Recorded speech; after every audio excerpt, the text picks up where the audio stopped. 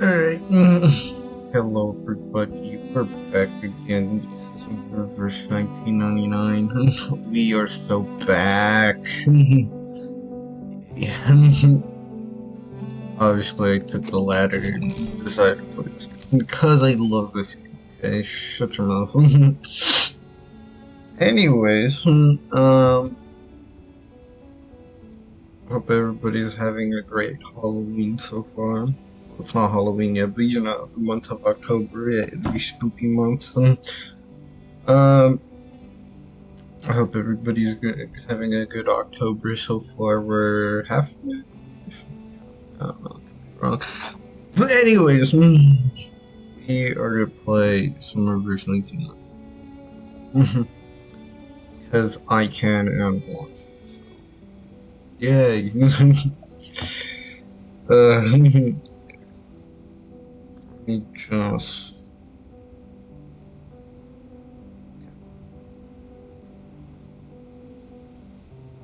Really cool. Just making sure that everything's. Yes, okay. Alright. So, I don't know where we left off, but we're in this prison thingy majig that is all about poetry, apparently.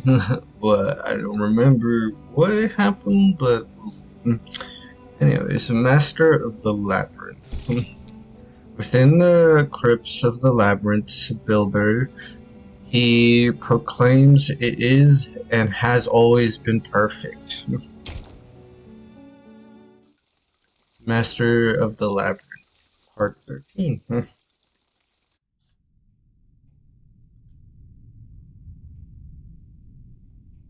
Only the standard beeping of a heart monitor keeps the eerie silence at bay.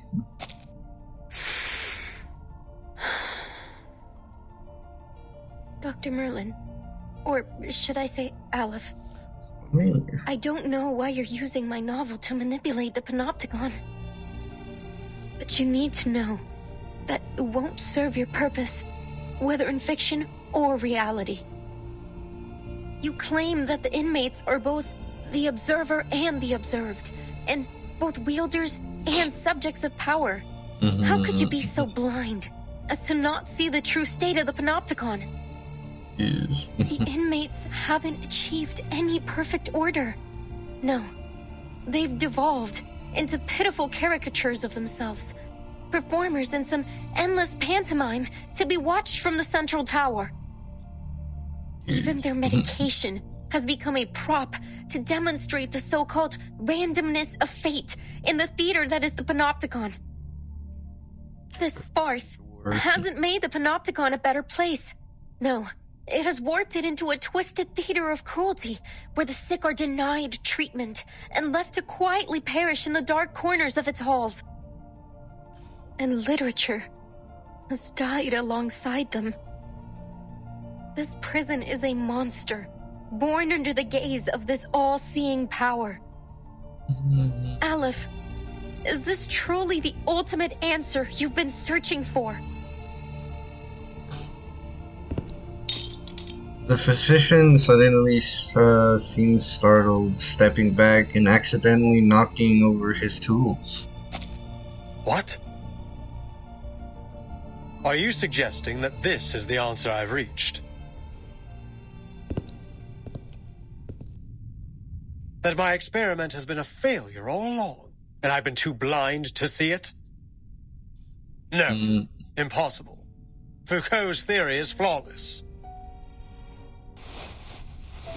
Flawless. Having his life's work denied is something he can't tolerate. The man searches the tabletop with frustrated composure, but in doing so, he unfortunately sweeps all the surgical tools into the floor. I have removed every obstacle to the running of this prison. It is pure, sacrosanct. I have constantly re-evaluated the system, adjusting my instructions to my subordinates to ensure the most efficient maintenance of the established order. And now, you stand here and tell me that everything I've done has been meaningless from the very beginning? that the power model I have implemented has already been replaced by an alternative? No, outsiders. The perfect order of the Panopticon shall not be disrupted. I will not be swayed by your lies. This facility is superior to all others. Nothing here escapes my notice. Interesting.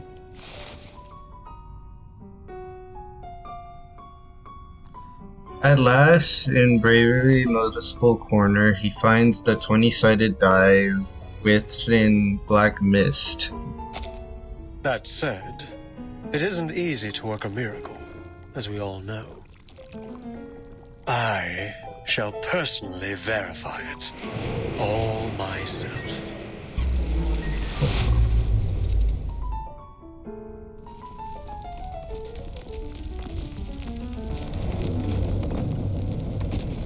The narrow operating room shakes, as if ripping and engulfing a deserted street. What's happening?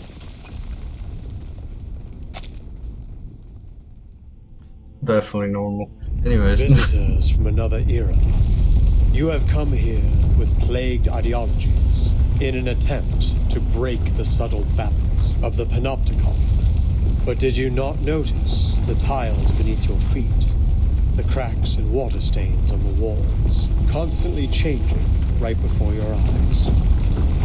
This room, the previous room, every room, you have blindly wandered through them, seeing them as nothing more than the building blocks of a monotonous labyrinth. But this place was not born from the chaotic imaginings of a madman. No.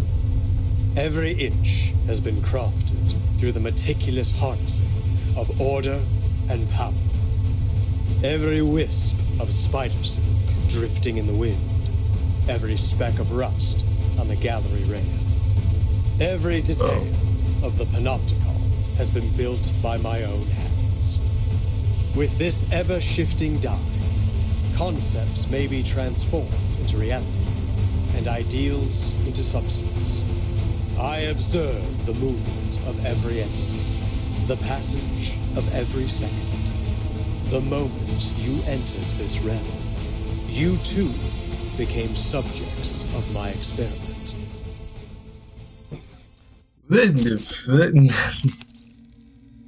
The prison of power.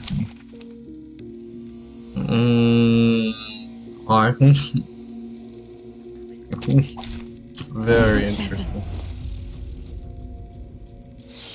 I'm just standing there menacingly. Admit it. This is all getting out of hand. Impossible! All is under the die's control. What may appear to be chaos is nothing more than a temporary deviation.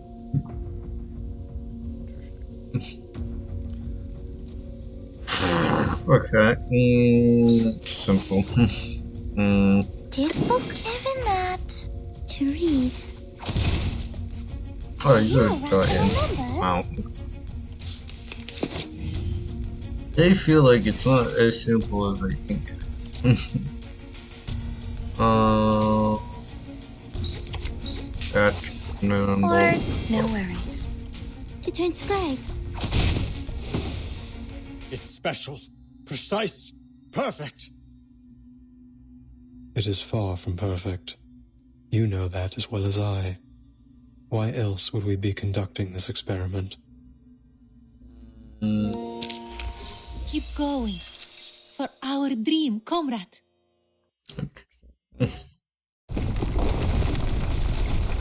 Oh, this the This chaos. happened when the Idealist was attacked too. To think we've been trapped in a prison fabricated by a die all this time. Did the physician really build all this with such a small, simple object? The distortion is getting worse. Prepare yourselves to fight or flee. The situation begins to spiral out of control. Now everything in the room stretches and twists until they become a mess of meaningless black and white lines. Please, Dr. Merlin, stop this. No. You're asking for the impossible. Power model of the Panopticon is destined to permeate all of society. Such insignificant interferences could never plunge it into chaos. But it already has, Merlin. You failed. I have not failed, as long as I keep the prison running. The physician fiddles with the die, murmuring, blabbering, and unclear words to himself. It isn't your power model running the prison. It's the die. It's simply a form of magic, unrelated to the microphysics of power you seek. It provides no aid in your experimentation with power. It's a false hope. A castle in the sky given to you by the military junta and Manus Vindictae. Manus Vindictae? So you really are working with them. What exactly do you intend to do? Damn. That's crazy, bro. Anyways, who would have saw that coming? See, they always pop up somehow.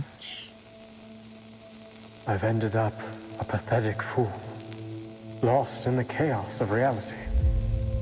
Just like the idealist chasing visceral realism, Paracelsus seeking the fountain of youth, and Zahir obsessing over the one-sided coin.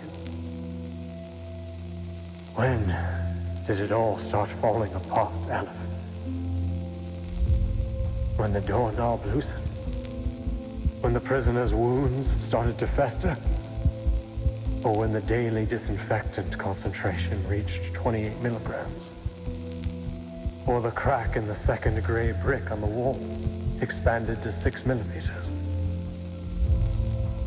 Or was it when Warden Tartuffe left Ushuaia with news of the Foucault Association's dissolution?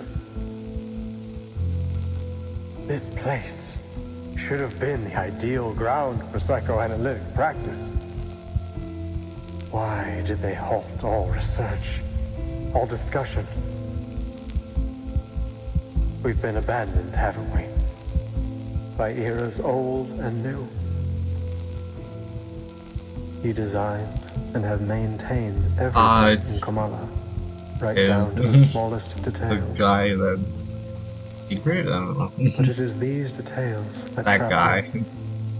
And as the bars close around you, you are losing your name, Merlin, and you're becoming a physician, a man forever imprisoned within these walls. I don't understand. All these false eras are like a dreadful novel with no conclusion. Trying to find answers within such things is, in itself, a mistake. Much like them, you are destined never to attain transcendentality. It's getting darker, by the way. Whoa. Oh, never mind.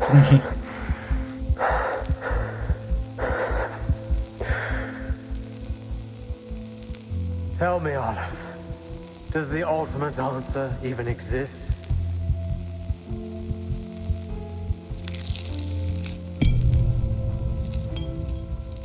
The die becomes too heavy for him to hold any longer. It drips to the floor. Or drops off.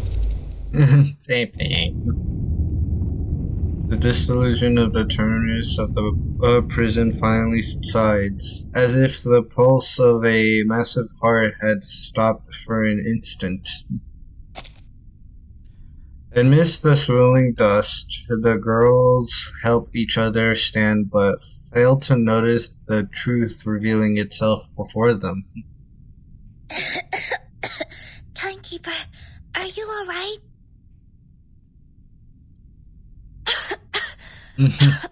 Yes, and you? And Miss Recoleta? Are you okay? Miss Recoleta? The smoke clears, but no one responds. The named girl simply stares in shock at the figure before her. You're...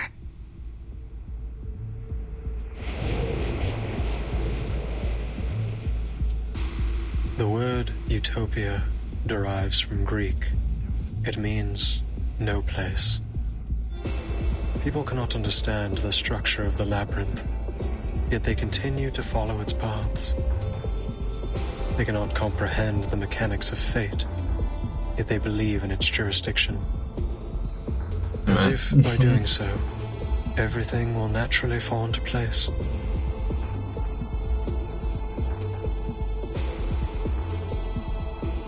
And now, the polar night approaches. Oh, wow. How good it is to see you, pen pal. Oh, I forgot about that too. Interesting. So are they like the same person or different? Makes sense. Well, I don't know about that, Chief.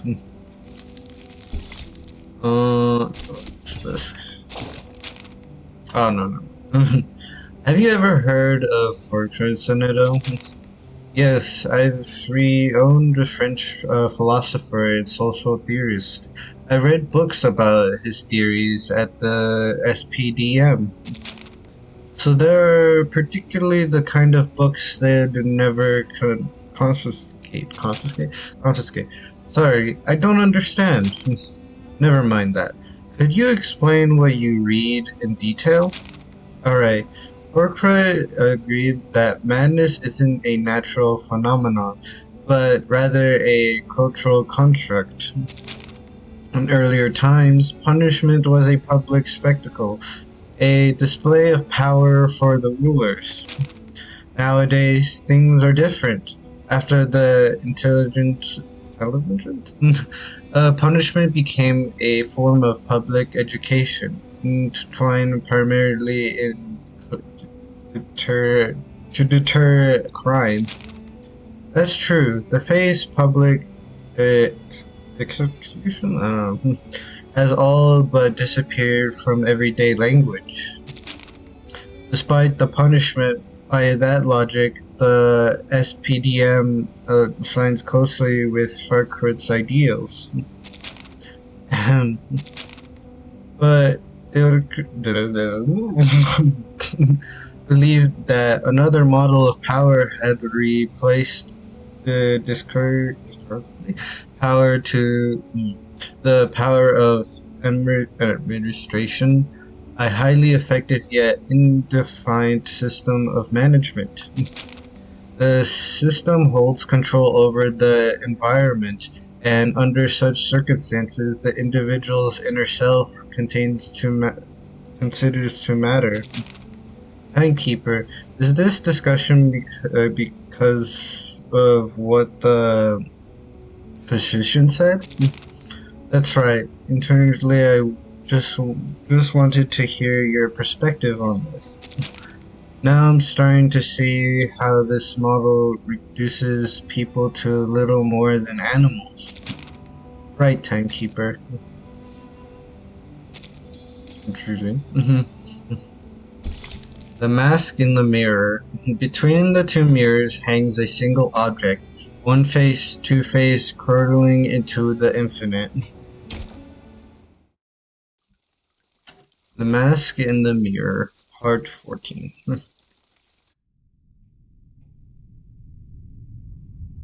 Where did the physician go? Wait. Sir? Are you? No one notices when the unfamiliar prisoner appears. He seems calm, almost ordinary, like an unchained mirror that has stood here all along in this room, in this labyrinth, passed unseen by everyone.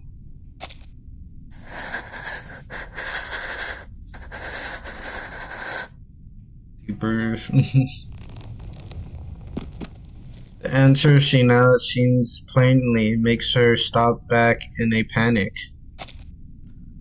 At the end, she sees the name out loud, or she says the name out loud. It sounds is heavy, cold, and leaves her at a loss.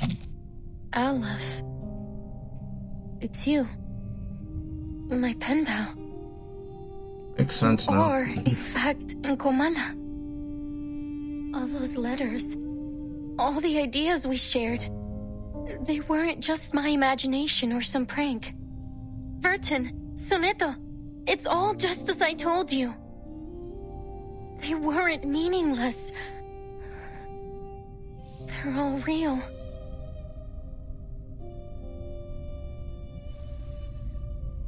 Yet, why does she feel no joy? So, sir, are you Aleph, the ruler of this prison? Are you the one controlling the Panopticon with the die? The one hiding Miss Dores's whereabouts? What curious inquiries.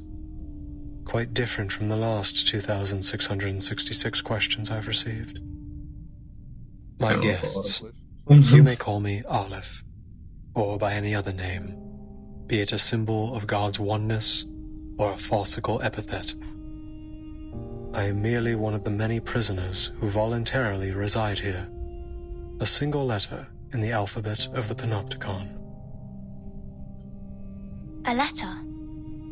The way you speak is quite different from Dr. Merlin. Still, I wonder what your relationship is with him.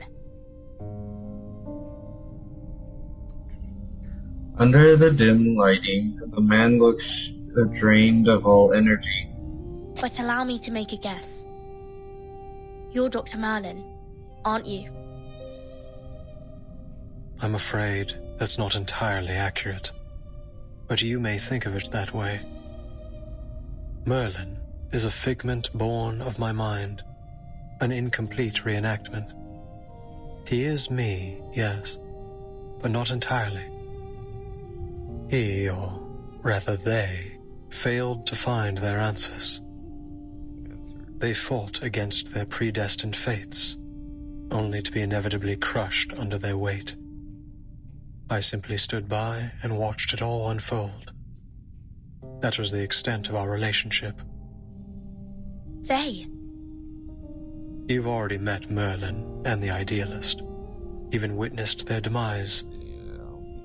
Shackled by the delusions of verses, the Idealist lost his own name. Merlin, too, imprisoned himself within the system of the Panopticon. I'm sure their desperate pursuits caused you some trouble. Please forgive them.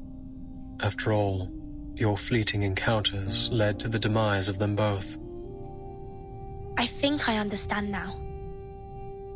The Idealist and the Physician are both parts of you. Or, to put it another way, they're your alter egos. So like personalities. It seems the jailer's dialogues that the whole prison is mad has been shown to be more accurate than anyone could have imagined. The Physician mentioned Manus Vindictae. What's the relationship between this prison and the Manus? Visitors from the Foundation. We all witnessed those eras perish. In 1977, not long before the fourth storm, I arrived in Ushuaia. Shortly after, some members of the National Foucault Studies Association reached out to me. But it wasn't just them. An arcanist organization called Manus Vindictae also approached me. Each of them wanted answers. They named me their advisor. You acted as an advisor to the Manus? The two parties presented me with a concept and a parable, respectively. A concept and a parable? The Foucault Association sought to explore the feasibility of the Panopticon concept here. while Manus Vindictae showed me a parable of the past and future. Day and night, I wandered through endless texts, endless realities, as I searched for answers. And thus, Merlin was born. He was both an experiment and a price I paid. A new concept, a new direction. Pursuing such things always leaves me confined by the limitations of human knowledge. Merlin spent his entire life exploring Foucault's theories in pursuit of that singular yet infinite answer. What about the Manus, Mr. Aleph? You didn't explain why you helped them. Explain why? Because they asked me to, just as you have. I simply worked to answer their questions. So you're saying that, to you, we are no different from Manus Vindictae? And if we ask, you'll answer us, without holding anything back? Is that not precisely what is happening this very moment?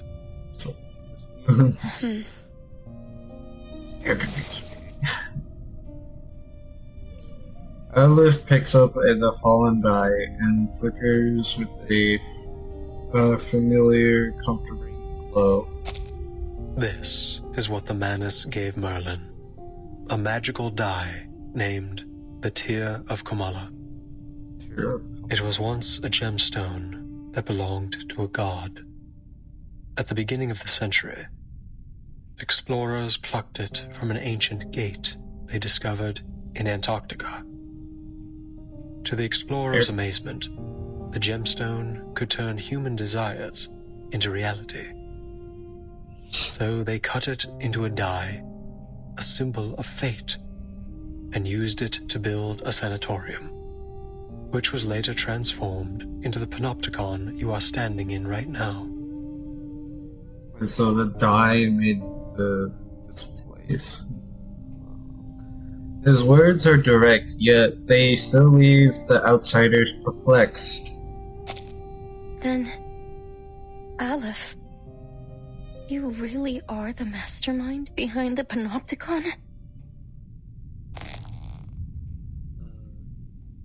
The silent girl grips her notebook, her knuckles turn white from the pressure. The drift of an unpublished novel, with words that only she knows, the countless hours spent at her desk, the self-reflections, the meticulous questioning, revisions, and sincerity of every word. That book holds the life of its writer. You said Merlin used the Panopticon to seek his answer. What does that have to do with my novel? I don't get it, Aleph. Why would you use my novel to manipulate this place? Roberta, Garcia, Octavia, Pablo, the jailer, everyone. Not one of them deserved to be trapped in a deadly loop in which everyone's fate is already predestined. They're just like the ghosts in Amalfitano, inescapably trapped within the ruins. Tell me, what is it you really want? Hearing this, the lonely prisoner fidgets with the toy, looking puzzled. It's not about what I want. It's about what you want. The third line of your first letter. You said you wanted to give the rise and fall of sanity an ending.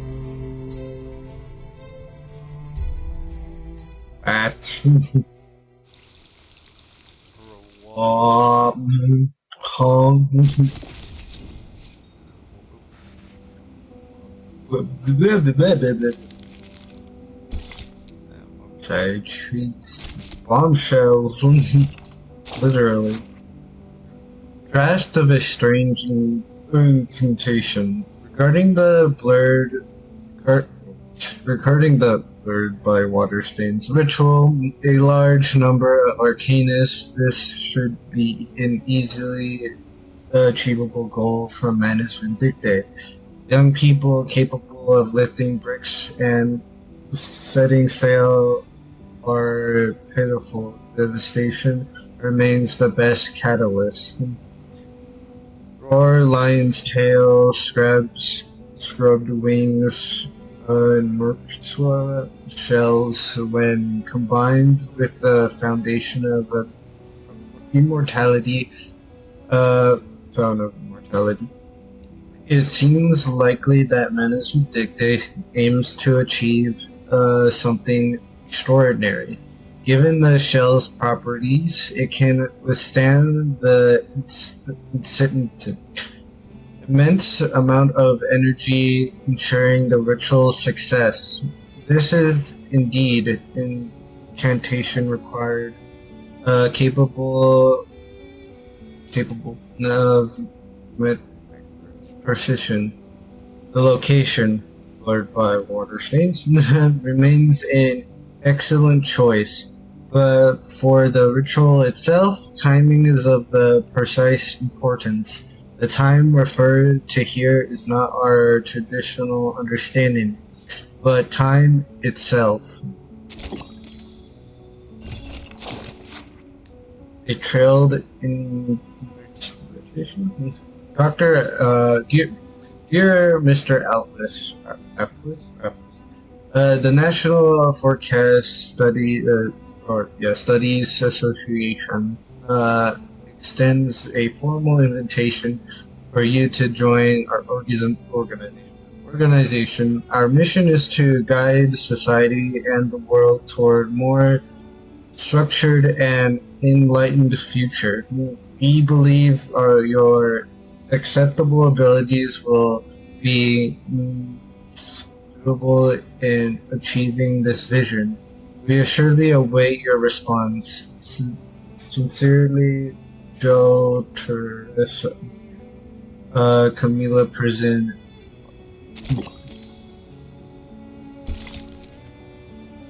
Elvis.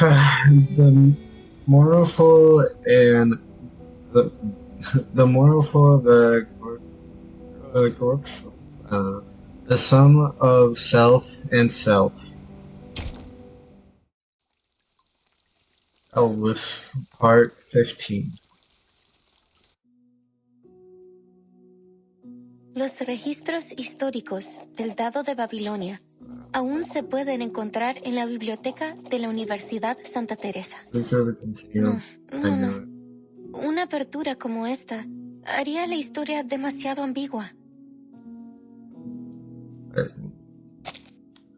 Historical records of the Die of Ringline can still be found in the library of Santa Teresa University. No. An opening like this would make the story too ambiguous. En 1975, en el pueblo de Amalfitano, Sonora, México, ocurrió algo terrible y escalofriante en la cabaña con el techo azul. Todo comenzó con las costumbres peculiares de los Espera, ¿cómo supe todo esto? Necesito agregar un rol para el narrador. El cuentacuentos. In 1945, in the town of Rosario, Mexico, something terrible and eerie took place. The carriage with the blue roof, it all began with the particular custom of the lot. Wait, how did I learn about all of this? I need to add a role for the narrator, the storyteller. Un poeta surrealista de México me contó esta historia. Una anciana entró en el bar, al que solía ir en el pueblo. Al mismo tiempo, el empleado del banco también entró al bar, trayendo la noticia de que una corporación multinacional iba a construir una fábrica de jabón de galletas en Amalfitano. Espera, ¿empleado del banco? No sabía que había bancos en Amalfitano.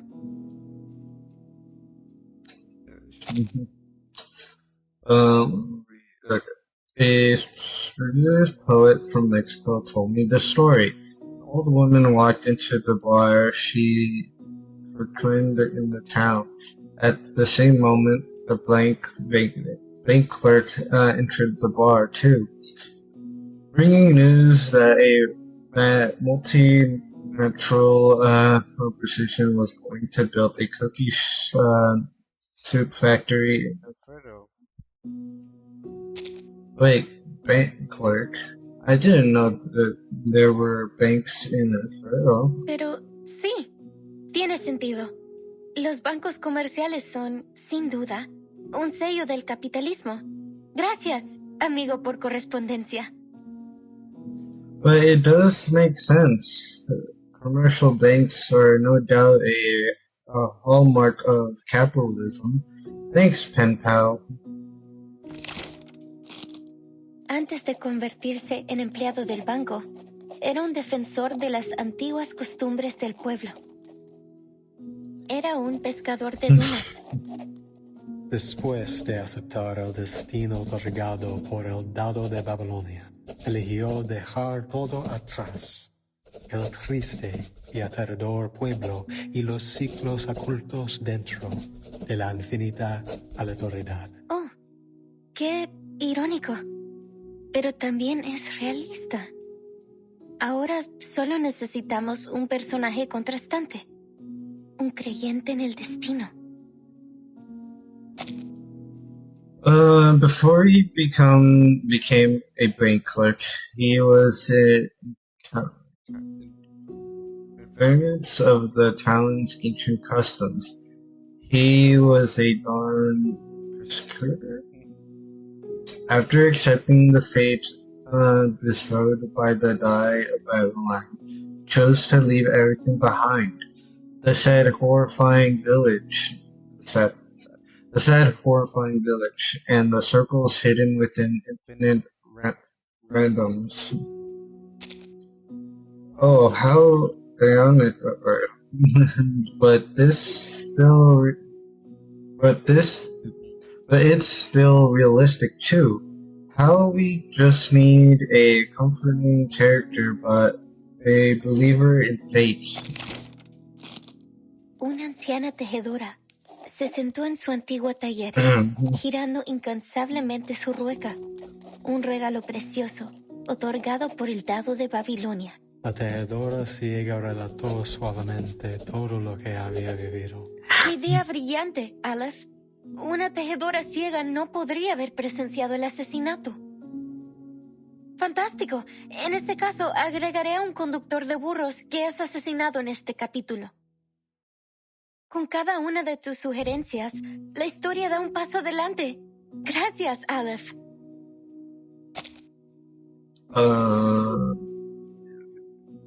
An elderly waver sat in her ancient workshop, thoroughly spinning her wheel, a previous gift bestowed to her by the Die of Babylon.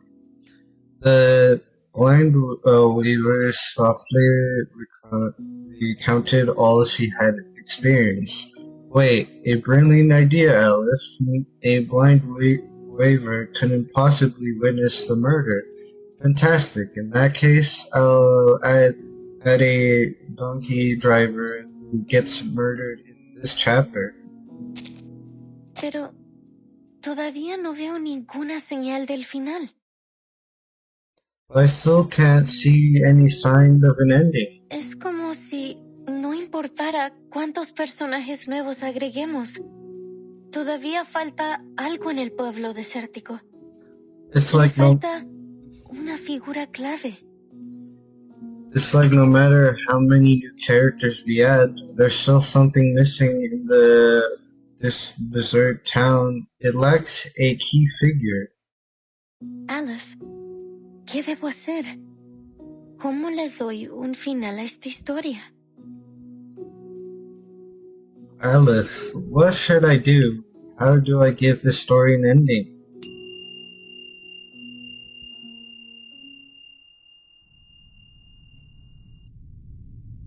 Tú misma me preguntaste, ¿cómo le doy un final a esta historia?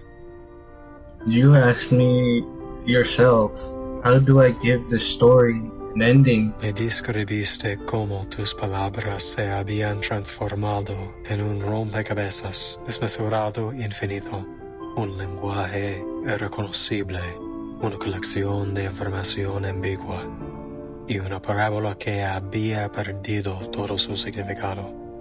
You described to me how your words had transformed into a miserable, infinite puzzle, an unrecognizable language, a collection of ambitious information, and a problem that had lost all meaning. La ausencia de un final aún te roe, atrapándote para siempre en ese abrasador pueblo desértico.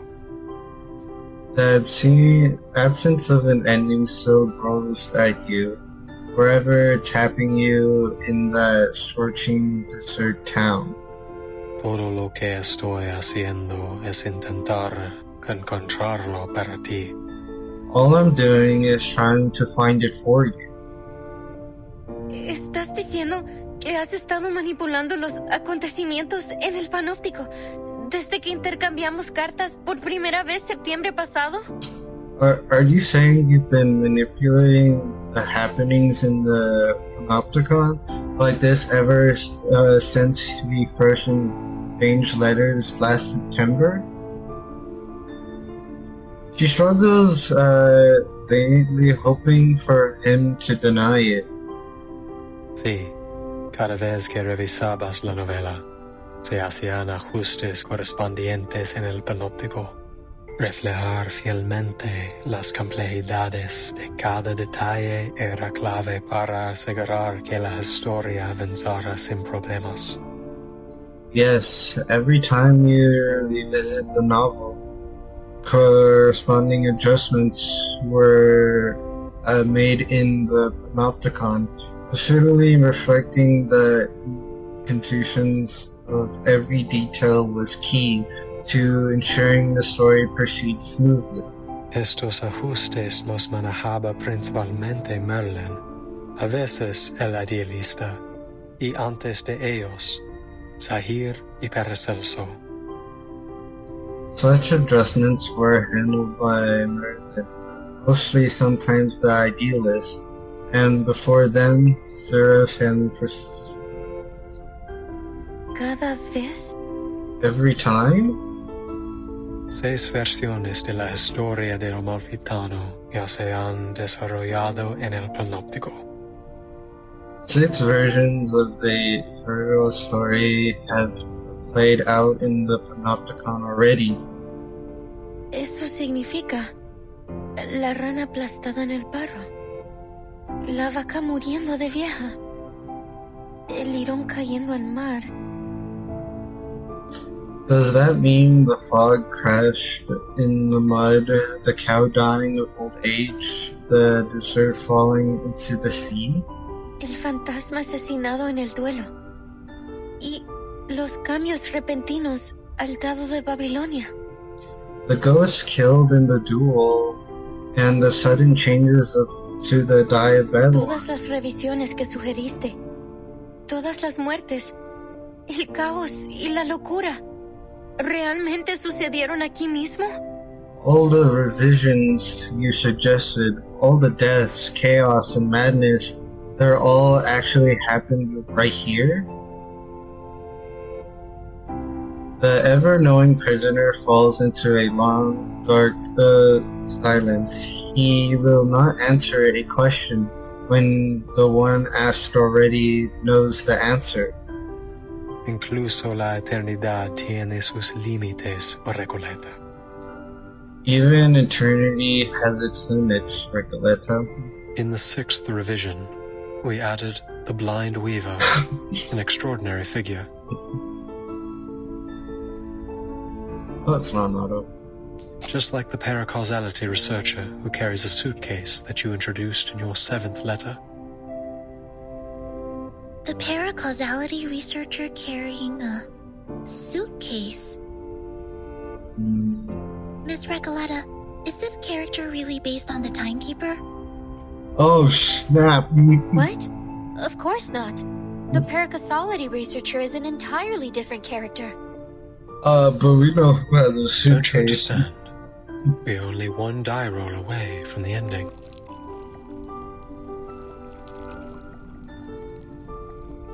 Earthwood lists the core of the infinite labyrinth. The tear of Karina swirls slowly in his hand. I don't. What on earth are you trying to do? But see, bad things were happening. The fragrant lamps of the open operating room dim. In the time, the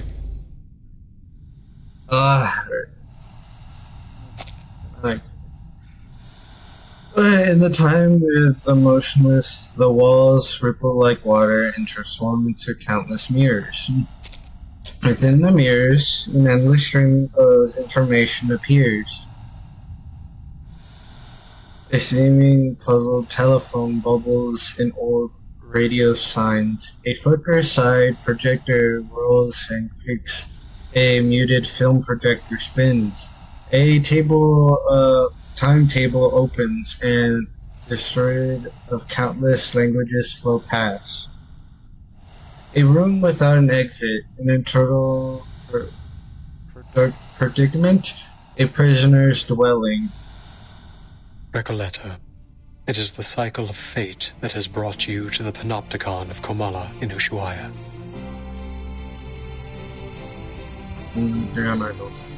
Now, return to the rise and fall of sanity. Return and become a character once more. You've been searching for its ending, but how could you possibly find it when you're no longer inside the story? I believe that this time, you will witness the grand finale with your own two eyes. No more sadness, no more loneliness.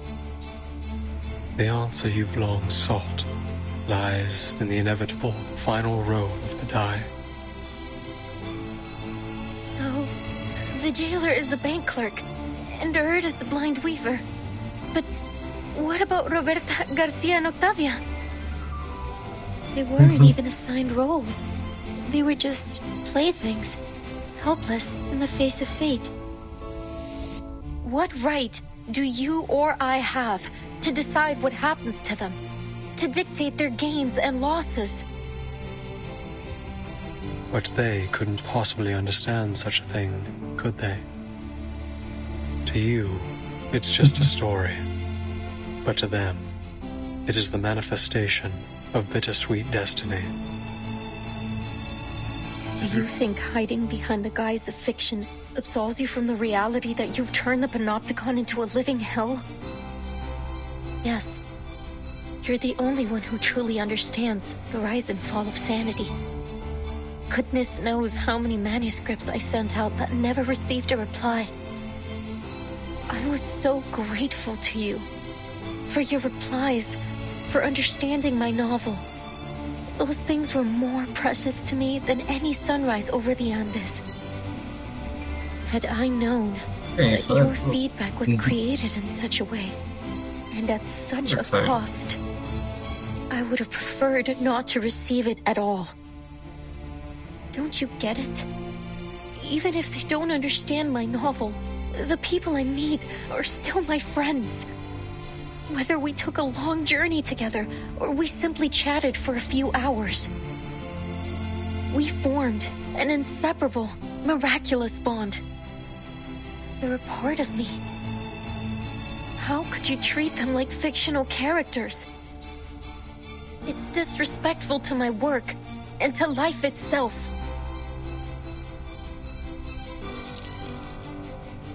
The writer's insistence is so sharp, it cuts through Alice's carefully concealed labyrinths easily. But you raised the question yourself. Why do you resist receiving its answer?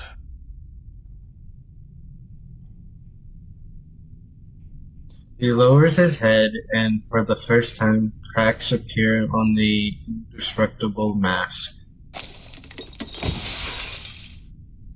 Right. They're always like this, aren't they? They throw a question at you, only to abandon it along with the fading of the era. This storm will spare no one. You've known it all along, Alice. Only the timeless Panopticon can maintain control. The all-seeing tower. The perfect governing system. What a hopeless fool you are, Merlin. Haven't you heard what they say? There is no need to build a labyrinth when the whole world already is one. Your meaningless questions will be swept away by the tides of time, only to resurface on the shores of our minds once more. We've seen it happen, over and over again.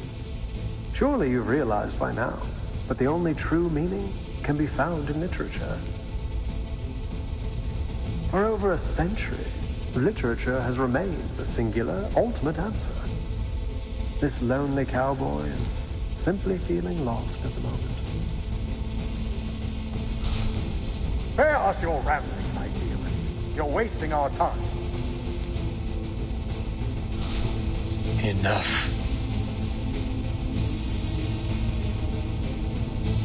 The die that reflects the heart can no longer bear its weight, as it glows from within, burning and pierced.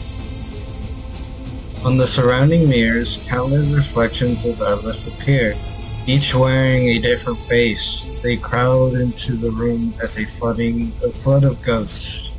Aleph seems to be in a terrible state. We have to be careful. Something isn't right about that die. What do you think? Gee, I wonder. Don't tell me.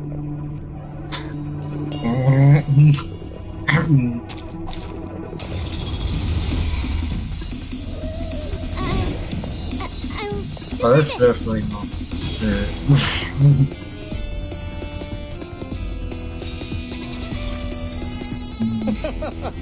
Go ahead. Keep the story going. But, Carry it through until we finally feel the sweet gratification of the ending. Your endeavors are doomed to fail. There's only madness in literature and art, not transcendentality. song kind of bombed, but not gonna lie. Yo, wait, hold on. I got, wait, yo. Alrighty, ready. This book? It could be found. Relax. En todos los momentos. I can't read it. Okay, he's just dying instantly. What happens when you have characters? Just absolute. Not a fan of my work, I take it. But Given that. No worries. and I can just. Time to check my calculation. Please, don't resist. Did I miss something? Ow.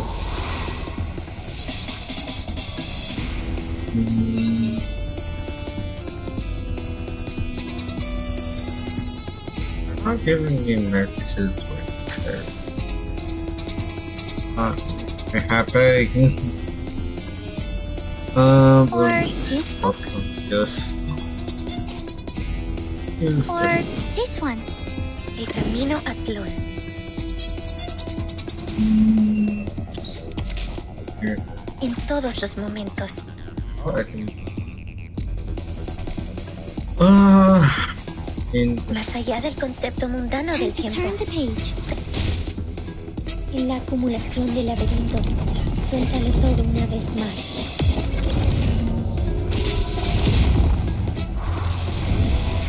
of course he has a second page. Idealismo. Duelos de fantasía. Do I have to do this? Oh, this one's more beefy going.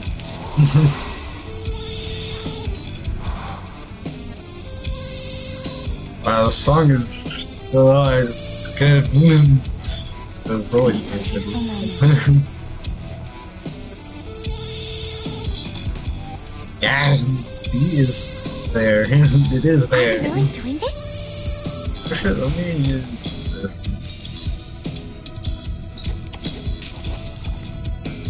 We need some peaceful moments. Are we really doing this? It could be found. Okay. Sucks. She has missed text, but almost does. Just go with this one.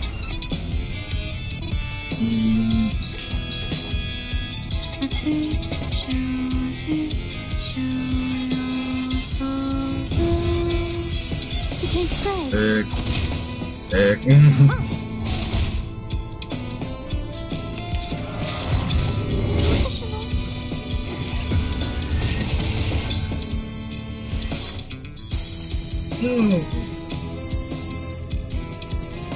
I guess I The could. final demonstration. You can do this, Marcus. This book. It could be found. This is definitely gonna kill. If it doesn't, In a then world of numbers.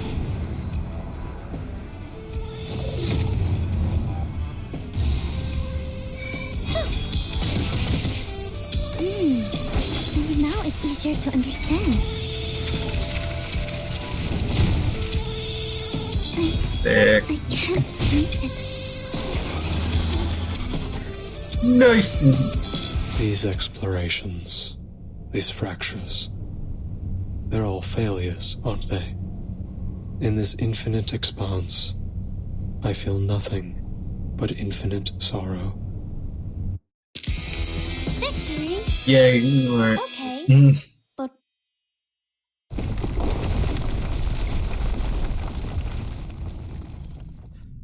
The chaotic battle comes to an abrupt halt. wait. Mr. Olive? Are you human? Really, so time to ask him these human. Sonata steps back, lowering her guess. She is shocked to realize that her opponent has no arcane skills at all. From beginning to end, all he had was the die. Please hand over the die peacefully. Mr. Aleph, please stop resisting. It's futile. Futile. Yes, it's all futile. The cage of rules, the ideals of literature, both are futile. Mere illusions conjured along the path to transcendentality. They all fear that they're nothing more than phantoms in someone else's dream. That reality will devour everything, including their very existence. That's why they drift further away from transcendentality. They couldn't break free from that false dream. None of them could.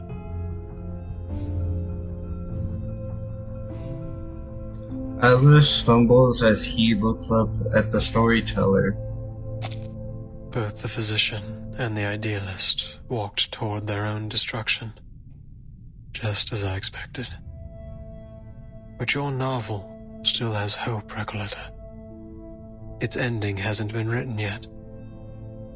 We cannot deny that it may be the answer to achieving transcendentality. You're not going to stop, are you? Not until you get your answer. Sonetto, we have no choice but to seize the die from him by force.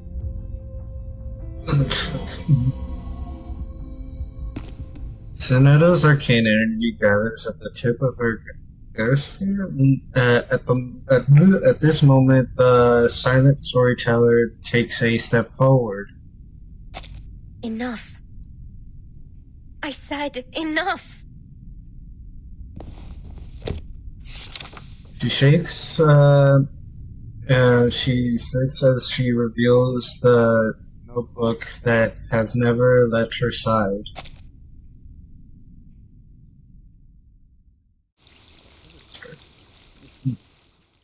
Anywho, that's interesting. So the idealist and the other person are not truly dead. They're like the same person. I think. I don't know.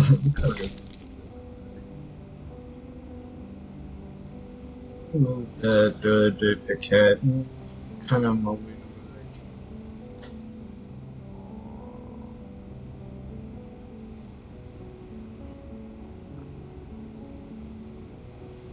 Put it up here.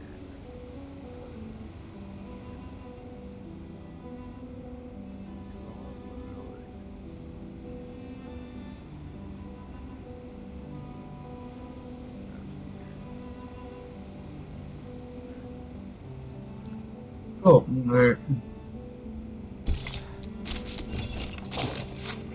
An unsent letter.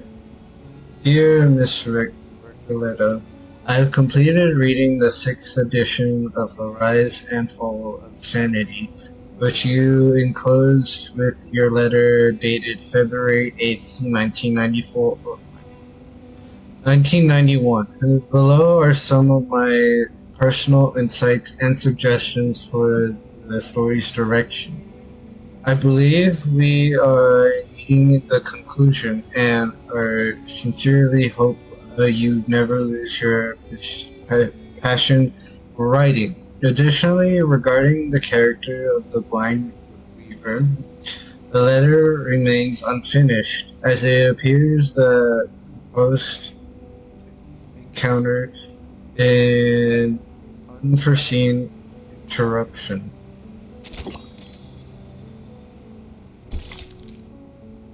The boundary of fiction. She does not hesitate. The boundary of fiction, part 16.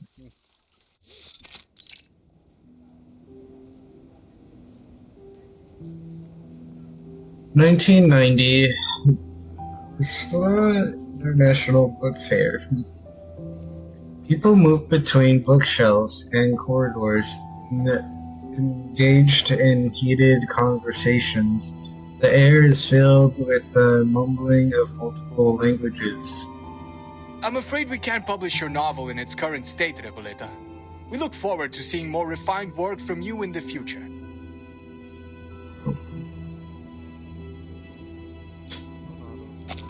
Ah, Senor Cruz! What a pleasure to see you here. I'm an editor from the Naranja Dulce Publishing House. Could you spare a moment to discuss the copyright for The Bluebird? We're huge fans of your children's literature. The editor leaves, hurrying after another writer, leaving Recoleta standing alone in place. The 17th publisher to reject her today. Hey, relax, Recoleta. Look at all the books around you. This place is heaven. You can't get down on yourself. Not here. There's so many writers and publishers here. It's only natural you'd be turned down 17 times. This is just the beginning.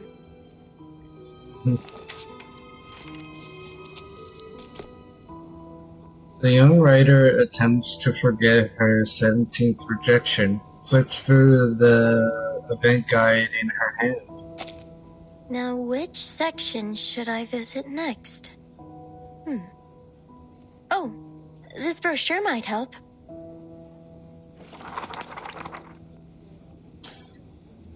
She turns to the last page of the thick handbook, where all the invited authors and their contact details are listed. Estupendo. An exchange of ideas between writers. Nothing could be more incredible than that. I recall James Joyce was inspired by a letter he received from Henrik Ibsen. So, maybe what I need is to find someone to share my manuscript with. But who? Tadeo Emasums. Aleph. Averroes.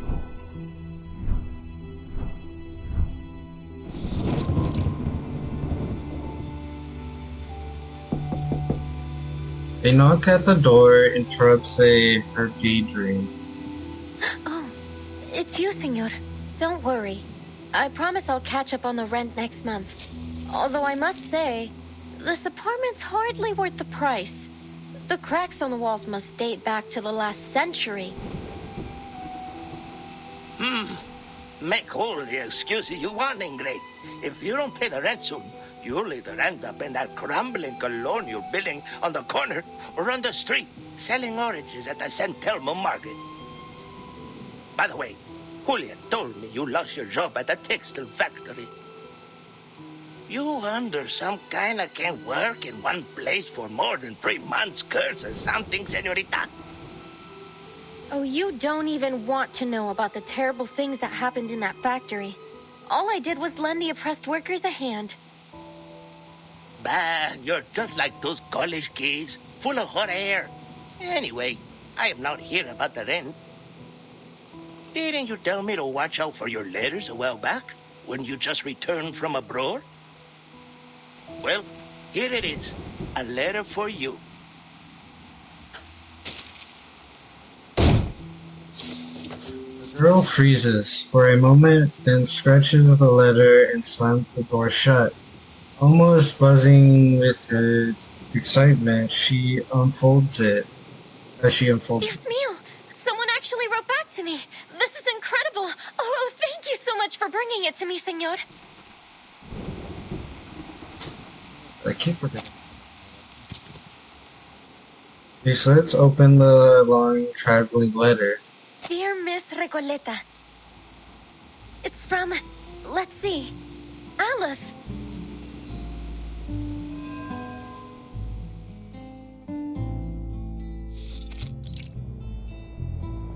Hey, I've been watching you. You're not local, are you? What are you writing? Oh, hola. You're right. I just arrived in Buenos Aires 3 days ago. My trip's been a lot like a Copes Tango performance, full of twists and turns, but nothing much worth telling, really. I'm actually writing a reply to my pen pal. Long story short, I sent him a manuscript of my novel, and to my surprise, he actually wrote back. Amazing, isn't it? In our recent letters, we've been discussing how my novel lacks a key character to drive the story toward a decisive ending. So we've been debating whether to introduce a new ghost to act as a turning point for the story. Oh, so then you're a writer? Hey, Pancho, come over here. I found an actual real-life writer. What's the big deal? I wrote plenty of poems in middle school. Oh, so you're a poet. I have a feeling we're about to embark on an incredible adventure together. Are you interested in joining the visceral realism movement? What? I've never heard of it, but it sounds like fun. Fabuloso! We have no time to waste. Once I finish this letter, you two must join me on a journey to Ushuaia. Ushuaia? The end of the world? Why the heck would we go to that icebox? Oh, don't be such a downer, Pancho. Just think of the fun we'll have, the breathtaking scenery we'll see, and the incredible stories we'll hear. Fine, Maria. I'll deal with Well, the I boat if just you realized, really want to isn't go this so two badly. people we've heard in the beginning of the By the way, could you tell us about your novel? channel? Of course. I'll tell you all about it on the way. Now where to begin? Alright, let's start with the cottage with the blue roof in Amalfitano.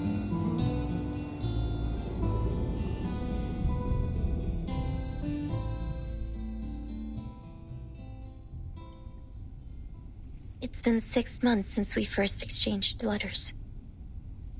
Since then, I've been traveling. First from Chile to Mexico, then from Mexico to Argentina. And I've never stopped writing. I'm not really sure what the purpose of my novel is. I just keep writing and writing. I can't stop. What power does literature hold? What responsibilities? Perhaps only by continuing to write will I understand one day.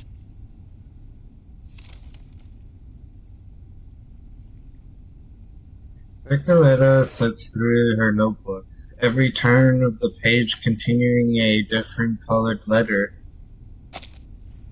After their long journey, these pages of letters from a riddle, their hand working long since blurred. Aleph, Hard work. you're right. Have they? I do want an ending to my novel. But not like this. Not like this one. You really have no idea, do you, Recoleta?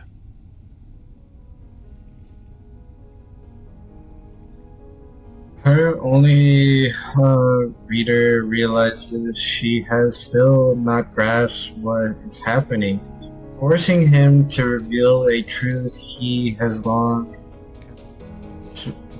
concealed. The rise and fall of sanity is your story. What do you mean? You are a ghost, wandering this forsaken land, still striving to create a miracle. You are a wandering poet, born in Amalfitano, the foolishly brave protagonist of the story, and the embodiment of the author herself. A reflection, yes. The author, no. You are simply a figment of her imagination, a manifestation of her dream to wander. Have you not realized it? The literary pursuits and romantic adventures you described, they are merely faded memories from 1975. The poets who joined the visceral realism movement with you left Latin America long ago. Faded memories. As for the novel, it's yours now. A story you're writing. A story about yourself. Your departure has turned Amalfitano into a ghost town. The characters have lost their connection to you.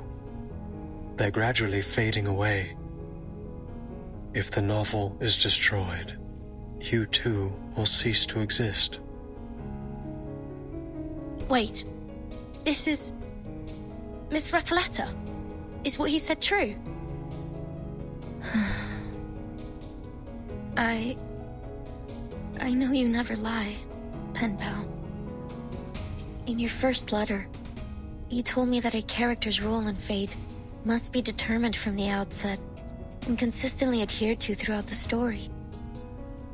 Reading the perspective and insights of a walking encyclopedia, having such a person be willing to share their thoughts at all was an exhilarating experience.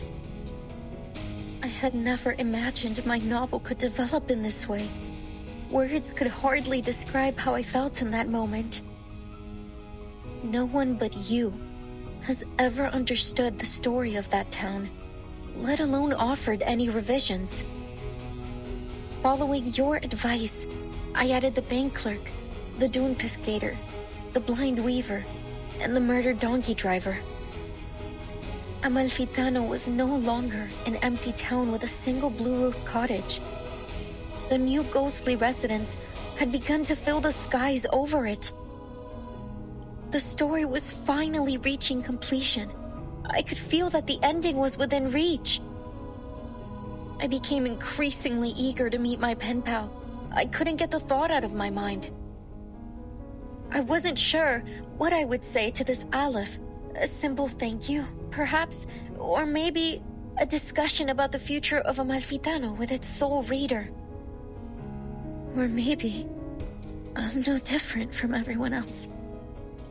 Led up the garden path by fate.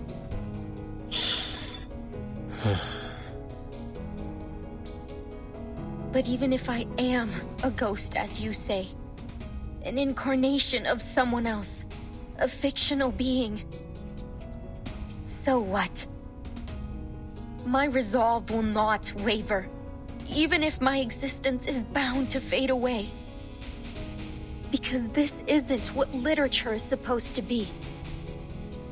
You once told me there isn't an ounce of reality in fiction, only voids and glorified lies. Let me tell you this. Whether real or fictional, corporeal or intangible, I have accepted my existence. Now, let's put a stop to this, Aleph.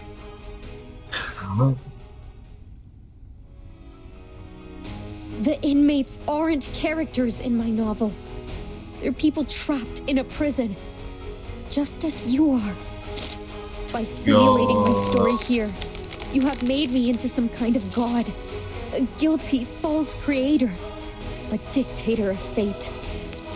I never wanted any of this. Damn.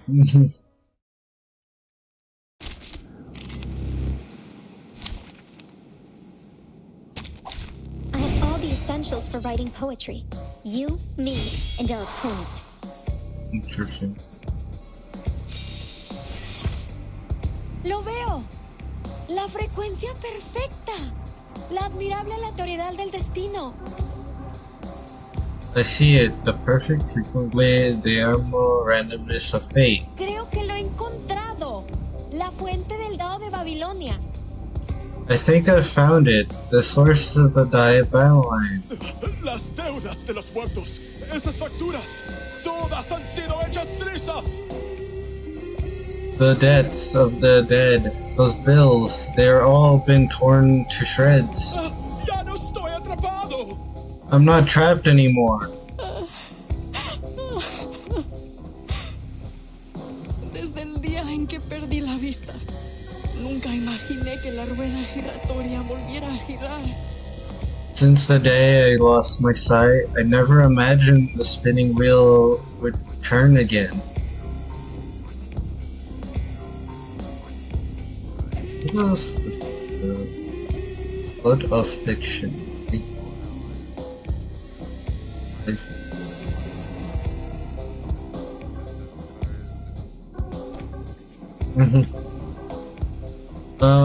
I cannot see her from there. Jesus.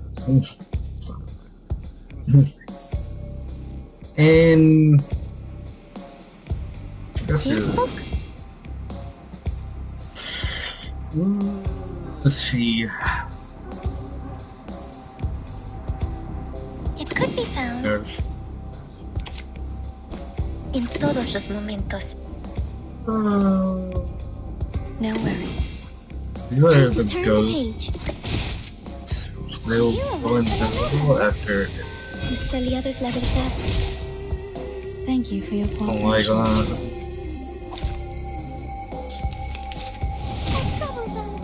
Stop.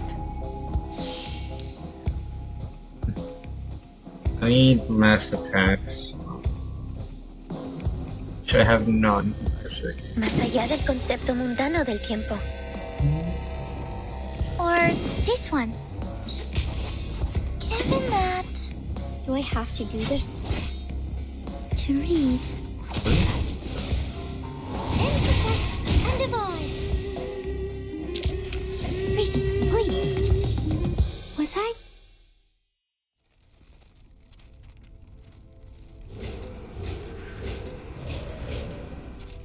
Shattered words and ghostly illusions roar forth, breaking free from the story structure, and the gasp between its lines filled with regret and obsession.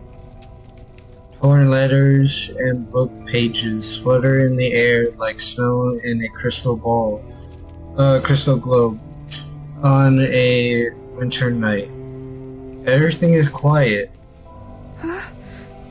Miss Recoleta has vanished. Did she really cease to exist like Aleph said?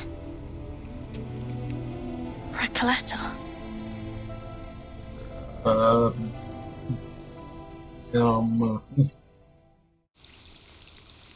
Jeez.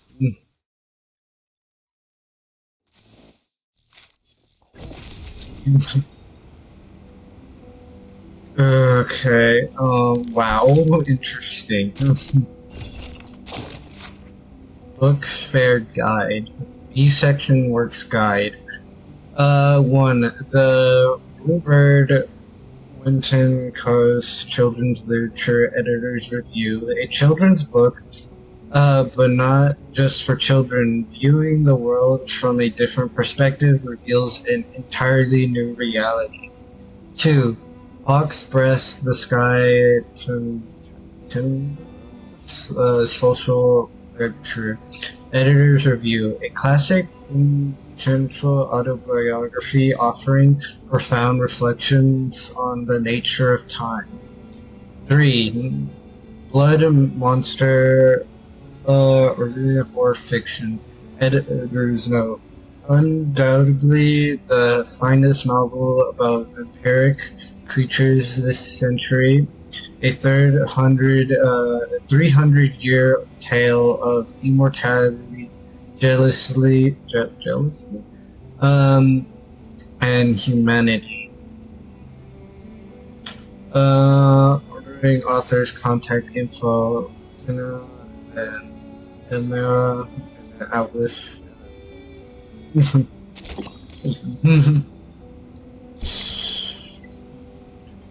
Ghost of the Past. Beneath the earth, those who are never granted marble near memorials call out her name. Ghost of the Past, Part 17.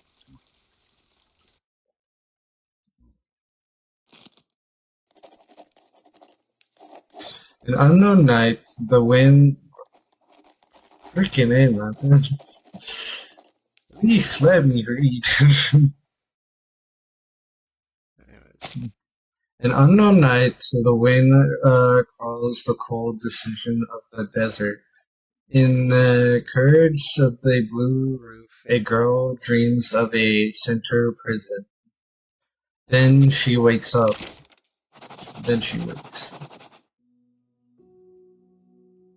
Qué sueño más extraño.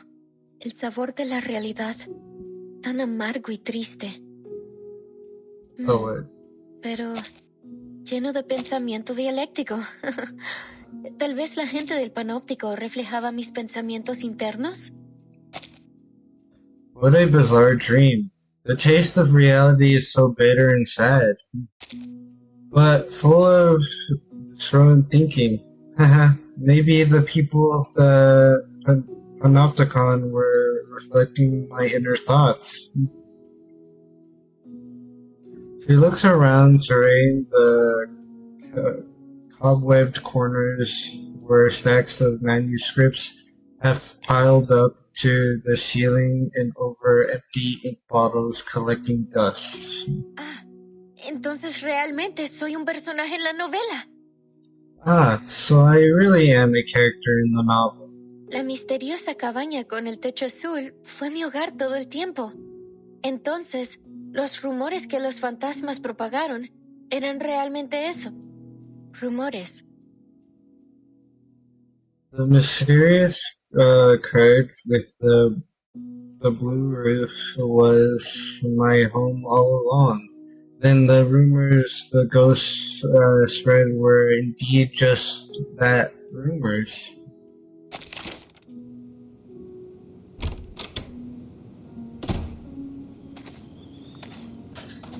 The young writer steps out of her home and into the streets of the familiar yet forgotten desert town. Countless nameless characters and ghosts arrive upon hearing the news, filling the roads in... Bienvenida de nuevo a Amalfitano, querida escritora. Welcome back to dear writer. Gracias, querido ícono del capitalismo. Pero, ¿no desgarré esta novela en pedazos? Thank you, dear icon of capitalism. But didn't I tear this novel into pieces?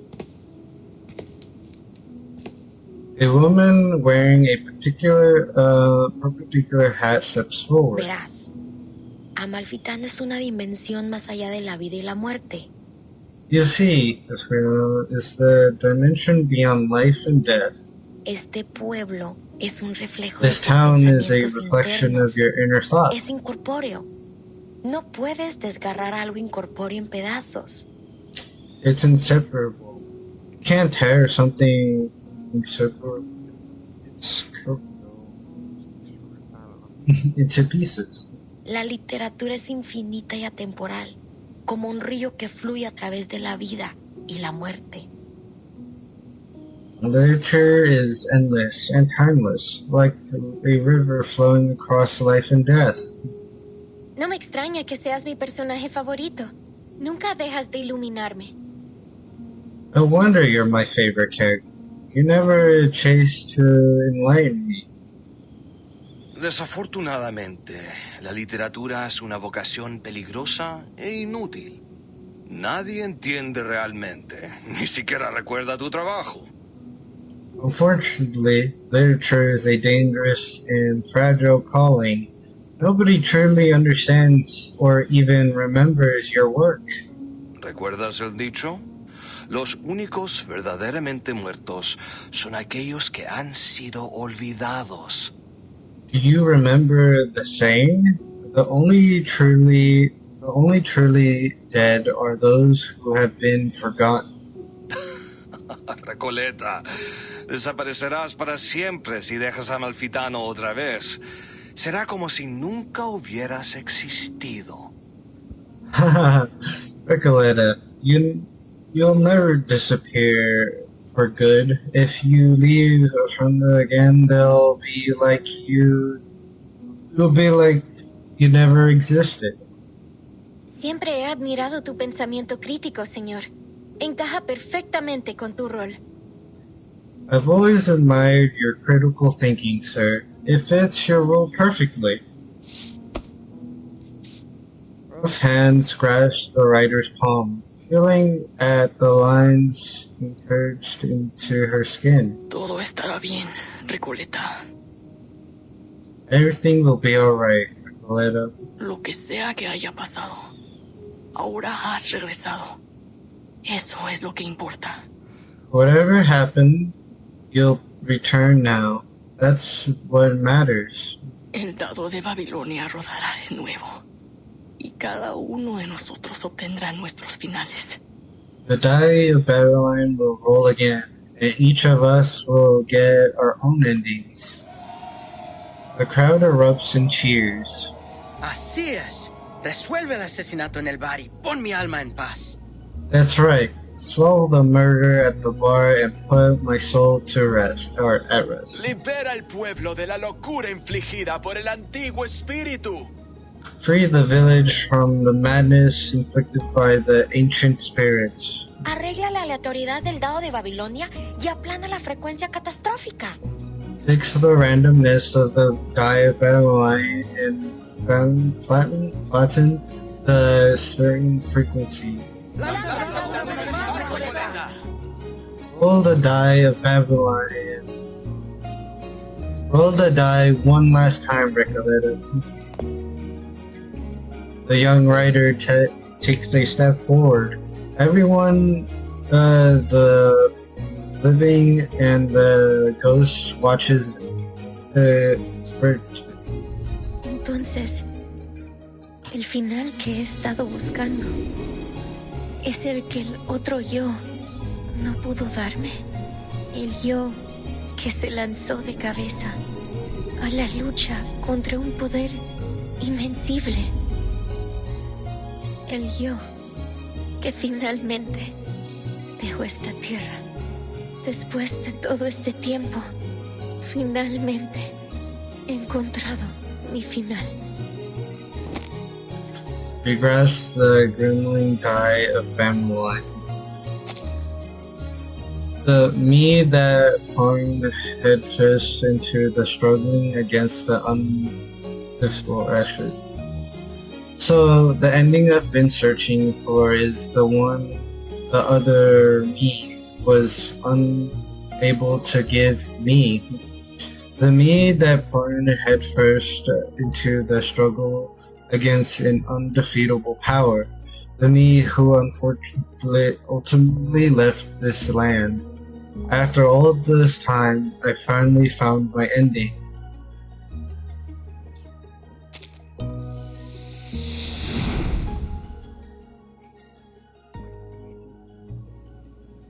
Ow. Solo un lanzamiento más. Y todo habrá terminado. Just one more roll and it'll all be over. Mi historia. Mi pueblo. Todo finalmente llegará a su fin.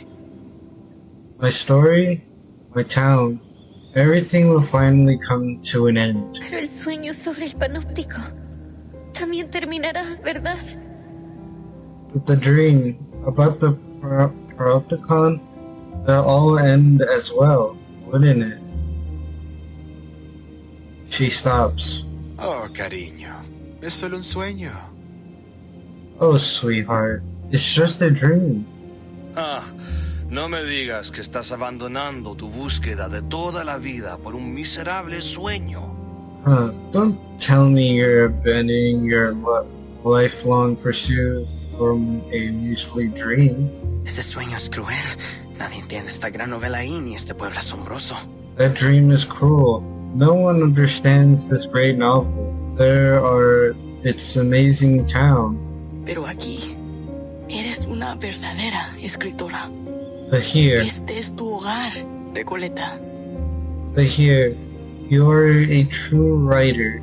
This is your home, Recoleto.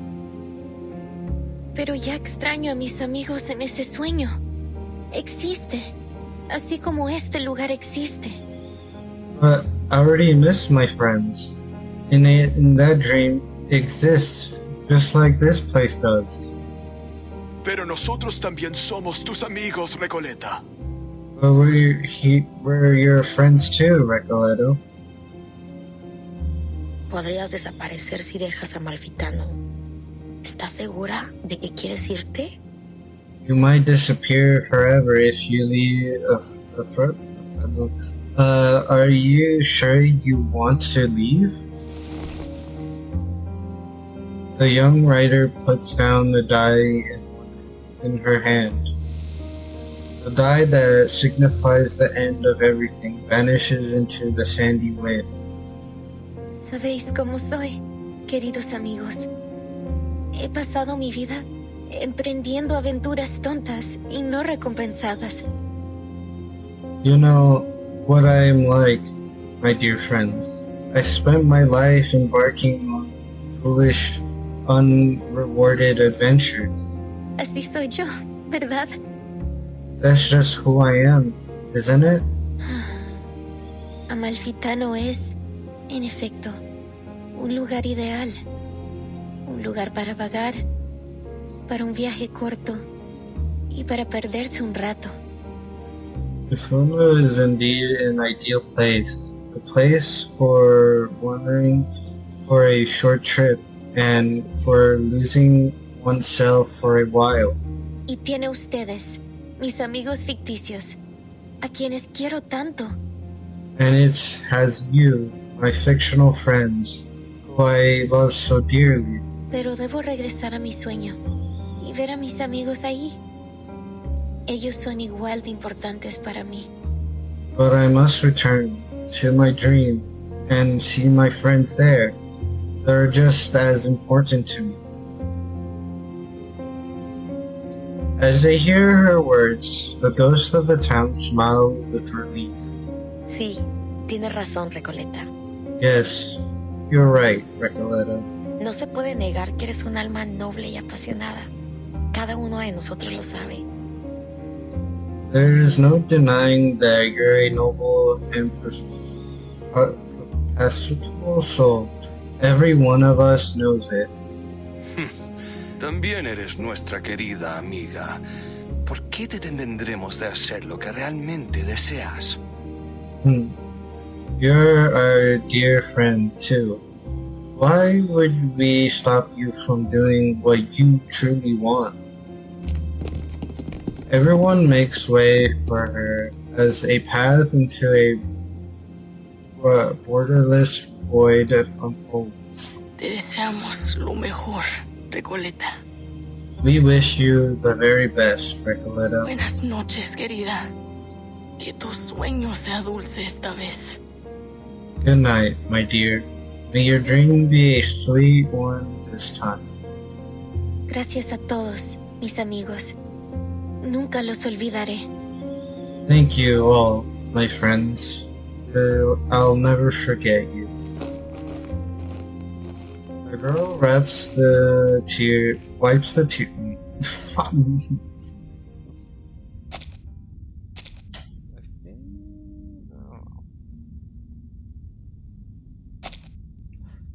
The girl wipes the tears from her eyes and steps into the looming darkness. All is silent.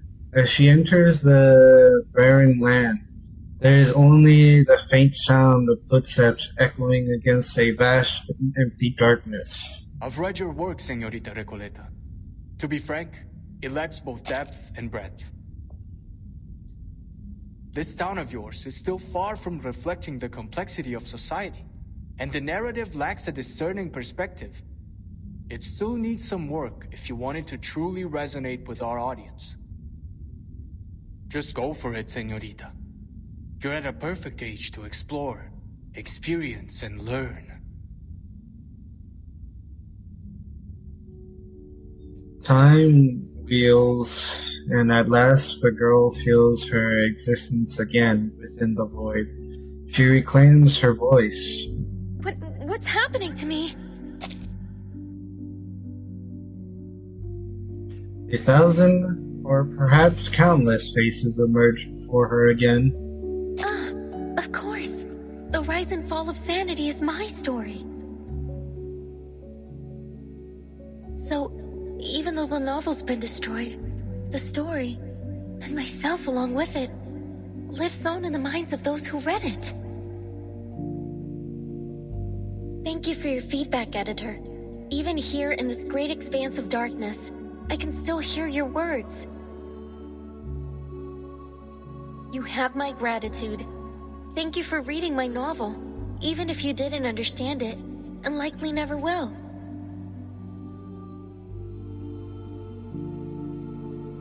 She navigates a labyrinth of words and an endless expanse of mirrored waters. The darkness surges towards her like a rush of waves in a dark night, making her perspective feel heavier. Honestly, I find your story totally fascinating, but I'm still struggling to understand the connections between all these nameless characters. Couldn't you make it clearer? Like a movie? Typical. Trust a writer to try to be all obscure and mysterious. Maria, Pancho, you guys are the best traveling pals I've ever had. Our paths may diverge in the future, but the joyful memories of our journey across grasslands, snowfields, and deserts together will remain forever. It's been great coming along with you. You're totally one of a kind. We'll be waiting for you at my aunt's vineyard. A little sun after a hard day's work will do you good. The perspective consumes way of her, never looking back as they continue forward. The girl's steps are no longer weightless. With every step she takes, they feel heavier and more real. She lingers inside the infinite mask in the mirror, boundless universe filling her with both confusion and illusion. There is ambition in her writing. It's passionate and poetic, fractured and chaotic. But when viewed as a whole, her work feels like little more than a superficial illusion. It lacks the depth to truly touch the soul. I will refrain from offering further comments until she stops romanticizing her childish adventures.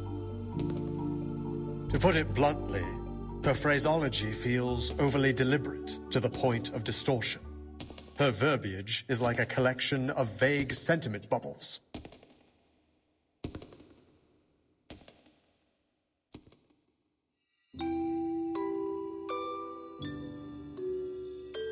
I see, Aleph. Then this is how you really feel about my novel? 1,000 readers will interpret a story 1,000 different ways. Some believe the text itself is dead, and it is the reader who gives it life. The truth cannot be fully conveyed through words alone. That said, I think The Rise and Fall of Sanity is a good story. Heart skips a beat. Within the paradise that hungers the boundless historians. So the Eternal Paradise is a library of sorts, just like I always imagined. Or is this just another reflection of my inner thoughts? I like it here. It's nice being surrounded by literature. But it's time to go back to reality.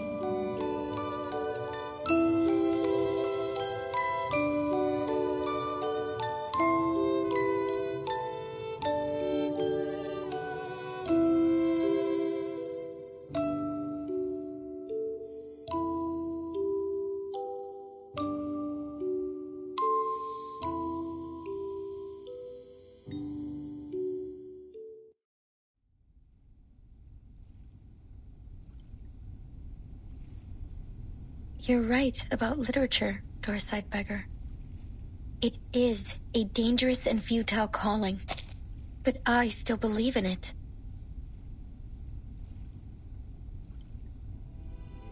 The investigators of the Foundation breathe a sigh of relief together. Recoleta reappears as sudden as her disappearance. Zanetto hasn't even had time to wipe the tears from the corners of her eyes. Recoleta, you're back! I'm so glad to see you're safe. And I'm so glad to see you two worried sick about me. Thanks, mis mejores amigas Soneto y Burton.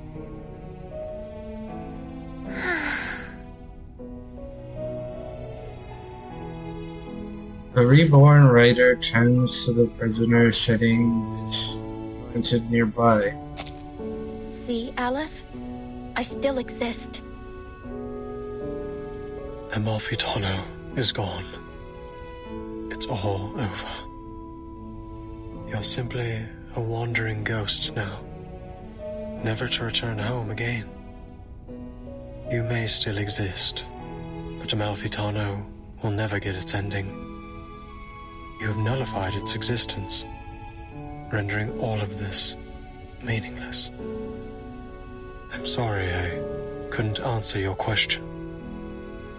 I have failed once again.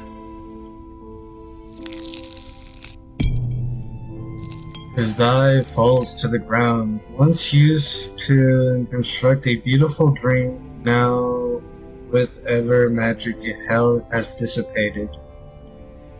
Amalfitano and the Panopticon were two parts of a whole. With Amalfitano gone, Komala no longer has any reason to exist. I'm sorry, Aleph. You, who know all the mysteries of the world, who seek answers to every question, have lost yourself in the process. You can answer everyone else's questions, but never your own. Who's the person behind that mask? Is he real? Does he still exist?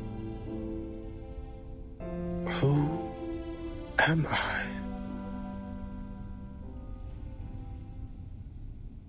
The ending to the story leaves the prisoner still trapped in a buried illusion, exhausted. The prison growls like an emerged water wheel, struggling under its own weight, destroyed, fading, and collapsing into the countless currents of his mind. Stay vigilant, everyone. This is just like when the idealist and the physician had their meltdown. Only this time, it seems even worse. I think Aleph is trying to tear down the Panopticon. Beyond the crumbling walls, a shimmering figure is faintly visible. He grasps a gun tightly, the black barrel shaking in his hand, aimed at the people in the room.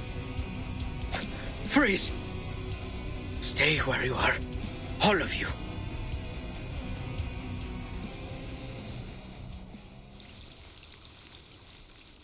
Interesting. So, what I'm getting at is that her stories were created by him to find the ending to her story.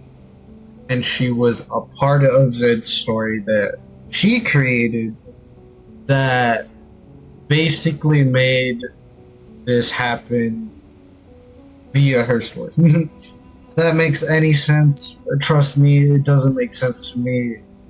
But I think I get it a little bit.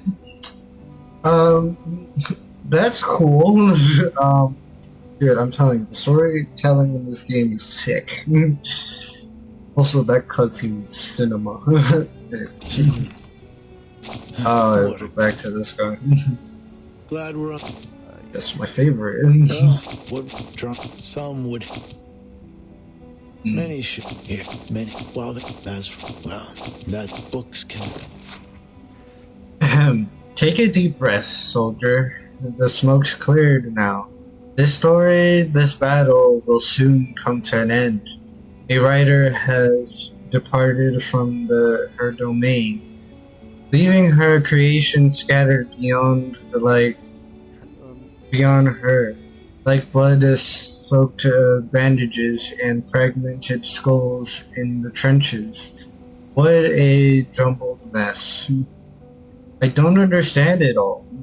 Glad you're on the same page. Thank heavens my commander wasn't some kind of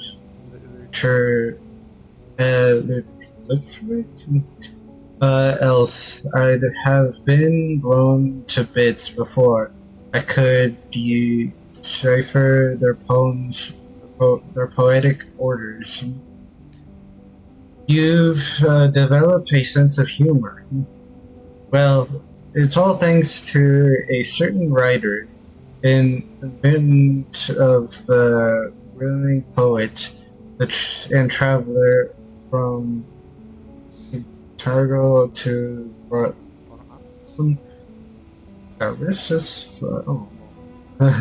She inspired me with her previous experiences as a cafe dishwasher and campground caretaker. What really rekindled my senses of humor was her seriousness about her literary pursuits. You'd understand what I mean if you ever had a cheesy joke at a comrade's graveside, drawing strength from her wanderings and rehabilitation exploits. She attempted to change society, wielding the sword of literature as a rivalry, intellectual, and a leader of thought. Some would hail her as a battle angel of Latin America, with words as precise as bullets and poems, as powerful as tactical bombers. I doubt literature has such a profound impact. Many share your doubt, myself included. Here, come closer. Let me tell you a secret. Many, if not all, people foolishly think it's the exterminator who drops the blade, the powder that fires the bullet. Well, they're half right. They're subjectively inaccurate. The craters on the battlefield aren't the result of bombs, but of crashing ideals a trigger pulled long before the powder ever ignited in the barrel. As for literature, well, it's probably best not to buy too much into the Latin American boom. Forget about it. The status report from earlier, that said, at least there's no can't be. At least there's no one thing. At least there's no one thing that's certain. Books can bite back, and they'll leave scars. Jeez, my reading is freaking so bad right now. In pursuit of folly. A tiny boat afloat upon a sea of ideals, convicted it has halted its sails.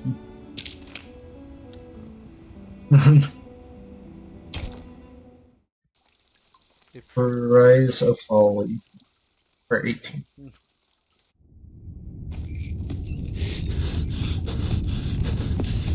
A prisoner steps out from beyond the wall, a weapon held in a shaking hand.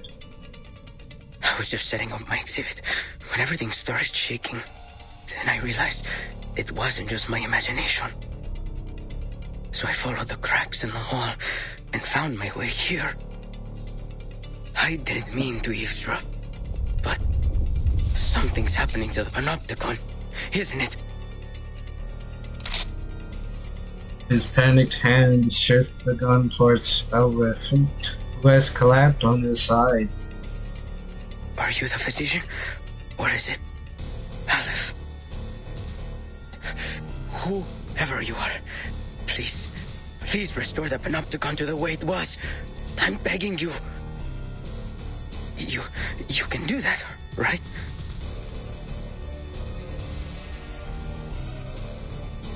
The mind that once created infinitely now watches as it folds back into nothing before him. Why? Why aren't you doing anything, damn it? Why is this happening? Oh, the die.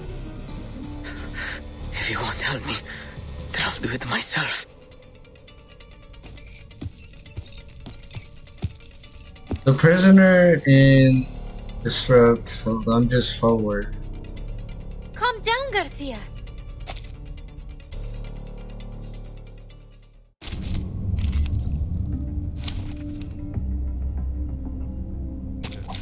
Dental checkup.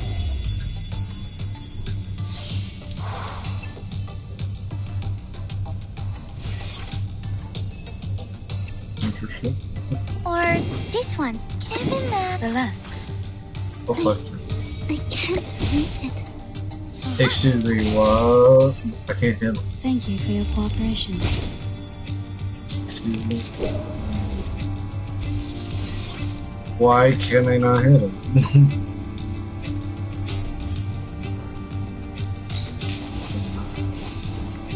Like, is there only a... Are we really doing this?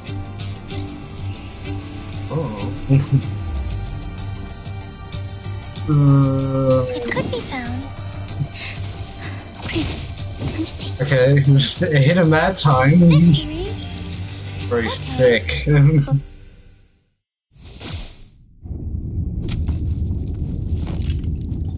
Timekeeper, he's...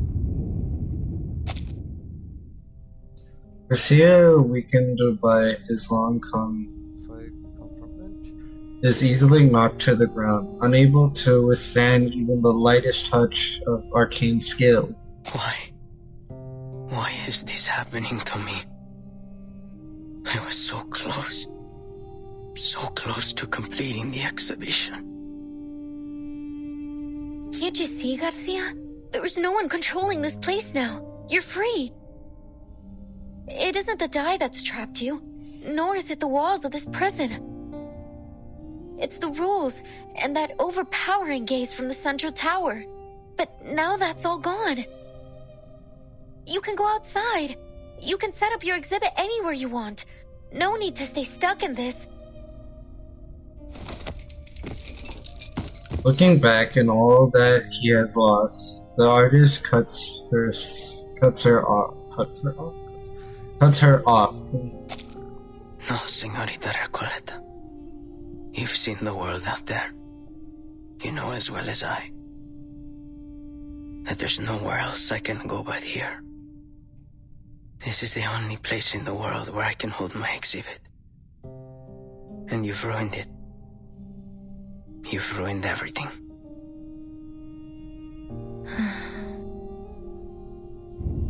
This room's about to collapse. We've got to leave. Mr. Garcia, do you need a hand? I can take care of myself, thank you. I'll go a different way. I have to go back and finish setting up my exhibit. He drags himself forward with tangled steps, tracing his path to the... Burton, what about Aleph? We can't just leave him here. Of course not. We still have questions he needs to answer. Sinetto, help me get him up. Let's get out of here. Yes, Timekeeper.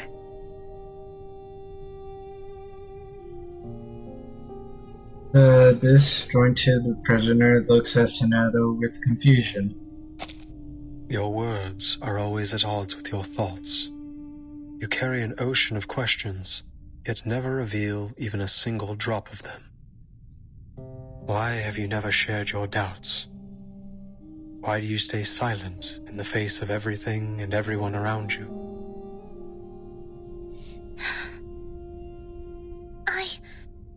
I believe in my duty.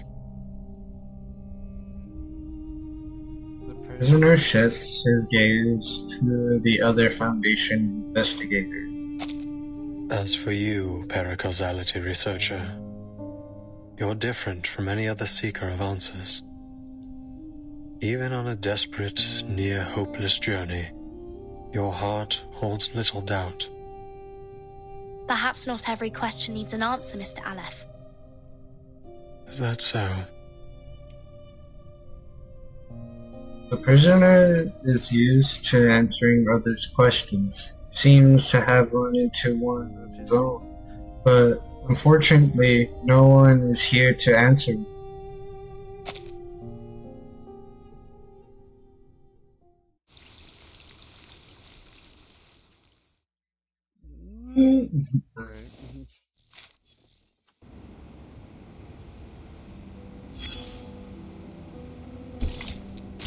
Look. One that was another one. I suppose, yeah. And soon. Check your now. Look, it's shrinking. Shrinking?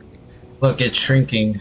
Collapse float in the planks, and the fleeting prisoners are swimming towards the shore. Time to abandon ship. What ship? One that was exiled to a disclosed corner of the ocean by a disturbed civilized world. It's both a prison and a sentiment for any of your friends aboard. Are any of your friends aboard? If so, you might find the following report a little offensive, or offensive? Drags of society, human scum. These are thus used to describe these encountered passengers. To be fair, They do lack this and independence, but that may well be a response to the heavy pain they endure. Some theories suggest that they're innocent victims trapped in the comfort between responsibility and should be defined and redefined by historians as they please. But let's ditch the theories and simplify things. The moment the shackles called madness was shortened around their necks, whether they were truly mentally ill or not, their lives were forever scared. And now the mad passengers are storming the shore. A formidable outcome, I suppose it is. You can see the joy in their faces, even in the footsteps they leave behind, as they hop across the beach. Yes, freedom is indeed the freedom to squander our lives, to trample on the destiny of others, the freedom to embrace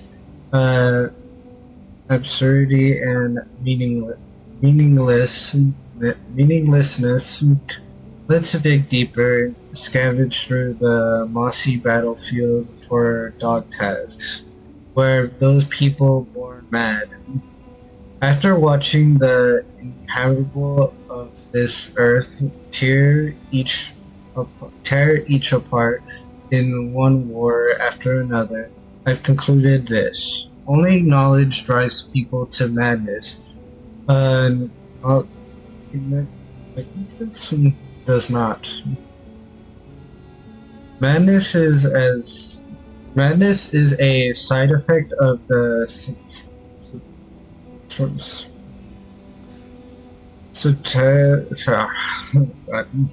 that is knowledge. As long as those on land continue to consume it, these ships will never be short on recruits. This is a war between madness and civilization. Both sides have leveled calamities, spilled blood, and plundered each other. And soon, everyone will have leapt into the trenches between and been beaten to a bloody pulp. And only a few can escape this fate. Like who? Check your six.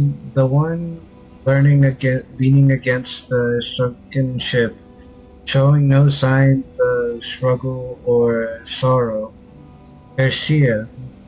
The seawater has flooded. His windpipe had reached his eyes, yet there he is, swirling blankly at the shore. He is in his home base. He holds no hope for forgiveness for his enemies, not in the slightest. He's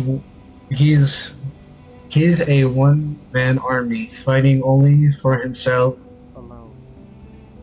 Now do a 360 and look again. He's been eventually defeated.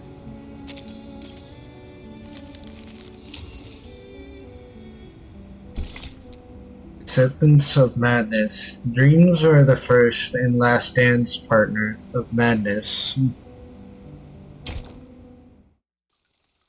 Acceptance of Madness, Part 19. Dear Erd, why are you so interested in the Panopticon of Kamala? Dear Mr. Aleph, whether as a doctor or a writer, I simply cannot turn a blind eye to the friction around me. Especially the discord and injustice I have witnessed here in Kamala. So, I would ask of you a question. Is there any way to resolve the endless conflicts in this place?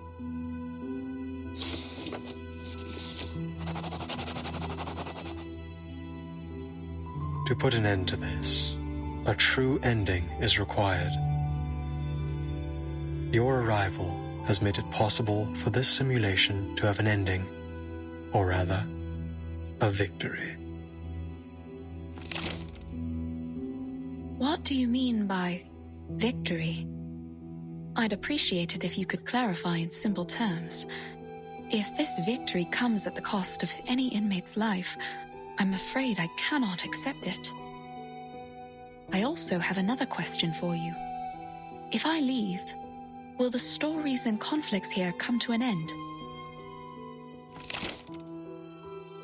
Miss Grace of Manus Vindictae will grant you passage. But in any case, the cycle of history will continue to repeat itself in this prison, and in the entire world. The sins of humankind will not cease until veins turn to wires, flesh and bone to geometric shapes, and the world around us twists in the colors of an oil painting. I must say, your words have left me rather baffled. Fragments of the events you describe often appear in my dreams. Could it be that these things really happened? If that's the case, why can't I recall the details? Why am I left with only disconnected pieces? The madness in Kamala, these bizarre dreams. I must put an end to them. What have I forgotten? Has someone or something altered my memory?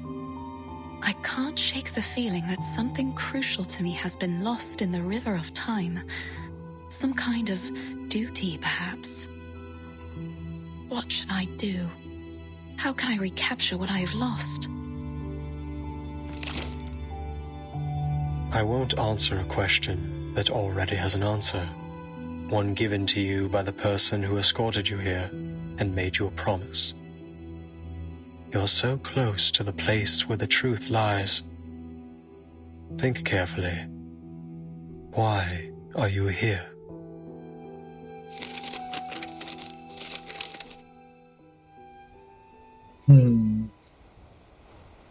These letters we found have answered a great deal. But there's still something that isn't clear. Mr. Aleph, what exactly did the Manus promise Dr. Dorez? An era. A chance for her to remember her duty. An era? You helped her leave the Panopticon in the end. Where did she go?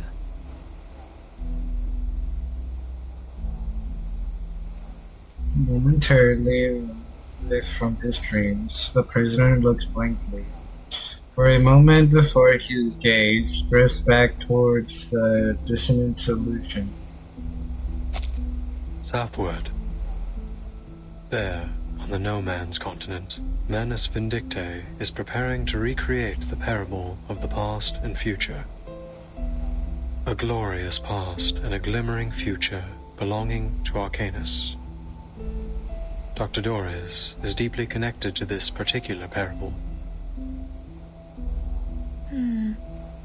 What exactly are the Manus planning to do in Antarctica? And why would Dr. Dorez go there voluntarily?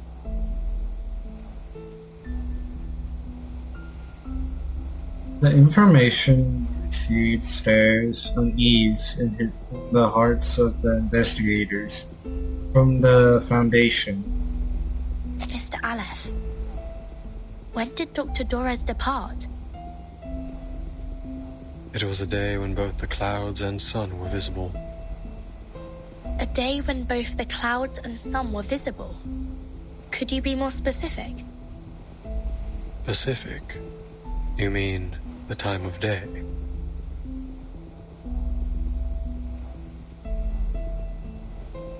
His mind long ago lost any sense of time, a necessary exchange to make room for an infinite cosmos of words.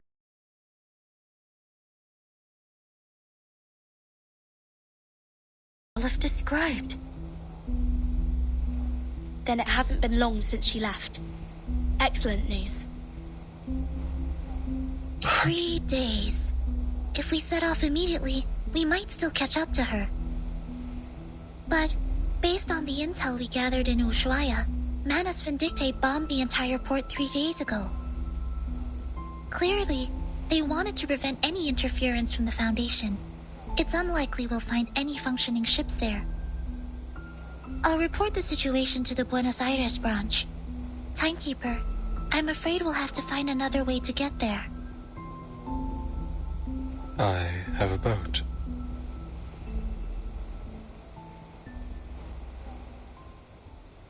A small boat gifted by Manus Vindicte. During the past several storms, he has taken this boat traveling to Antarctica at Manus Vindicte's invitation to evade the revision. Could you lend it to us? The situation's urgent, Mr. Aleph.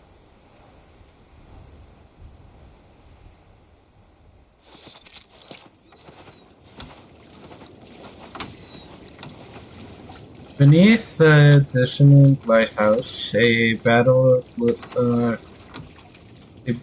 little boat bobs in sync with the waves. It is small and fragile, not the kind that seems capable of braving an icy sea. This boat will automatically take you to McMurdo Port, the landing point Manus Vindicte established by the shores of the Ross Sea.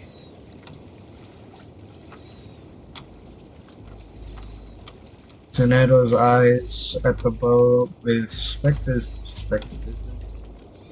rightfully describing its advisor of Manus Vindicte. This looks like Manus technology. Its arcane energy source is highly unstable.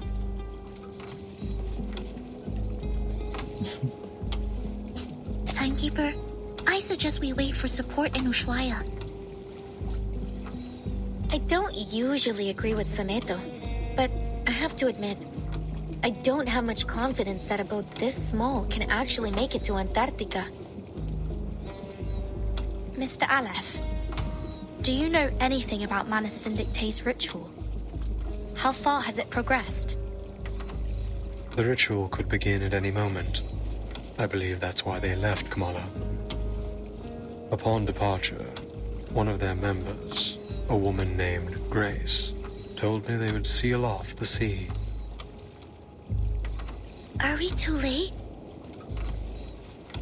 If you wish to find Doris, you must follow the same path she took.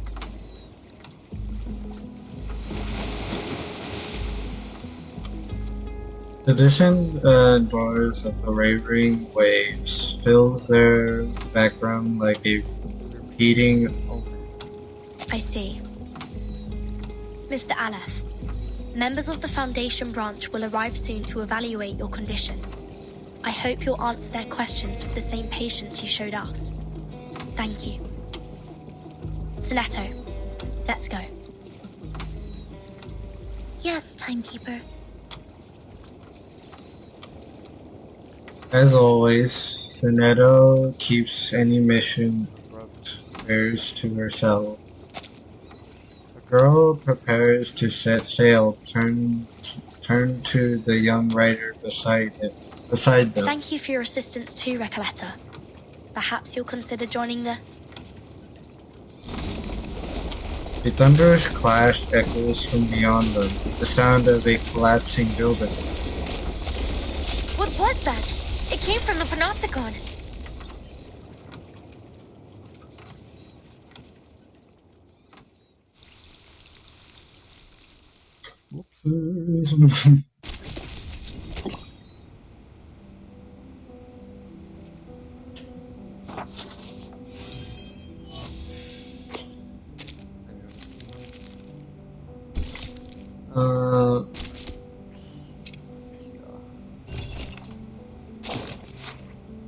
A journey to Banfo. A return once more to Kamala prison. To me, this massive cage is no longer an circular labyrinth. When I left, the lady from Management Dictate did not stop me, yet I could still feel her gaze, so sorrowful, so buried, so cold, never once shifting away from me. And on the streets of Peron, a young girl pointed me back towards the prison.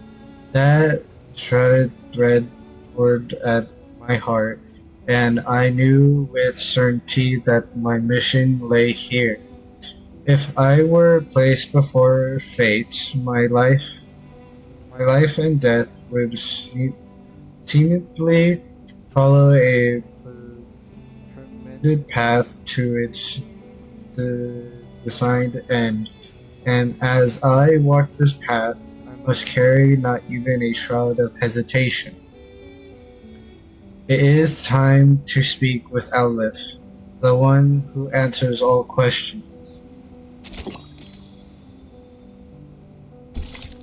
In the place of my ashes. As day breaks, the story ends where the ashes rest, and the end, the night is not eternal. In the place of my ashes, Part 20.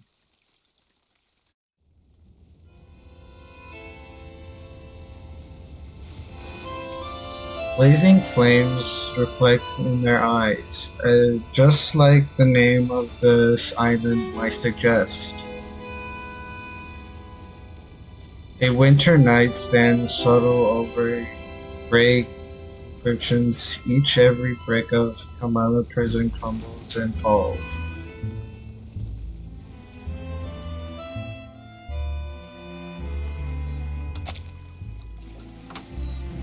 With Aleph's control gone, Kamala is collapsing. The inmates aren't even real criminals, are they? And they're still in there with no clue that they're no longer being watched from the central tower. We have to go tell them. We have to get them to safety. Yes, we should help them get out, at least until support arrives. But the Manus ritual. The boat sways within their sight. Don't worry. I'll go alone. Huh? You should hurry. When this is all over, I'll write to you, my dear friend. During this journey together, our teamwork has been impeccable. So, you can trust me to do this. I'm not doing it just to help you or the organization you represent. I'm doing it because the inmates are my friends. Okay, I trust you. Take care of yourself, Recoleta. But if the storm truly is imminent, as Dr. Merlin said, then, Miss Recoleta, you'll... Zanetto's more familiar than anyone with the Foundation's secretive regulations, has no ready answer. She knows that in this era, before those Arcanists who remain true, united of the truth, he must watch her words. I don't quite understand what this storm is all about. But don't worry. A brand new adventure is the best thing that can happen to a writer. And I doubt it'll surpass the epic adventures we've shared over the past couple of days. I'm going to write everything, including the two of you, into my new novel. Then I'd like to be the first to read this new novel, if that's all right. Of course. Listen, I believe literature is like an endless, timeless river. So we'll meet again someday, somewhere. Probably in someone else's story. Who knows? She takes one last look at her new friends, feeling a longing as if they had known each other for decades. Then without a backward glance, the girl sprints back Adios, mis queridos amigos. to...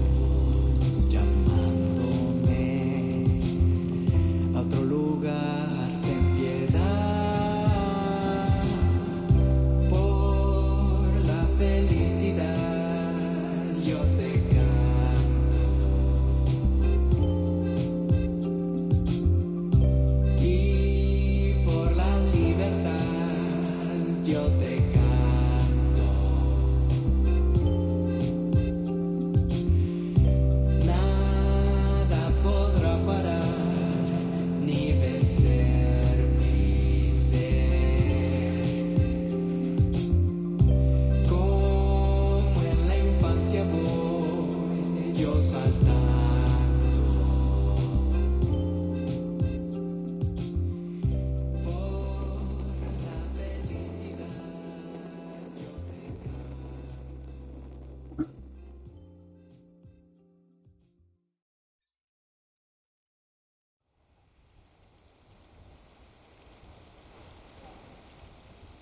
All the visitors depart one after another.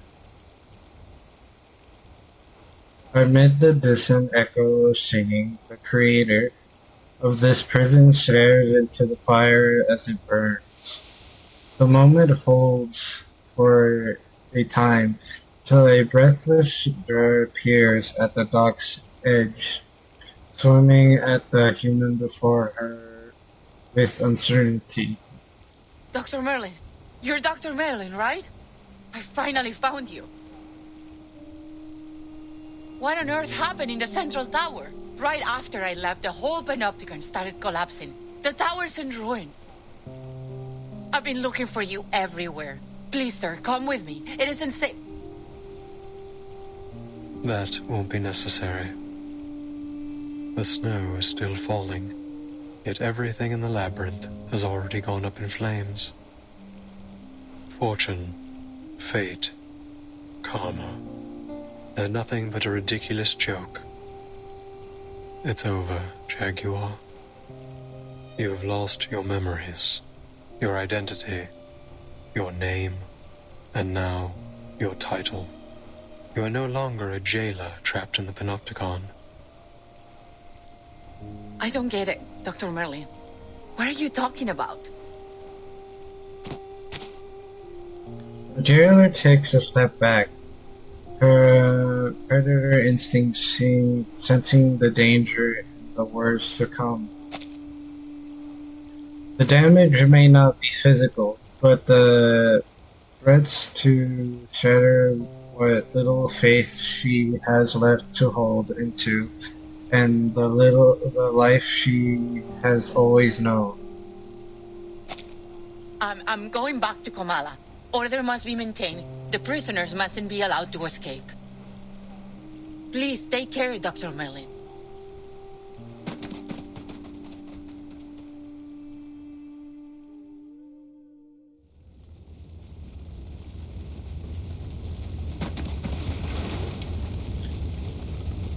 There is thrown between panic and hesitation. Jailer at last turns towards the scorching flames. Hey, you! Don't run off like that. It's dangerous. No one hears her cries. One prisoner after another flees in terror, escaping the crumbling labyrinth. In deserts, in stars, in labyrinths. We dream on death's straw pillow. The jailer drifts through the raging steam, unable to steer in sensible course at last. She pins down a frail and powerless prisoner beneath her weight. Stop! Get off me! Let me go! Are you blind? The Panopticon is falling apart! It's you, Roberta. The jailer recognizes the prisoner under her grasp.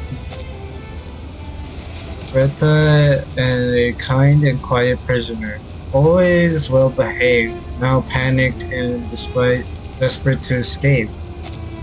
They are all mad! I knew it! They've been insane from the start! The whole place is burning to the ground and they still won't leave! They're still talking and talking about things that no one cares about! I can't help them! I never understood what they were talking about. The rhythms, the factions, the ideologies. Yes, the people were nice. The idealists too, but I've had enough of this prison. I've had enough of the Panopticon. collapses into the ground, sobbing. I never should have joined these movements. It was all meaningless from the beginning. I want to leave this place, go to Spain or France, anywhere but here. I want to go back to Magdalena.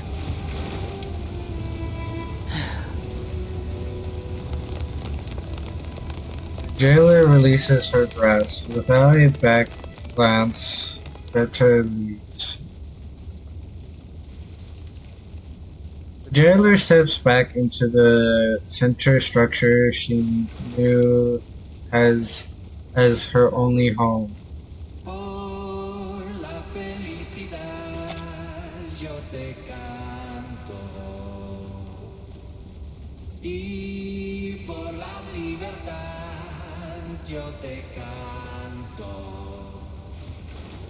Nada podrá parar ni vencer mi ser.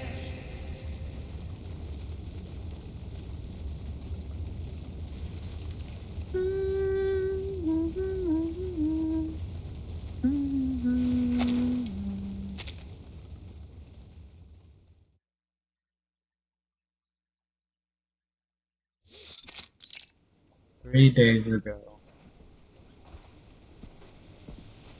But how does literature make you feel? As though I'm a kid looking through a kaleidoscope for the first time. Well, maybe that's not the best way to put it. Perhaps something a little more subtle.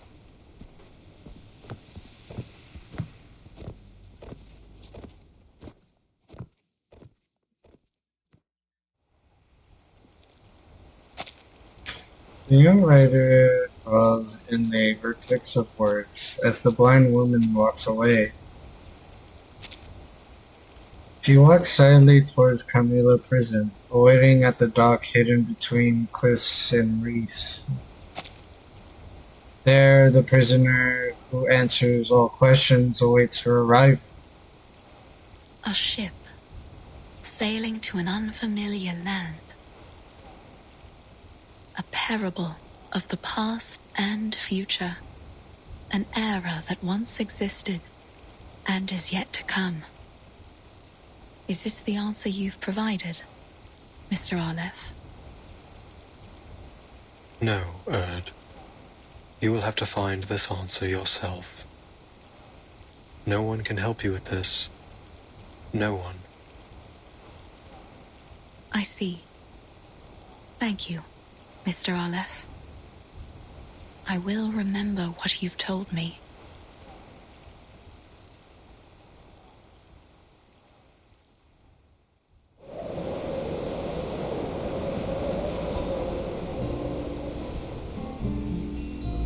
Poetic year.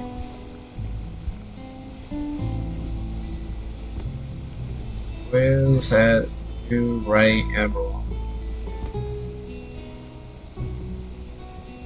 Rails in the old dead.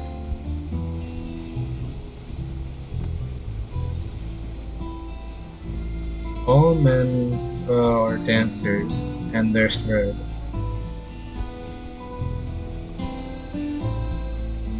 Goes to the they go. WB 1900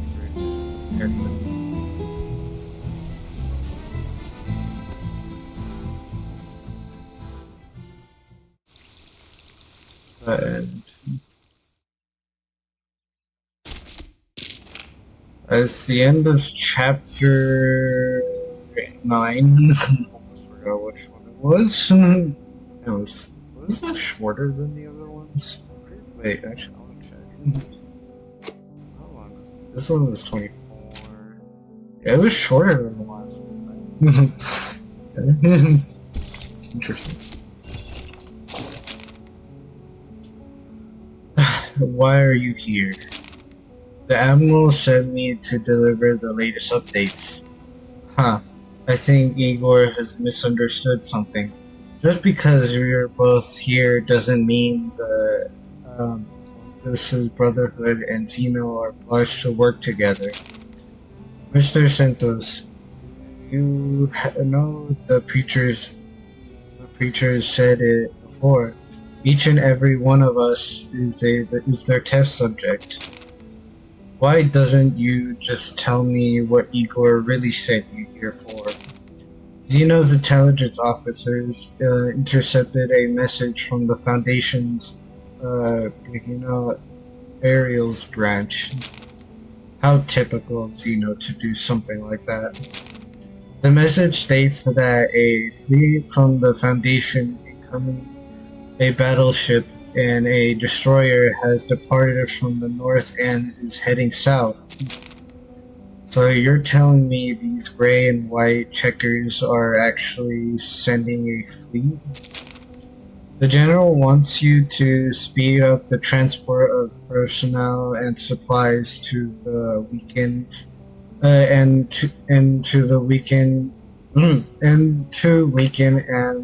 manpower from the Foundation for Bravo's Aerials branch as much as possible. Let me make this perfectly clear. I do not answer to him,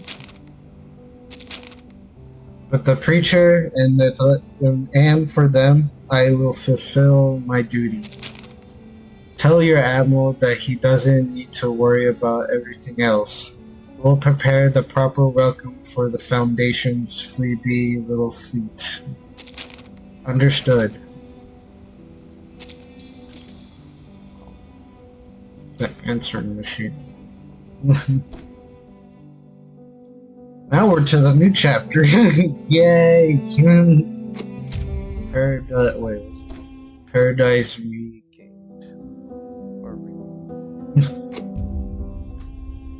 We're to the new chapter now. This is chapter 10. Yay!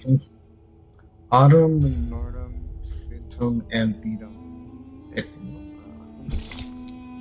The site, empty its previous gifts, glides quickly towards the future.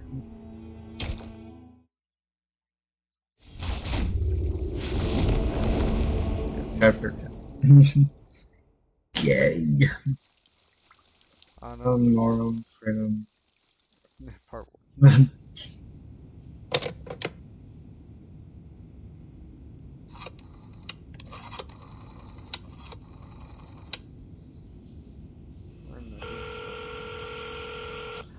A sealed office with a scene emitting white light. A dial tone echoes through the quiet space before the call is answered. Liaison Creus, here's the order signed by the Pax House. Come in. Come in!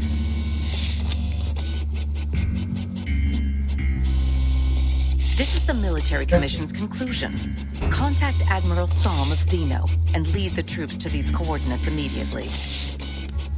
Be prepared for an all-out battle.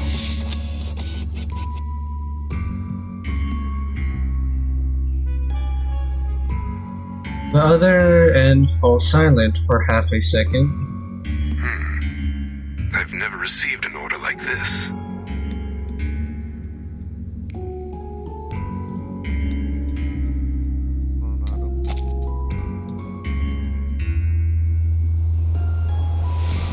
Standing in a half-lit room, the Vice President draws a circle in the frosty window. Note that the designated coordinates lie in Antarctica. There you'll find Manus Vindicte's largest stronghold and the site of their ritual. Ritual? Yes, the ritual of both past and future. It seems Manus Vindicte has been preparing it in secret for quite some time. Her tone is as cold as the winter beyond. What's this ritual for, exactly? You'll find out soon enough. We haven't fought a battle of such scale and so suddenly since... the Battle of 1999.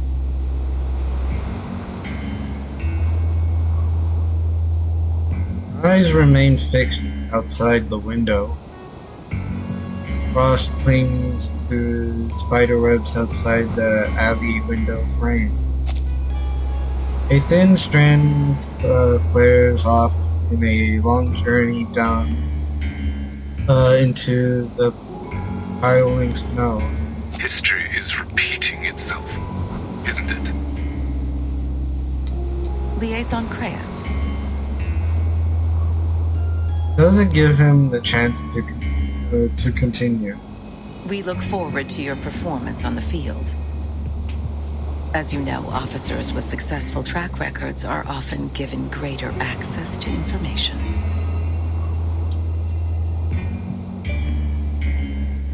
Yes, madam. Pressing any betrayal of tone or emotion, he ends the call. The screen's white glow illuminates the window again. Illuminates the window.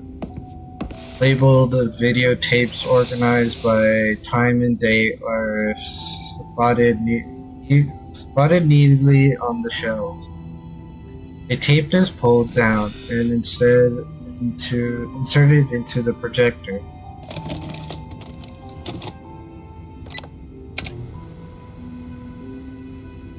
History is repeating itself, but we still have hope on our side.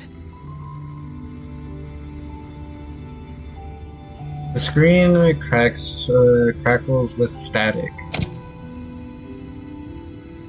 A child's voice comes jumbled by age electronics. What's this?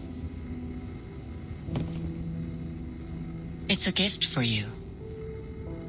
A gift? A suitcase? That's right. To celebrate your appointment as the Foundation's timekeeper. This is a moment to remember, Burton. The child doesn't seem to understand the suitcase's significance, and yet she has more questions.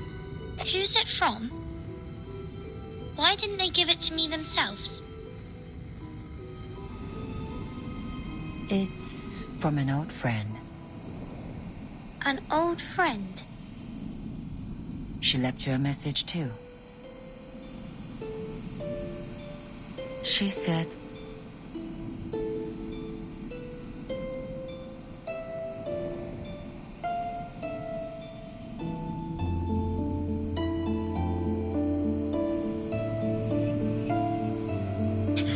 What the?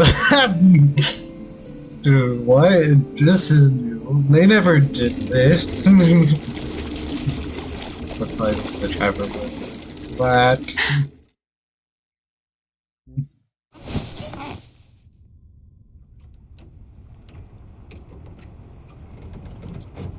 Is everything alright, Timekeeper? I'm fine.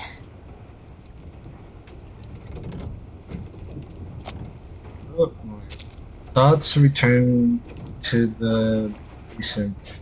A memory just came to me.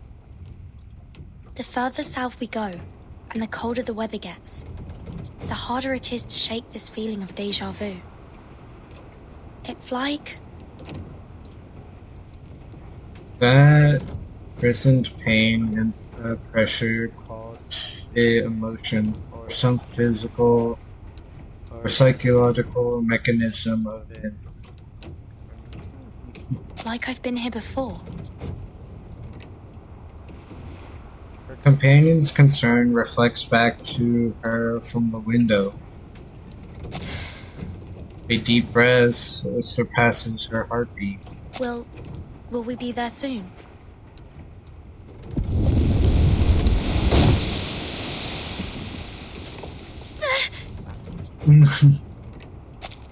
Words are cut off by a rustle of the ship's docking.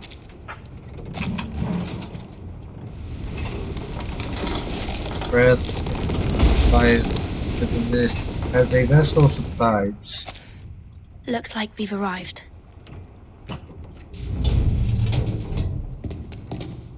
The Two emerge from the cabin.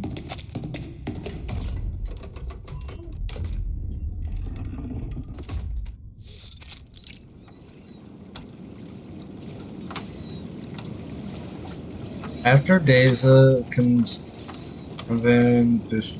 detours, at last they stand on the sunlit dock looking into the distance. This is McMurdo Sound, the starting point of our Antarctic expedition.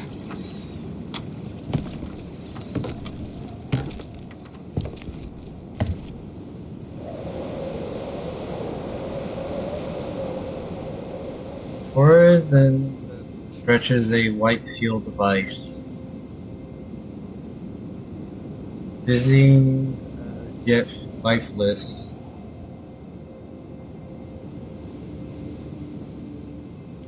A drowning silence that gives up no hint of what may once have been. Yet breaths of silence rooms in an admiral.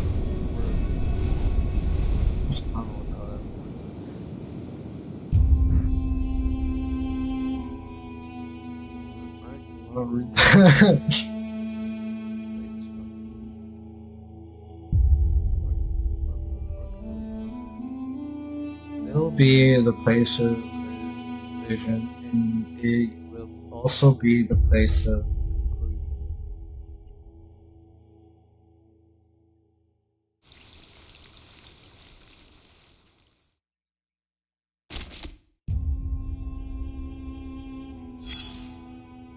You made it.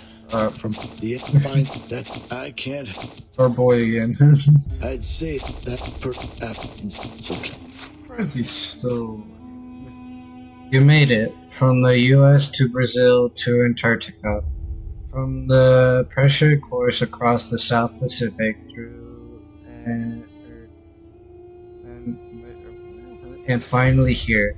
Your fleet firmly planted on the southmost continent on Earth. The enemy's been beaten back, returned to the polar desert, and here you are, all because of a single command: find that writer. That's all you've got. No plan, no place, or time. No, not even a full squad. I can't help but wonder what pushes you forward. What gives you the eagerness of a newly enlisted rookie? I don't know. I'd say your instincts to follow the path led out from you, to satisfy the desire of those who watch from afar. That is your arcane skill, isn't it? Perhaps, personally, I suggest you think twice before obeying a command. After all, you headed straight into the stronghold of the enemy. In situations like these, those who blindly follow orders often end up as common folder. So, keep this question in mind. Why are you looking for that writer?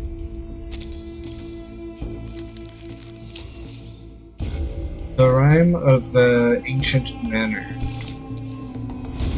Forward with heads bowed, the ship drove fast, loud roared the blast. The south we found. The rhyme of the ancient manor.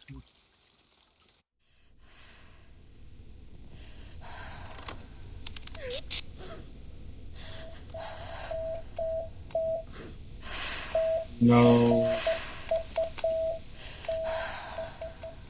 truth.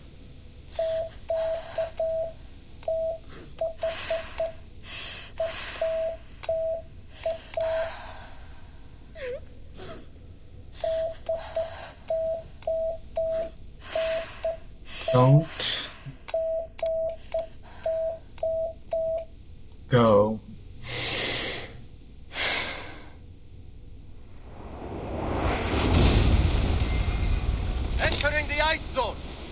your telescopes, explorers! That's right.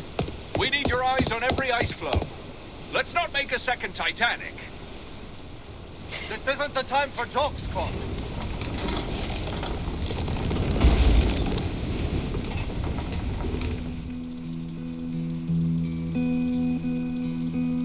Hearts thumping with excitement, our team set off. Thanks to our courage and careful preparation, it wasn't long until we crossed the Drake Passage. No matter how fierce the katabatic winds were, our will stood firm. In fact, the windstorm we met was very similar to the lab-simulated ones. It didn't take long for the captain to find a way to deal with it. Soon, we were sailing through the South Shetland Islands. There wasn't much there but black moraine and a few groups of Adelie penguins. It was clear to us that there was more trudging to be done before we reached our destination. But every one of us was confident that a journey of this magnitude would pay off with very many ancient secrets. When the sun dawned, we saw the lichen that grows all over the Aicho Islands. Crimson, green, ochre, even the land blink couldn't pale those colors. That was when we realized that rocks can move too. I can't help but recall when the famous Guvernören returned with a full and bountiful load. We celebrated the harvest very amazingly. We opened a keg of beer and sang the songs of home under the rosy sky. The harvest bounty mankind's blessing be. We children blind from mazes must be free.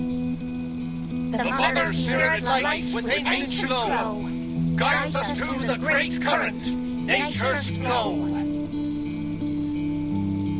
Yes, we are the polar explorers. We are meant to be the challengers of the most unknown greatness. So, with this feeling in our hearts, we will continue our march into the depths of Antarctica.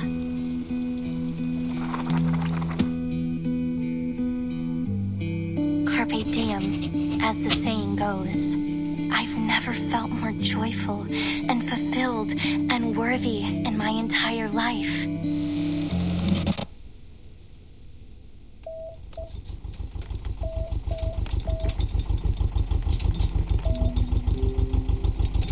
Two-stroke dial, engines rattled.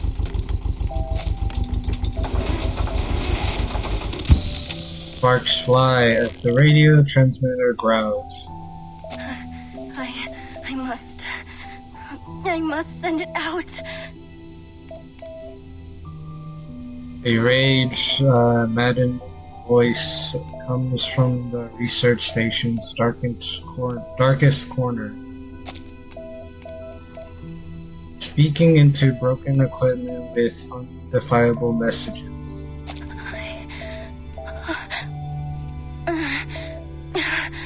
Calm down, Nautica. Calm down. This is your research station. You built it together with the team. You're safe now. Yes. The Mother Spirit will protect you. You're safe now. Just try it one more time.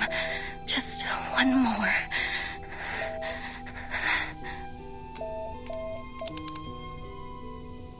Her fingers keep pressing the broken transmitter. While her body shakes uncontrollably. Come on. You can do it. It's simple. You didn't go crazy. You have all your brains in here in your head. It knows all the letters of Morse code and how to send them. See? There's A and D and E, F, C. You know them all. Just use them to spell out the warning message and send it out across the whole world to everyone. It's easy. Like playing a game of tableau. Yes, so easy. I can do this.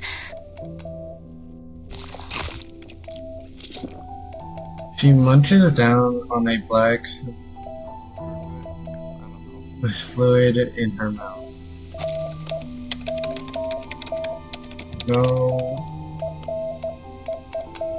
truth.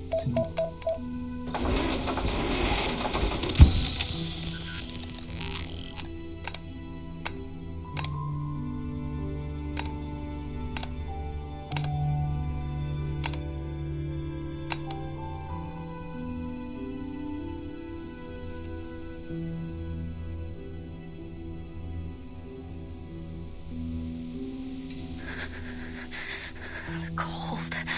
This moldy lime juice and disgusting ice algae. This damn frostbite. Nothing left to do but sit here, stinking of blood, and wait for death to take me. I have to warn the world. This place isn't the last oasis, and there's no such thing as the Hollow Earth.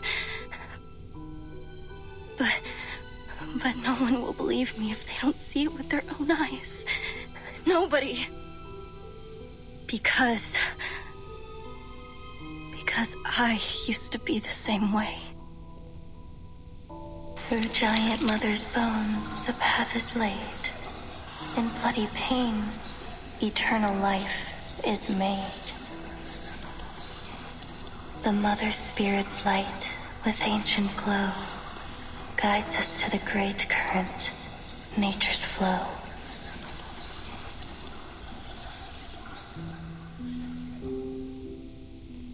Not now, little Matu. Mother Spirit, bless me. Lend me your glorious strength and grant me your protection. Let me live through this.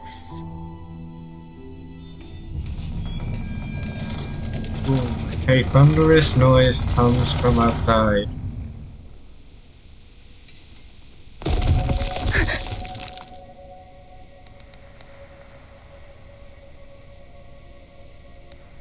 The small figure startles. She stumbles to the window, peeking through the edge. A snow monster ship?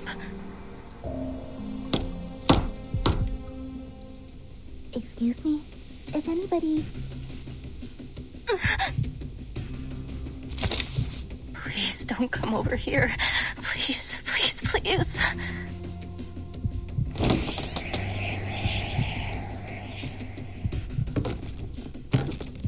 A bright-haired snow monster has invaded the explorer's last refuge. Excuse me? Is there anyone here? We just landed, and this is the only building around. We were hoping to ask for some help. I'm already half frozen to death. Don't you dare crack my skull and suck my blood. I won't taste any good. My apologies.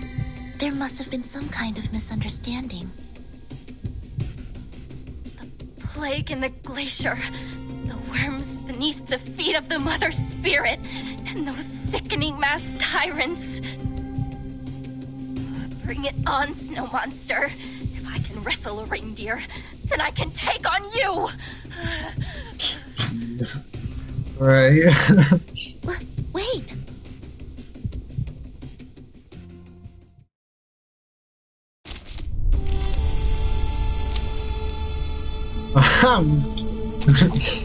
Many routes to travel, but only one destination.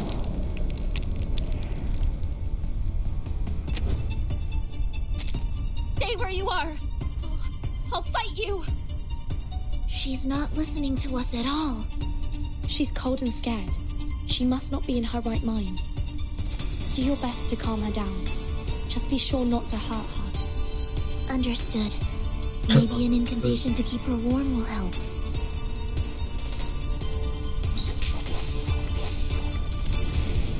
Breaking the ice and embrace solitude. I'm new to Moon, and this is an alien city.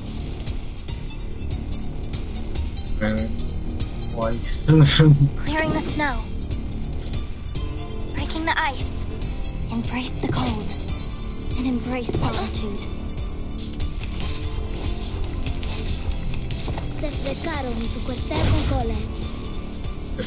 It all began with a shiny little stone.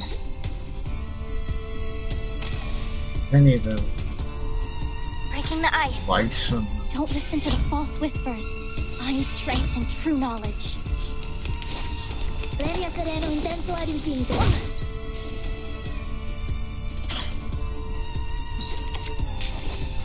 Clearing the snow. Don't listen to the false whispers. Each moment, now night. Oh, God. Ready. It all began with a shiny breaking the ice. Embrace the cold. It's alright. And embrace solitude. It's alright. Nailed it. I can feel my fingers again. What's going on? The heater went out ages ago. It's a magic trick to keep you warm. I'm glad to see you more calm. Please don't be afraid. We're not snow monsters. Rewards? The best reward is discovering a... Yeah. You're not a snow monster? Normal behavior, no mask, uses magic. Yes, warm magic. I can move my fingers again. You're right, Matsu. They don't seem like bad people. At least not as bad as the snow monsters. Crazed but still weary, she shakes back to keep an eye on the intruders. The two newcomers seem without concern. They strain the furniture and examine the scene as if looking at a puzzle. According to Mr. Olive, this should be the coast that Dr. Doris landed on. This plane is the way to the heart of Antarctica. We may still catch up with her if we pick up our pace. I see. But I didn't expect there to be a research station all the way out here. This place isn't on any map of Antarctica I've ever seen. It must have been built less than half a year ago. The facilities are quite complete. Diesel generators, snowmobiles, radio transmitters. You got them all. Sonetta steps forward. An empty can rolls to her feet. However, they seem to have run out of food. Her eyes turn to the cowering figure. We're just passing by. We mean no harm. Is there anyone else at this station that can help us? 100 days of solitude ends with a simple question. She stands her humbled in the corner, rumbling her nose. No, there's no one else. Only me. I don't mean to offend, miss, but you don't look very well. May I give you a health evaluation? No need. I'm fine. I'm an explorer. I know my body. I'm fine. She restrains back from the newcomer's offered hand.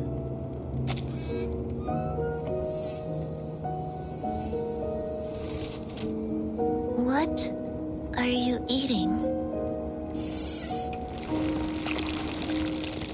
She clutches black slime, a fiber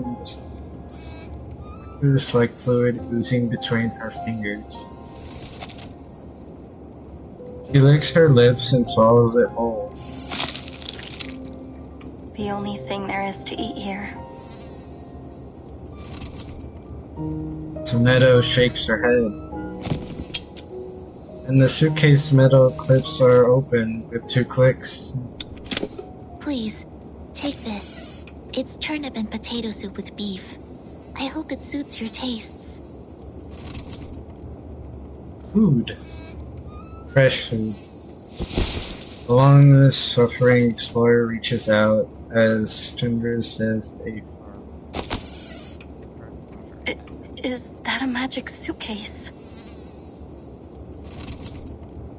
She points at the suitcase that congested food out of thin air. Yes, it's an arcane suitcase. It's bigger on the inside. It can hold food, rooms, even arcanists themselves. So you're arcanists.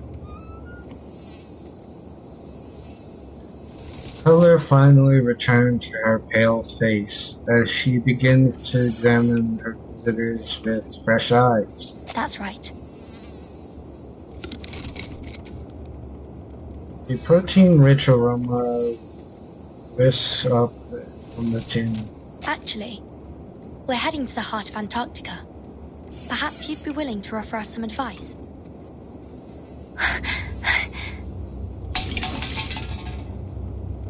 He knocks over the tin in a panic. The soup. Her body shakes erratically, and she returns. No, you mustn't. Do not go into Antarctica. You mustn't go any further.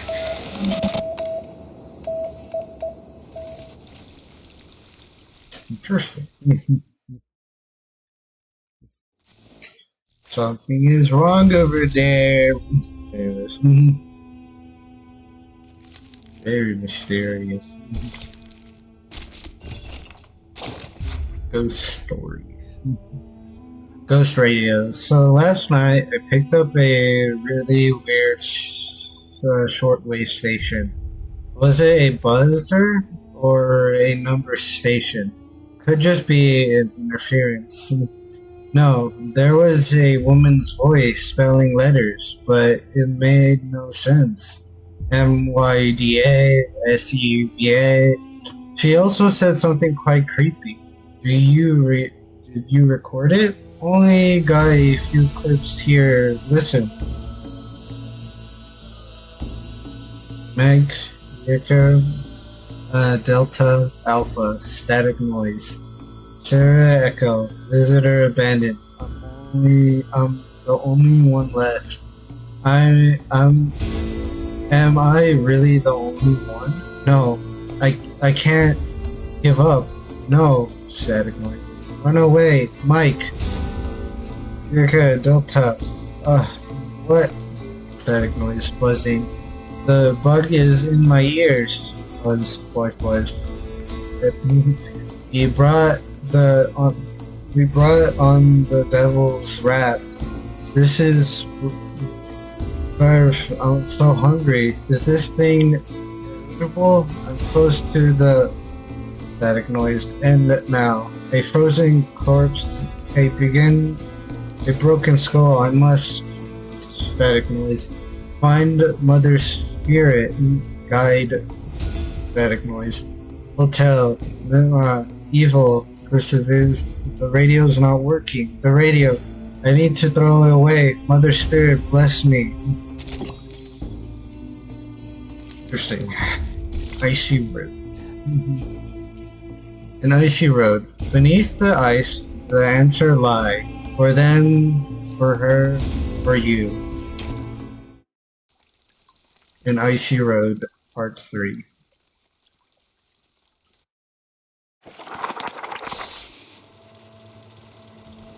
The true horror happened on the 3rd day. When we reached the hinterland, an aurora australis appeared in the sky, in the broad daylight.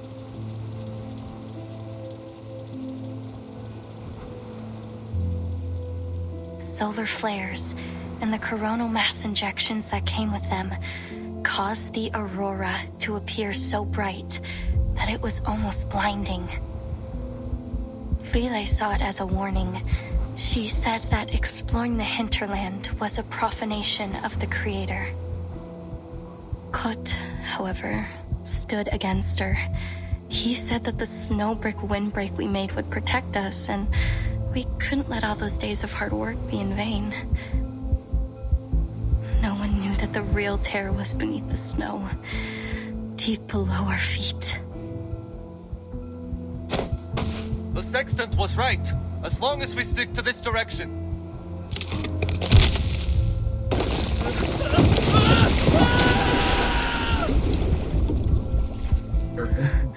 Day 5. Hyde has been left behind.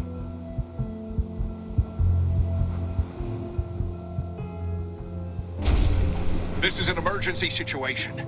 We need some people to shift focus to rebuilding the windbreak. Those of you who are fixing the communication devices and getting rid of the EMI, drop it for now.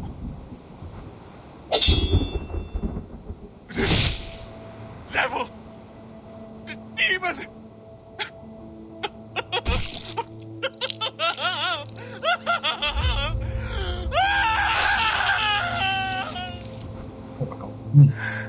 Day 7.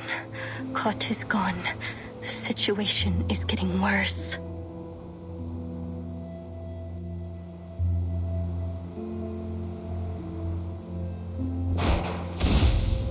Finally, this damn place has shown its claws.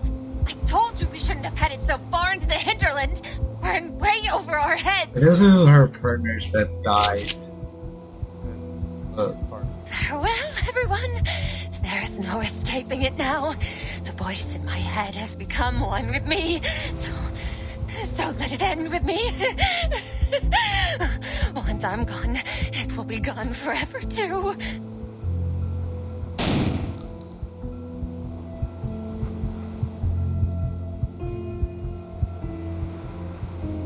Day 10. Day 15. Day 23. Day 30. Everyone is gone. Only Flile and I have survived.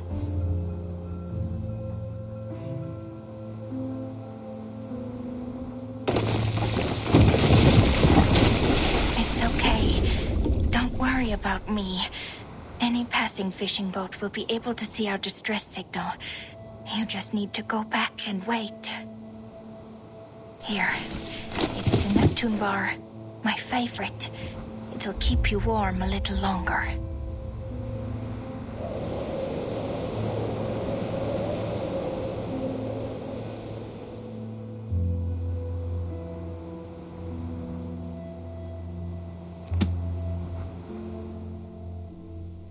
She closes her diary.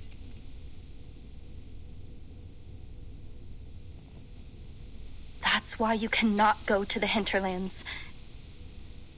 In fact, you should leave as soon as possible. I see. So this is your concern. But rest assured, we are taking every measure to ensure our safety. That said, even a draft map would be extremely helpful to us. Ah, I get it. Timekeeper? Please, take this GPS device. I've pinged its location. Help will arrive soon. My apologies that we can't stay with you until they arrive. I'm afraid we're on a time limit. Excuse us.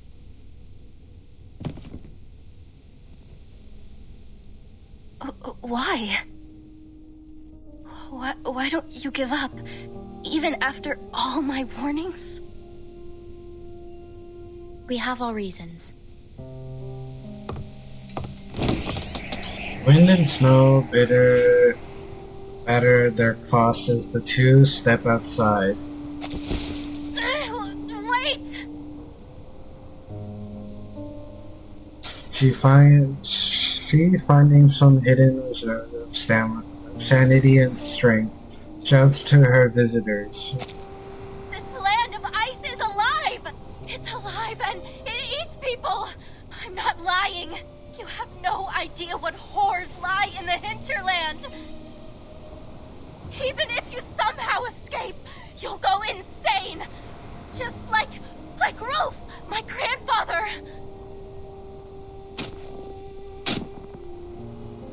The footsteps of those walking towards the snowfield slow. So you have to stop. You have to. You have to. For your own safety.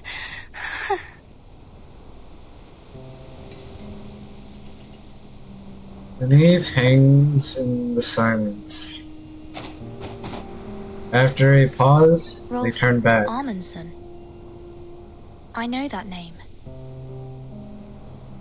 What? The outstanding human explorer. His research has formed the basis for understanding many applications of Arcanum. Countless Arcanists have benefited from his work. It's said that your family holds a particular set of beliefs about the unsolved mysteries of the world, and that every one of you holds a passion for Arcanum. She looks down. Are we that famous? Indeed, it's widely known that many members of the Amundsen family became explorers. Their passion was so strong that it's been recorded in Arcanist textbooks.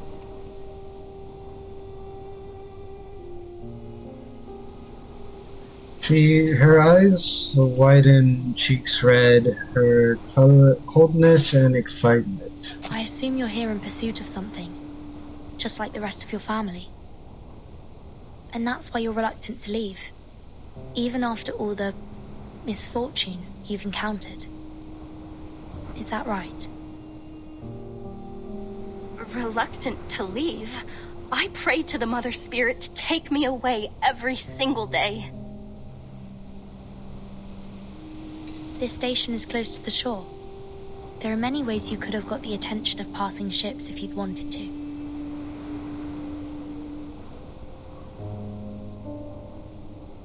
We are also here in pursuit of something. A person, to be specific. Her eyes widen again, this time with confusion. A person? A sigh echoes through the small station. Are you familiar with Manus Vindicte?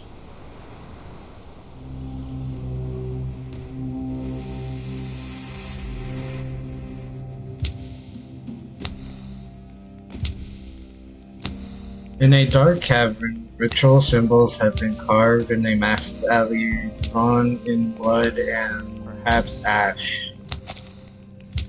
The lion's tail is placed at the top. Tides running blind by their every routine. Scattered wings at the left. Staining that heaven with obscene calamity. A seashell holding a spirit is embedded in a skull at the right. The breaker of death shackles shall rule us all. Black soil from the rumbles is placed above the idol. The foundation of youth's exile from a curse, the mist completes the offering. From this day forth and evermore. The young preacher stands at the altar edge, watching distant shadows. The figure she awaits traverse the narrow passageway, entering the after cavern at last. You've arrived, as the prophecy foretold. Okay. Oh, it's the real. You know that. I know that. A blind woman approaches, barefoot in one hand, a cup of hammer in the other, a bundle of besom. Finally, she stops at the ritual's banquet corner, completing its shape. The preparation of the ritual is about to enter its final stages. the inculcator of Arcanum, Lady Arcana, has revealed to me the final revelation and oracle. Hear ye. The blind visitor shall start the great ritual on our behalf.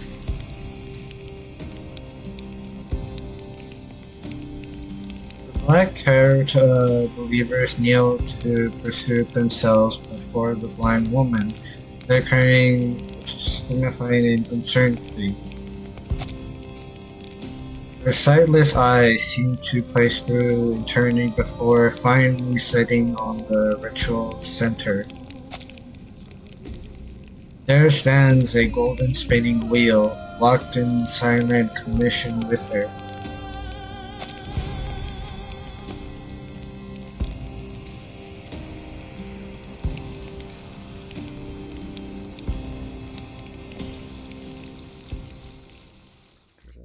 Also, if you don't know where that's from,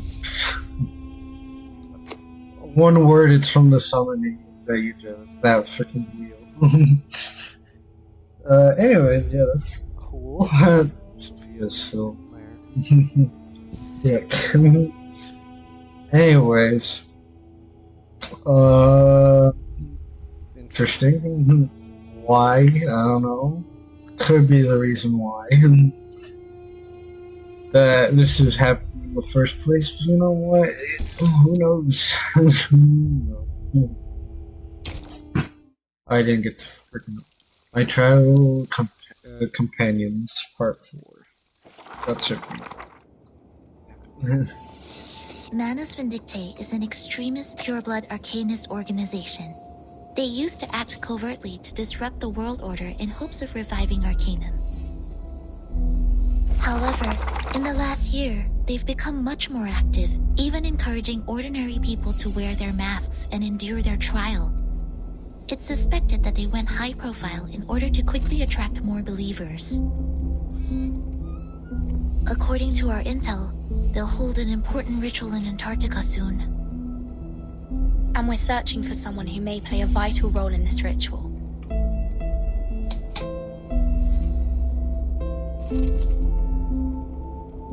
Arcanists. Masks. Are the snow monsters what you call Manus Vindictae? Oh, what?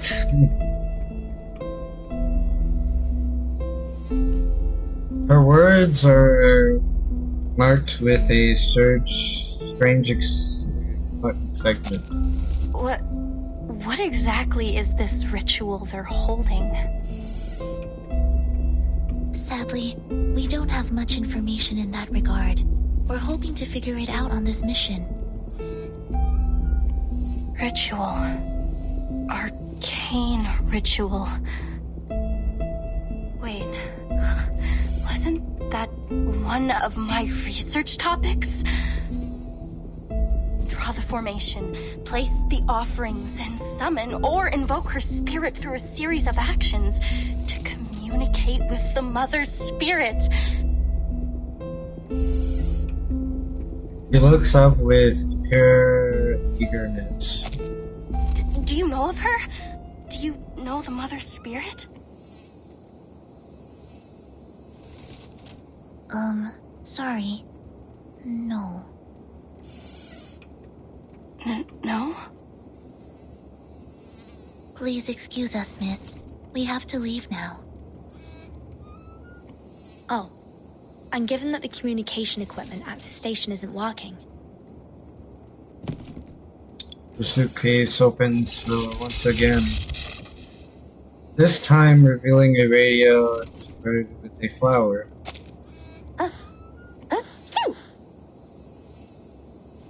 This radio.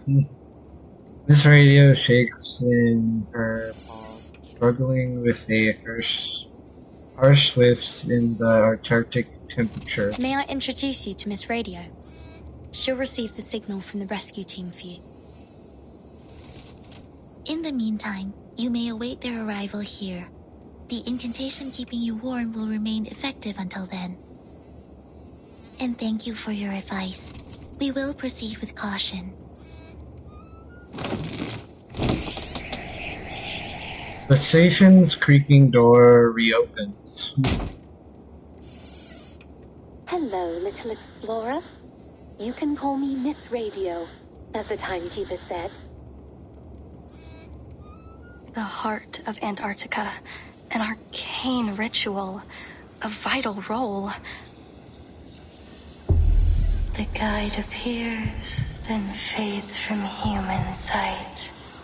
If the devoted journey, let their songs unite.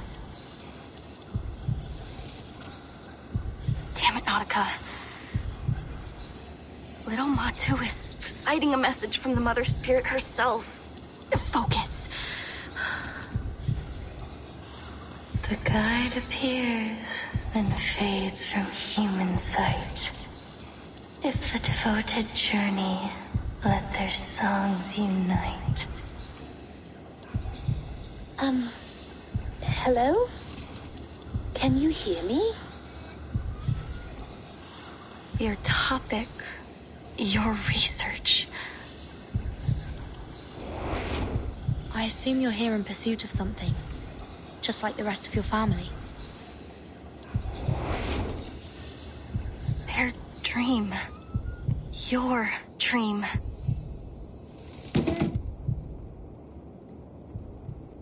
Her voice is snapped off as she bolts to her feet. This is a chance of a lifetime. The visitor's boots are already clearing a deep path through the snow outside the station. The door closes heavily, slowly behind them. Wait!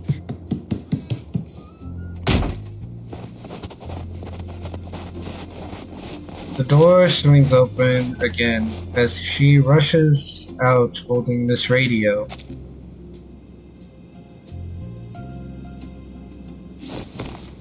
Her hands tremble with excitement as she pulls a map from her pocket and struggles to unfold it in the wind. Crumbled strip of waterproof synthetic paper, beeping deep gloves with red bullet point ink. I drew this map myself. It's a draft, yes, but, well, in this situation, it is the authoritative guide on Antarctic mythological archaeology. I recorded everything I saw in Antarctica on it. See? Here's the route from the station to the hinterland. And here, the landmarks along the way. And this, I charted the topography around the ruins at the heart of Antarctica. Right here. Ruins? You mean there's an undiscovered site in the heart of Antarctica? Yes, exactly! It's never been recorded in any reports. It's a brand new discovery of our team. The two exchange glances. And Manus Vindicte's hiding place.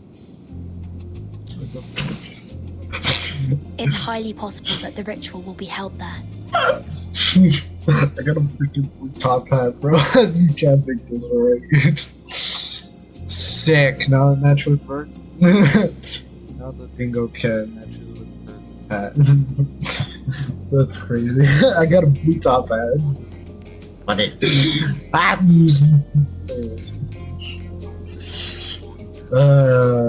That's hilarious. Anyways. But we've never entered the ruins. The closest we came was in its periphery, but the weather was too severe. We had to turn back. But if Matu is right, we'll make it this time. And by we, you mean... Well, if it's possible, would you mind taking me with you?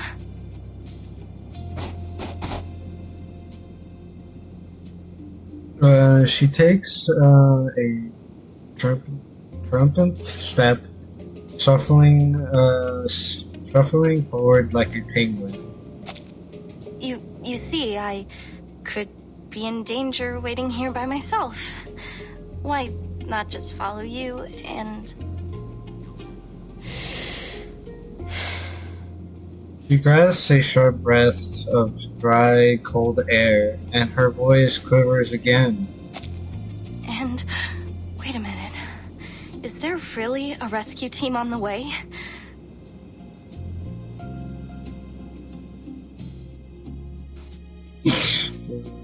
Meanwhile...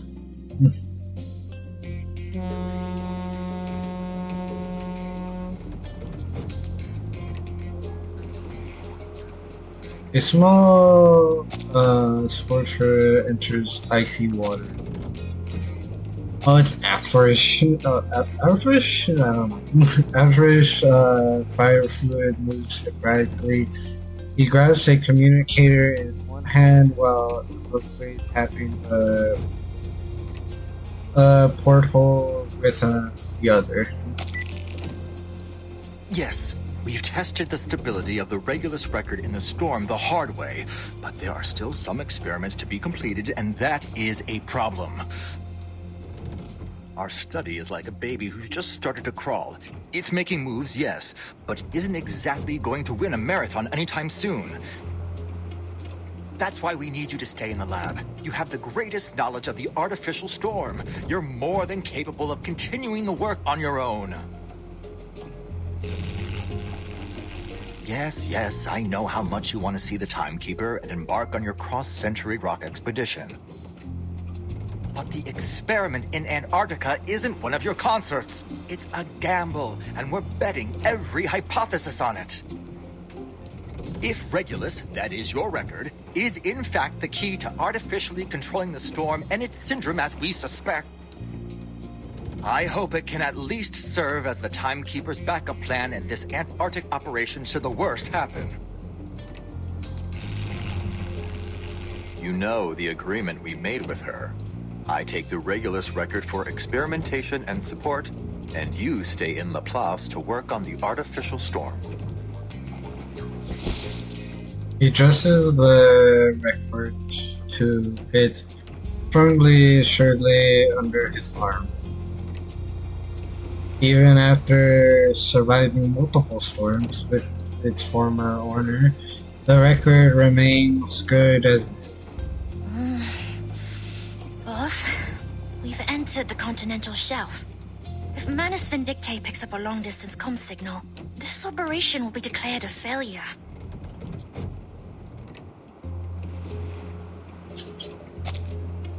A guard chewing chocolate-flavored rations numbers out a warning. A deafening horn blast echoes in the distance.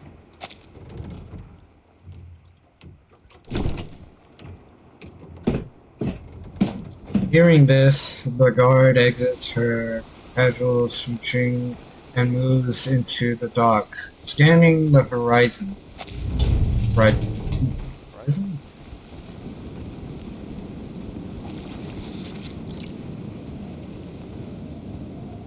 Oh, we finally met the Foundation's fleet.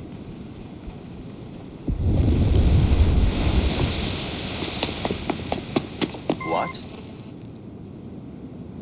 A dark shadow crawls the heavy waters. Alfrish looks up from his communicator.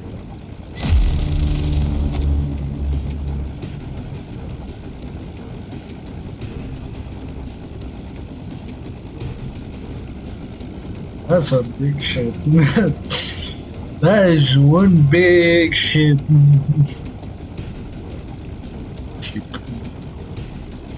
There's starfish. What on earth?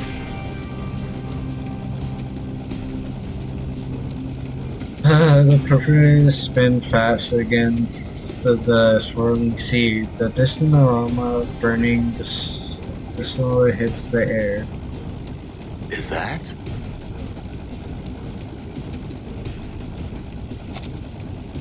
In the front of the scholar, a senior turns his face. Trickle, the Sailor. battleship, and Data, the destroyer. Oh, they deployed from Petropavlovsk-Kamchatsky. Travel halfway across the world to get here. Looks like they're finally on the last stretch to Antarctica. From the north? Surely not. Yeah, that's right. Seems that Commander Krayas and Admiral Soam have struck a deal.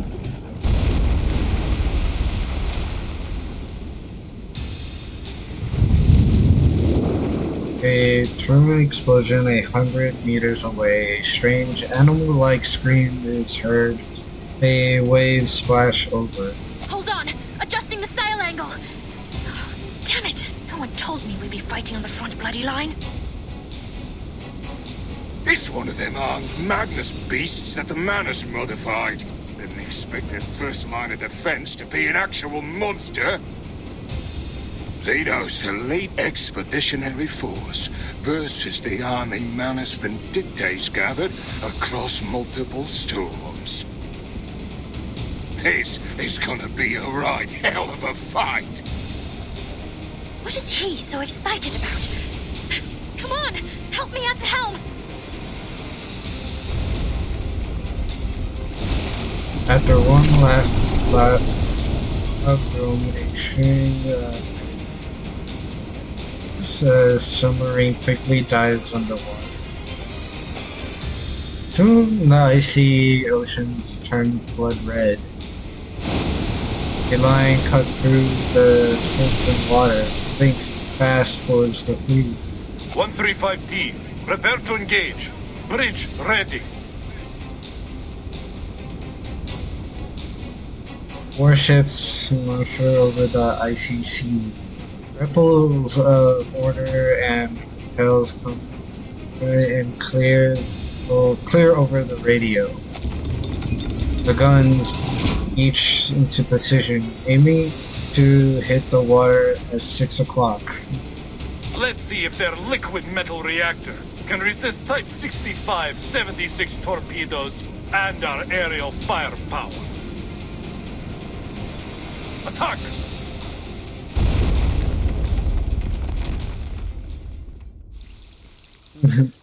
Wait, are they aiming at them or at?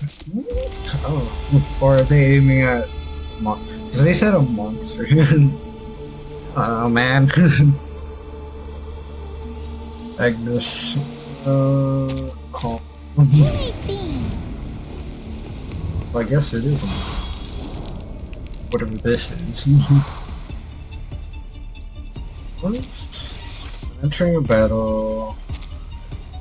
Start of 5 rounds. Quick show. Fire fuel, 6 on stack up. Huh? Okay. I'm guessing that's gonna freeze me or something. But or this one. It could be for the luck.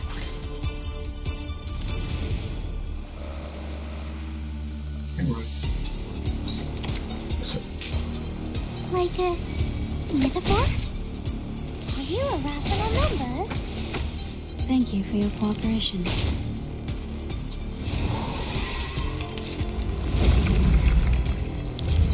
Don't worry.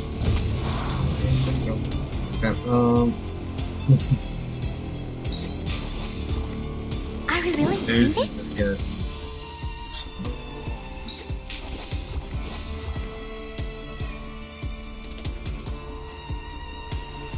I admire your courage. To read.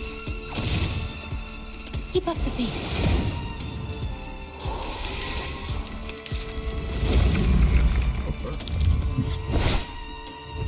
Look at that.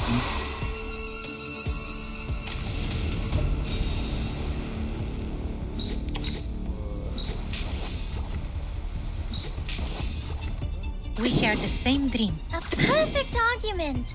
Given that. To a brighter future for everyone. So true. Physical ball. And death. Keep going. For our dream, comrade. Nice.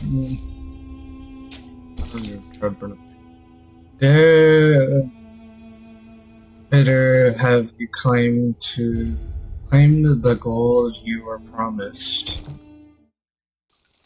Part 5. It's interesting.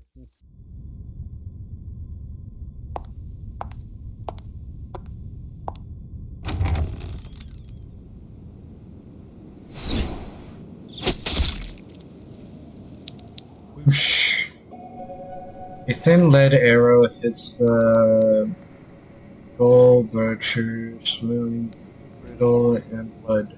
Nearly half.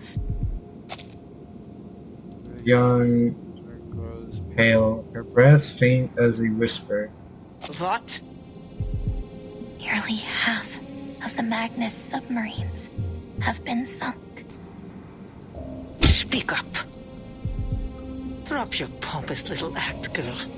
You'll win no favor with me through airs and graces. Nearly half of the Magnus submarines have been sunk. That's more like it. The lead arrowhead finds another target.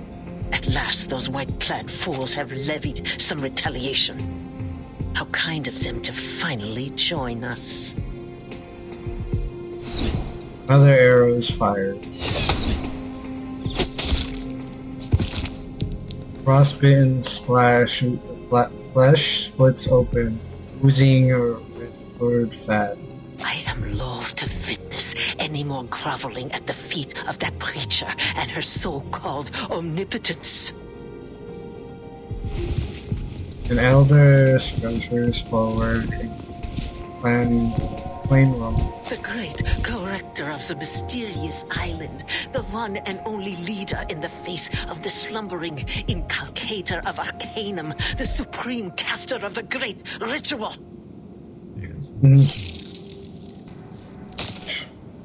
The orb in the ruined skull quivers under the pressure.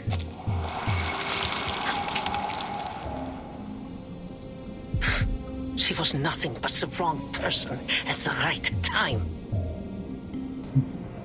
She alone hears the voice of the inculcator of Arcanum? Ah, what blatant lies!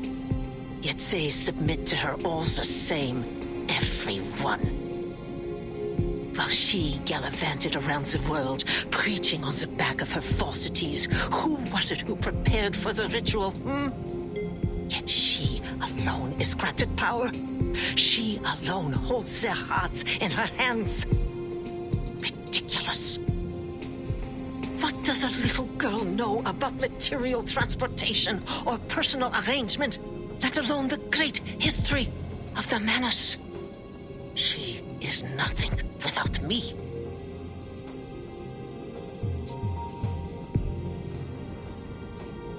It is not you to whom I refer, girl.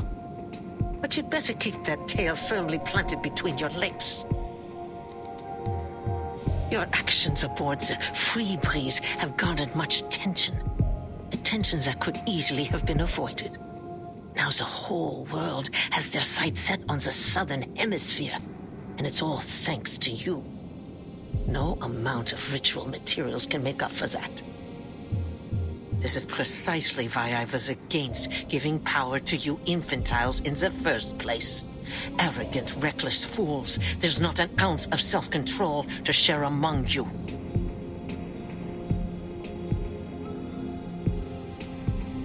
The Foundation's army will break through our first line of defense soon. If we don't stop them... Their advance will be halted.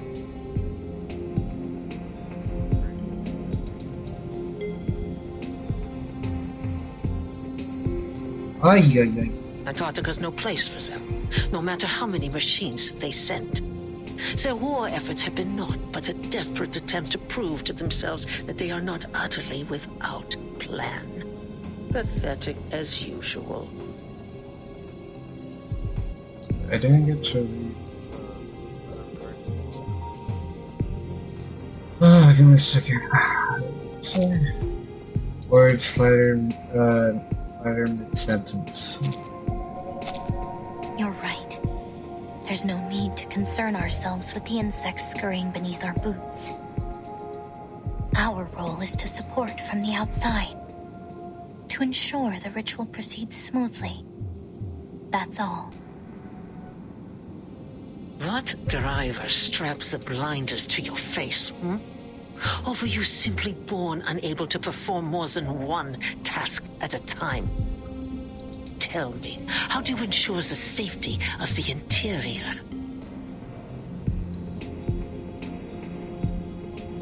The young fluid allows her thing to glow further. Struggling to keep the absolute appearance of humanity. I'm not sure what you mean. The Admiral's Sentinel unit.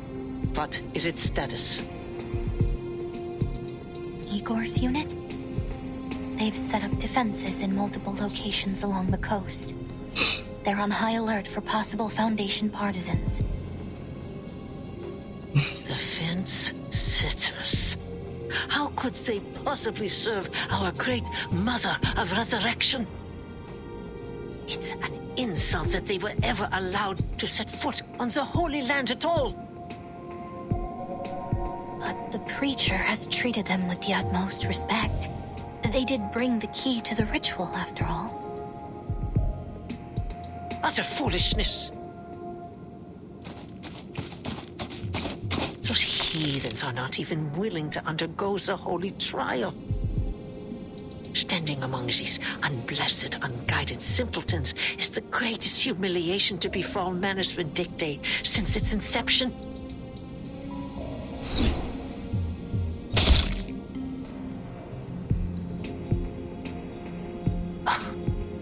Despite this, it is of little matter in the face of the ritual. The great Mother of Resurrection. That is our only goal. The painful remains of the bird are at her feet.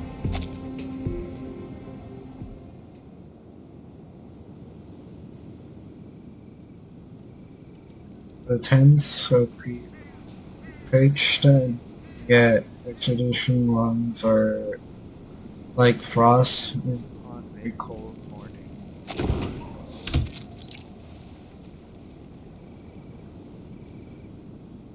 The aircraft captain leans out, shaking his head towards the woman's hand before one she tends. Lieutenant, we have run the check-in program. The problem is with the pedal. It's malfunctioning, which is somehow deviating the set yaw rate. That is why we had such severe turbulence and deviation just now. I suggest we do not fly Canis Minor until we have done a complete overhaul. The weather is just too extreme in Antarctica. Warrior takes a stock of her soldiers, then makes a cautious stride towards the transport helicopter. Report to the Admiral. We're still some way away from our designated station, but it seems we have no other choice for now. At least we landed in a place with enough space and sightlines to perform our task. This is the best we could have done, given the situation. Well done, Danilov. Of course, Lieutenant. Now all there is to do is wait. Wait for what? The answer is about to be set free. Attention! We have an order from Admiral Igor. We are the perimeter defense of Antarctica. We must be ready for any possible attack from the Foundation. The Admiral is stationed in the Sanctuary. From there, he will administer orders to both us and Ptolemy's infantry squad at the other port. Warrior adjusts her collar, her mouth dry. Any unit entering the sea within visual range is to be considered a signal to engage. Understood? Yes, ma'am.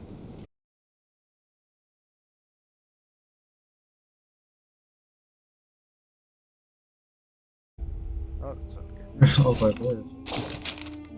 About this piece of yours.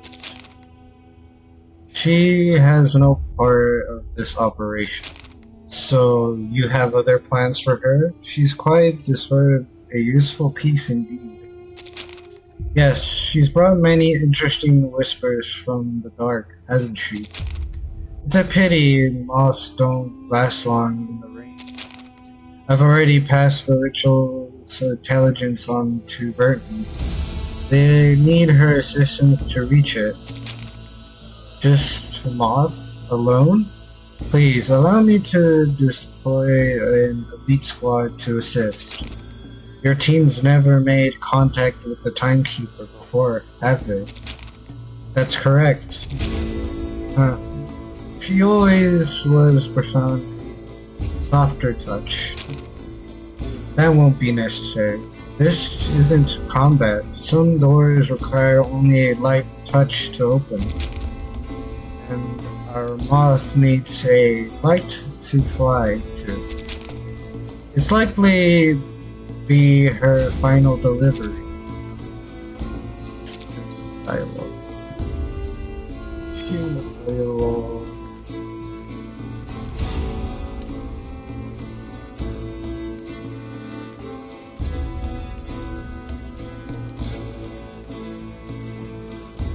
You. Oh, where's the other one? Who are you? Mr. Forget-Me-Not, entrusted me to deliver the Fountain of Youth to the Sanctuary, and to assist you with the ritual preparations. This is my first time having the honor to enter this holy place.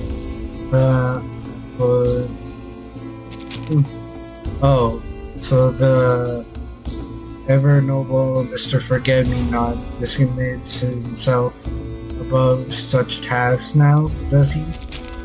What's happened to him?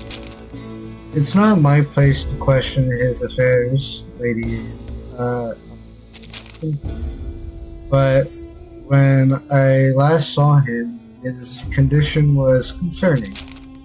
So, more likely the result of incompliances than the price of bearing the immortality elixir. This was the most scared change, no matter his state. He vowed to have crawled back to the sanctuary himself and grew to the Mother of Recollection's feet to control privilege over more flesh folks. I see you wear no mask. Don't tell me he sent an untrusted follower to deliver ritual materials. I pledge my faith to the prayer of Arcana, Lady Elsa. I am blessed. You are in. You are a. First that red-haired fiend, and now a near total stranger. How many more vermin must the Mother of Recollection's gifts be surrendered on? No matter. I do not accept the likes of you to contribute anything meaningful to the ritual. You'll follow my orders, whatever title Forget-Me-Not gave you. Remember how this rules this sanctuary. As you will it. As you will. Yep. Have a safe journey. Let's just be grateful that there are no traffic police in Antarctica. Safe driving. Part 6.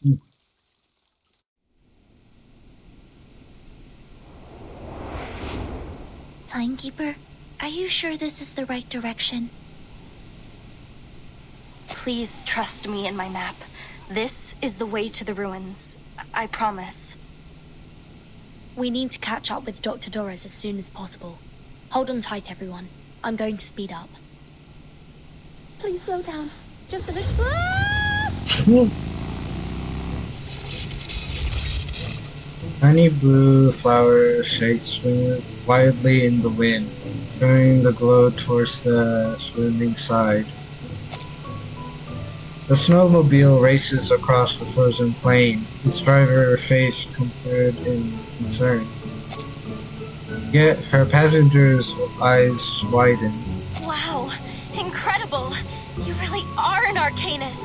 We couldn't figure out how this thing worked. The new model with the Chevrolet bumper, only Frile was able to drive it. But you knew how to drive it as soon as you touched the handle. Are you trained to use human technology at the Foundation too? If you are, it would be a huge case support to my study on Arcanist lifestyles. The truth is, Miss Amundsen, the Timekeeper has never driven before.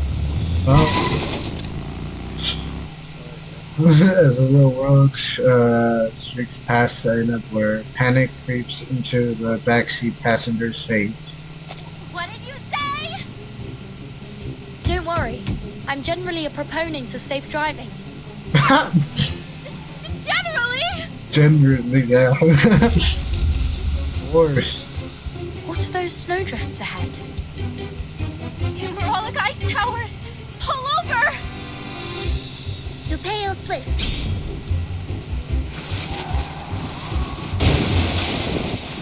This makes sense.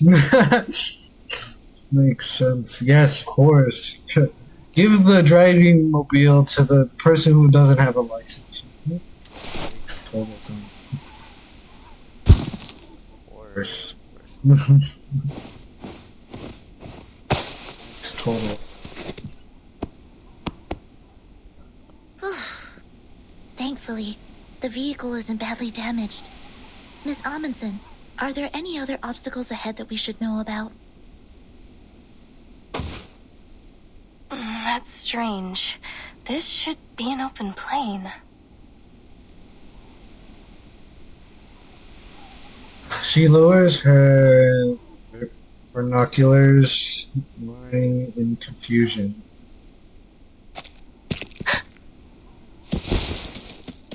She stumbles backward as her feet slips over in out-crept ice. We should take a detour. This place isn't suitable for snowmobiles.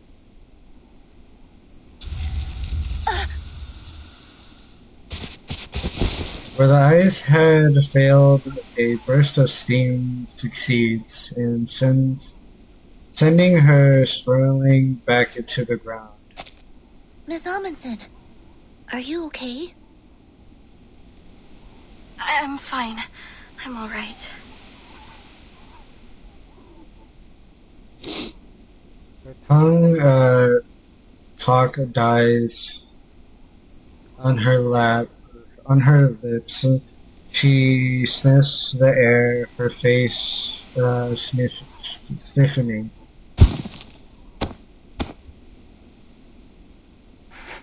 Has my nose gone wrong? Or are we carrying rotten food?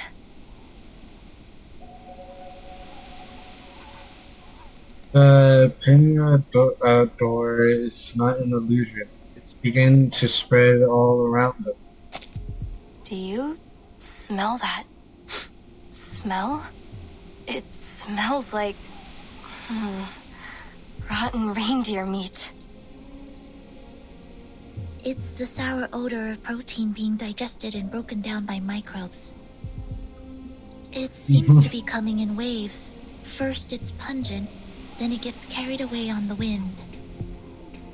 It must be coming from the ice towers. Zanetto crouches, examining the poisonous ice formation. What are these towers exactly? When there's magma beneath the surface, hot gas escapes through narrow cracks in the crust. When it meets the cold air, it vaporizes and forms hollow towers.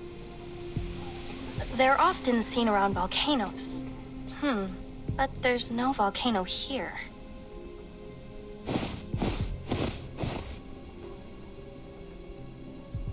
Crouching on the ground, she fingers gather crusted deposits from the vent's rim. Ugh, it's so stinky. The sulfur dioxide in lava does have a strong smell, but it's not as sour and smelly as this. Sulfur dioxide has Besides, sulfur. She begins to analyze at breakneck speed beside the sweat roll down her forehead. Or sweat roll down her forehead as she slumbers involuntarily. the last time my team and I were here, these towers weren't. That was less than 100 days ago. They shouldn't have formed so quickly. And I've never seen towers like these before. They're so short and close together, like a beehive. Yes. It's almost like they're the pores of the continent. Yes. She unconsciously edges behind Sonetto for protection. They are warm on the inside. Warm? Sonetto reaches a hand to examine the simple knot.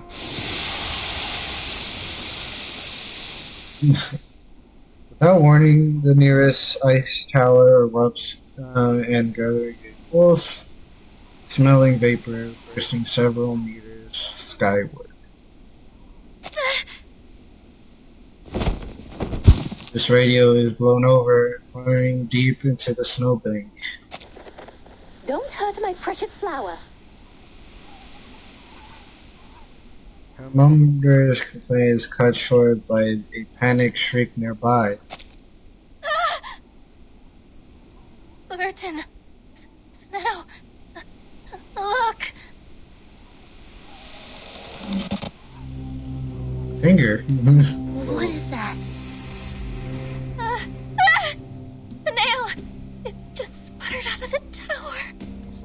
But yeah, the voice jumped in, cover highly thin, soft, and wavering, as her legs buckle to the same tune. At least now we can be sure that there are people around here. Or there were. That was like... Let's head further in.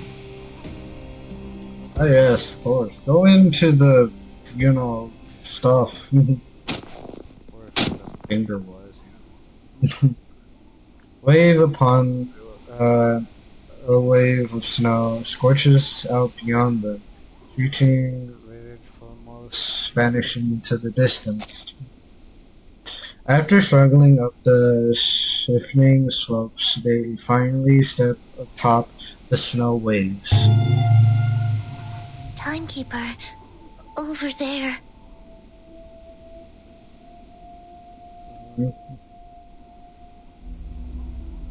Bloodstains loom across the white lips, crimson glowing against the snow. A massive research station looms ahead. Blood has been splattered over its doors and vibrant streaks, a gruesome torment to the tragedy within. Let's take a look. Verton? Yes? I can't go. Her refusal dies half-spoken in her throat.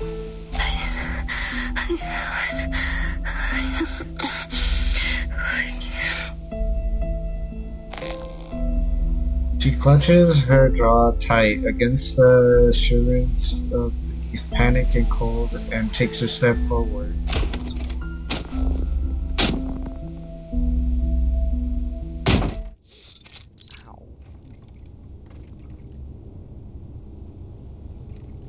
Picking one's way past bloodstains to stone panels to the darkness proves difficult. This is a large station.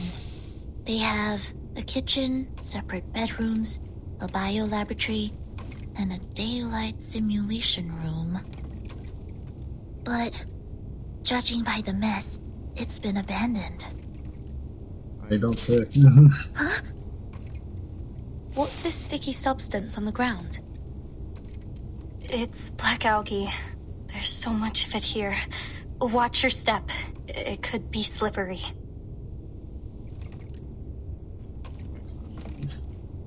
The search continued. There are arcane fluctuation traces on the desks and chairs. Timekeeper, look over there. Following her pointed finger, deep in the shadows inner, a faint glimmer pulses. Excuse me? Is anybody there? Hello? We're here to ask for help. I don't think we should go any further. That's fine. Zenetto! The teammate's voice rings out from the Yes? Timekeeper. unfinished words fall to the ground like wet sand. Oh no, this is more. It's impossible to tell whether what is left is a human or a lamb.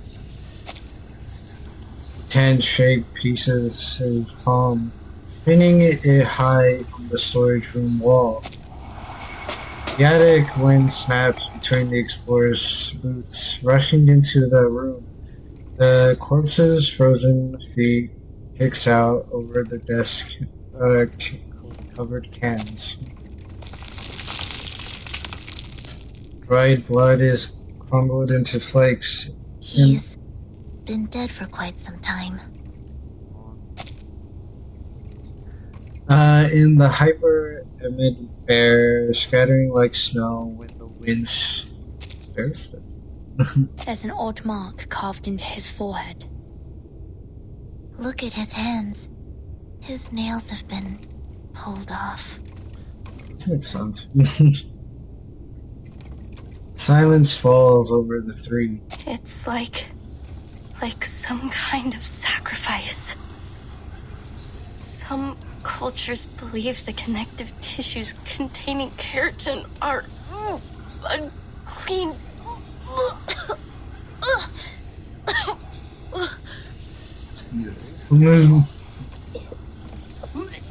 Haunted by the horror of the sight, she drops to her knees and reaches voluntarily. Stop it, Matu. It's just a corpse. It's not the first time you've seen one. It's not the first time. Her hands are trembling as she clutches at her head. Something else is off. There's gauze on the floor, and brown powder around his wound.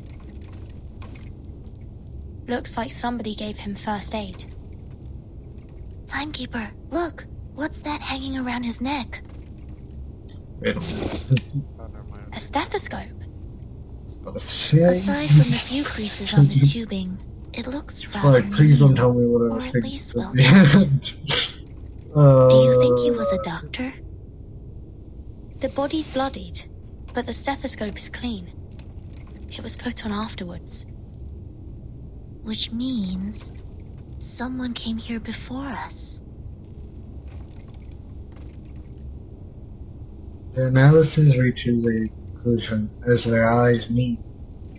Dr. Doris. Let's sense. take it off and have a look. Also, actually, never like. The more I think about it, she did. Anyways, the blooded breaker tips distorted skin up muscles, the horrific truths fractured before their eyes. Timekeeper, watch out!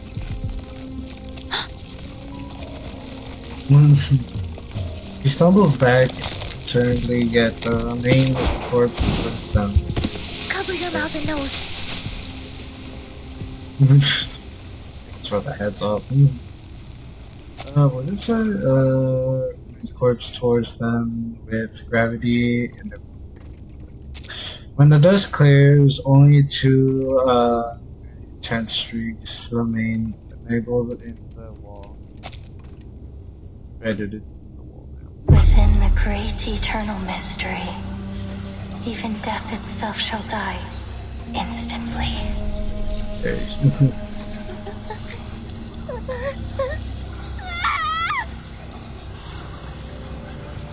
She screams, they were bursts of terror, too long, and now explosion. This is exactly what Machu said would happen.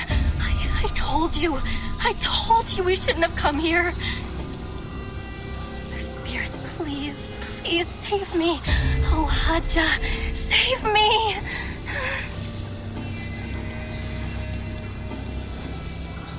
Her teeth sinks into her fingers as her fuzzy depths.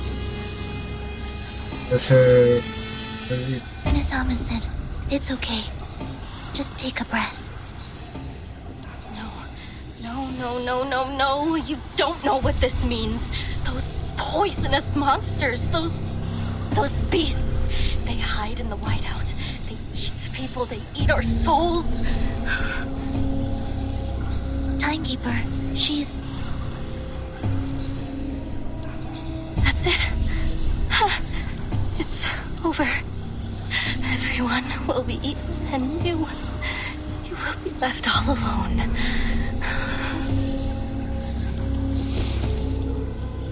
She collapses and curls up on the floor. Just you and their nails. Alone. Nails? The realization comes as suddenly as a thunderbolt. Nautica, did something similar happen to your teammates? Now paralyzed by her growing terror, she seems deaf to all questions. Timekeeper, watch out! Your enemy. Suddenly, human-sized monstrosities swarm from unseen corners ahead. Sonetto, prepare to engage. Copy that. Catch. These beasts whirl in and out with hungry and social paths. Eres subito será. How? White flame. Chill. Alright, Mercus, get in there. I'll do my best. You know, sometimes I always think it's working sometimes. Even though it's not. These like, are the biggest sledges I always like to dude, you working dogs shouldn't be this aggressive. You're not telling me this game can't do work. I'm sensing very familiar Just arcane saying. fluctuations. Manus Vindicte must have done something to them. You think? I don't know. That black ooze tells me otherwise. Perhaps a calming incantation will abate the effects of the arcane skill they cast on them. I don't know. That black ooze tells me otherwise. You know, it's like their signature thing. Or given that... like a metaphor? Are you a rational member? I will take water. Here. Update.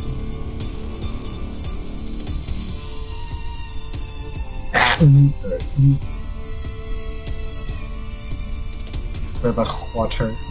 Ow. I'm doing well. Just chilling. Summer verse 99. I hope you're doing well too. How have you been? I haven't seen you in a while. Or, well, actually, maybe I have. Doing okay. Hope you're having a great day/night. Depending on what time it is for you.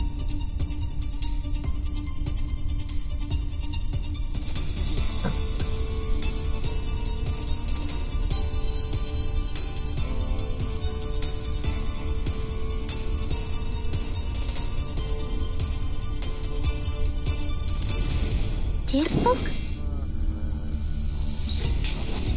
Relax. Yeah, I hope you're doing okay. Well, Reading complete. Was I helpful, timekeeper?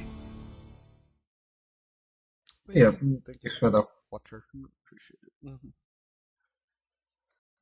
Anyways.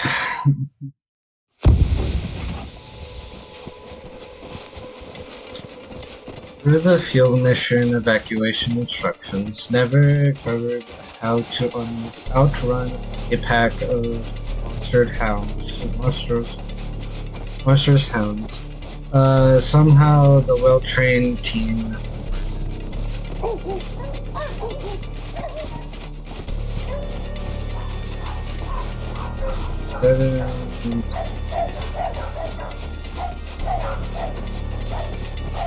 oh, I see. Okay. I mean, well, I hope I hope everything goes well, obviously. But yeah, make sure you take the proper rest, and you need to obviously hydrate. But I do hope that everything goes great around, and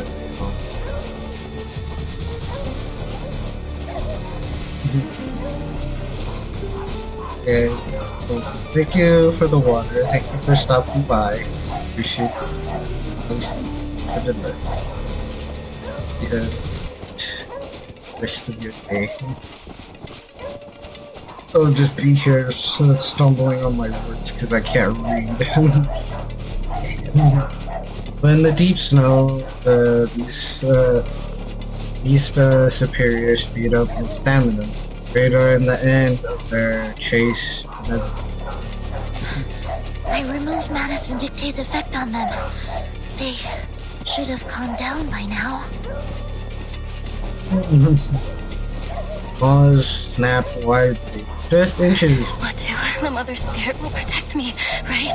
Protect me. Yes, she will, won't she? Timekeeper, there's the Wait, I snowmobile. I can't think right now because all I hear is barking on my cousin. Guys. What is this? Mars snap wildly. Just inches from swaying their fleeting right?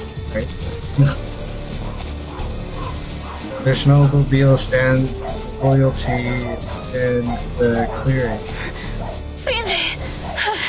Really, snowmobile has come to save me. Get on, Miss Amundsen. Give me your hand. Grab tight. I'm starting the engine.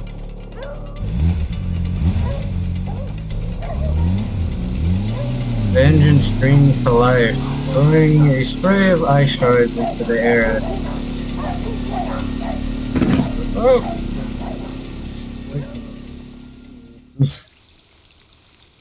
Of course. Of course it goes to auto.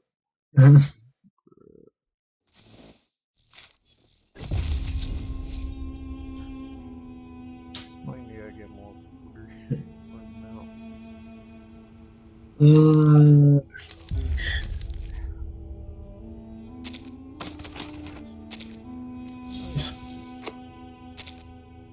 Oh, I feel.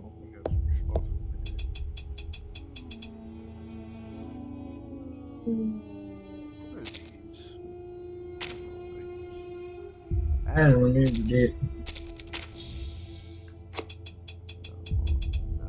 Nice. Grab these. Yes. Also,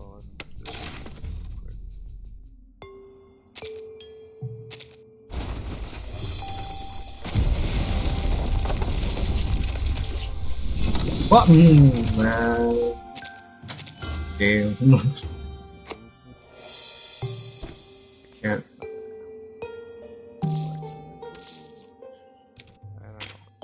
Great. That's sick. Alright.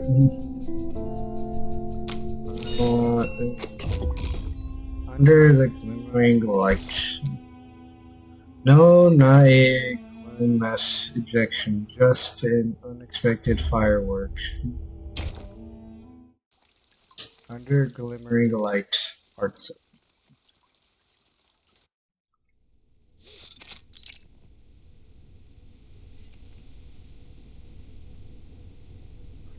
Another equally forgotten research station. Yeah. Why are there so many forgotten research stations?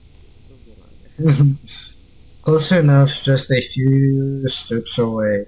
Yet it proves enough distance to put the crazed dogs off their chase. The windows are drifty, the power dim and dying, but at least the air carries no stench of blood or decay.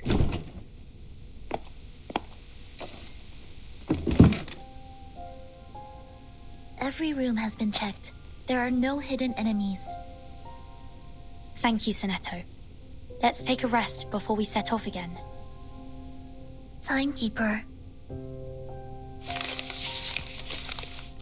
According to the official map, the previous station we entered is called Shackleton Station.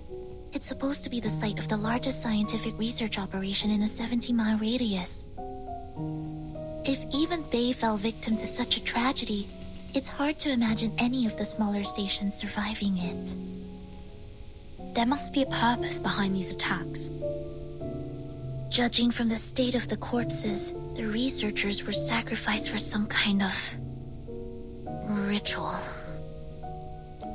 If we assume that Manus Vindicte did this... There is no doubt. This was done by those snow monsters. Her muffled voice emerges from the corner. After their last encounter, she had been silent and still as if like a statue. But at least she begins to unpack jars and cans of food from her bag. Then it's highly likely that this was all in service of the same ritual Mr. Aleph mentioned. It's so cruel. What kind of ritual would require such a thing? We have too little information to piece together the truth. But judging by this massacre, they need human sacrifices. What do you think? Or perhaps they're eliminating any aliens, in this case, humans, in the vicinity before they perform the ritual. In any case, this shows how much this ritual means to them. Dr. Doris. If Dr. Doris was in fact here, then we're on the right track. According to Ms. Amundsen's map, we're not far at all from the central region. We must catch up with Dr. Doris before she enters Manus Vindicte territory. From the looks of the angle of the sun, we still have some time to catch up to her before it gets dark.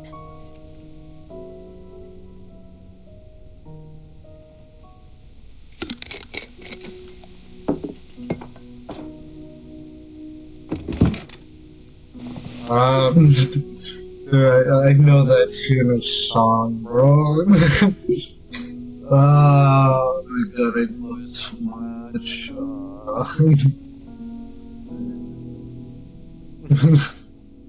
Can I just stay here and just like listen to this 24/7? Just like, man.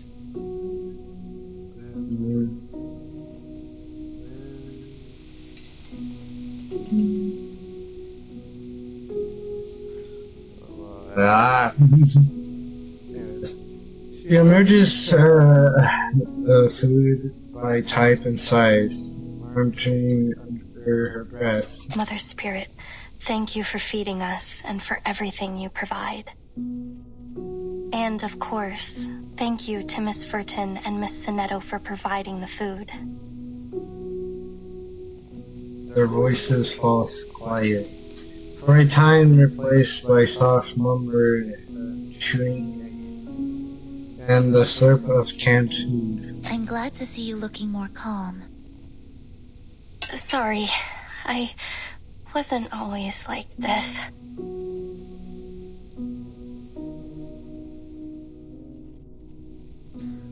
She strings out an apology that gathers into an explanation.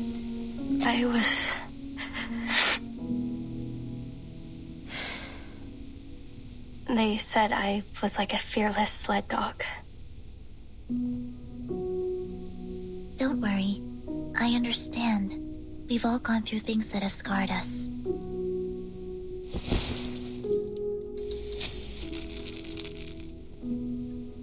The incandescent lights flicker as if nodding in agreement. Is it to do with what we saw in Shackleton Station?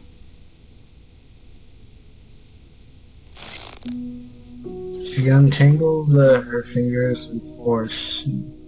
I know you need information, but there isn't much else I can tell you. Insanity, snow monsters, starvation. Death just kept on coming. Frile told me to run, so I did. I ran all the way back the way we came. I ran fast, as fast as I could. But when I got to the station, everyone had either left or...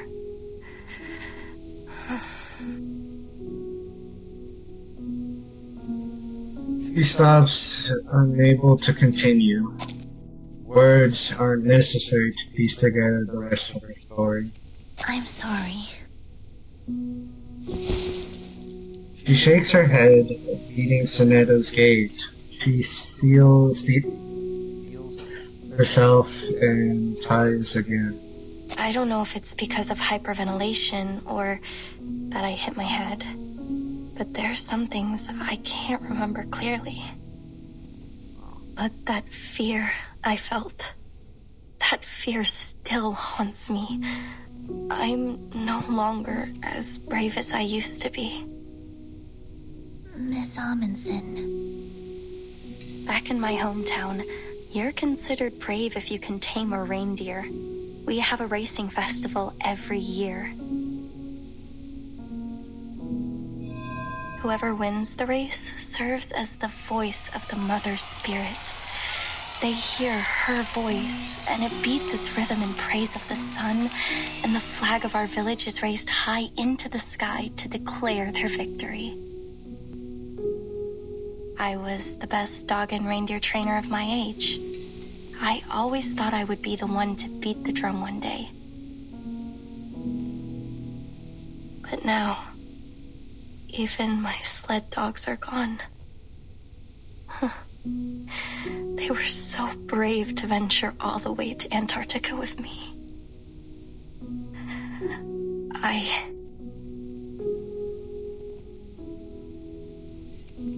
Her eyes drop, but words still don't come. Her fingers twisted back together, untwisted, then twisted again. I'm not that girl anymore.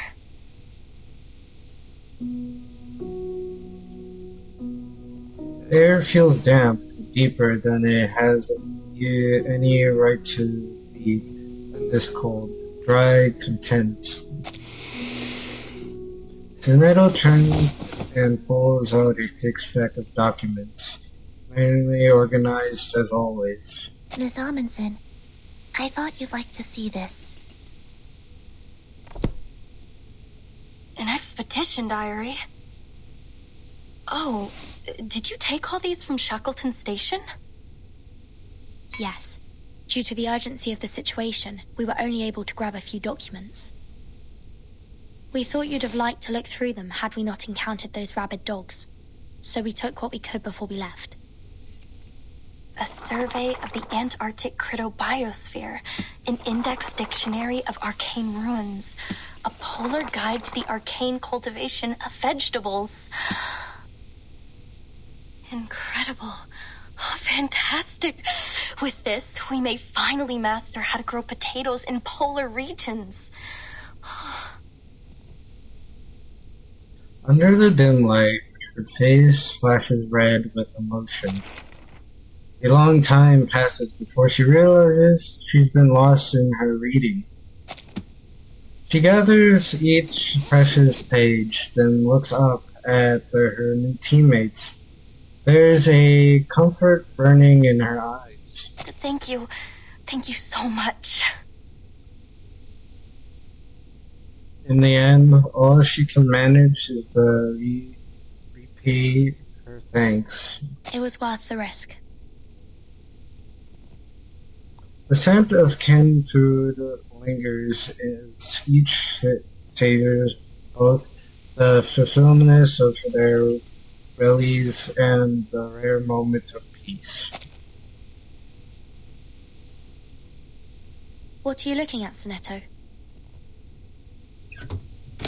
Sonetto closes the door, looking very grave. The sun doesn't seem to have moved at all since we last calculated the angle, Timekeeper. Oh, is it the midnight sun? If only I had the eyes to see it. Technically, it's autumn in Antarctica at the moment. Polar day only occurs in the summer months. Indeed. We've seen it rise and fall several times since we left from Tierra del Fuego. And even if it were the season for Polar Day, the solar angle would still vary. She's breathing once again, picks up the speed as their analyze progress. No, it can't be. She's All these abnormal phenomena. The sun standing still in the sky. That aurora in the broad daylight. Yes.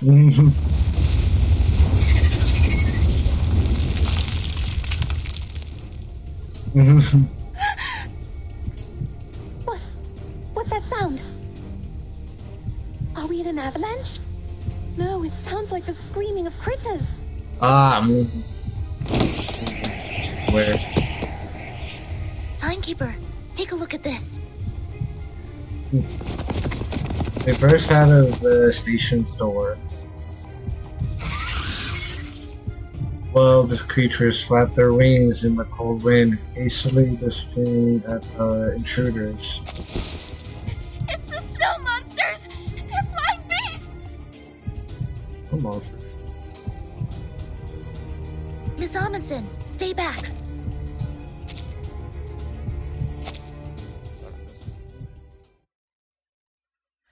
Yippee!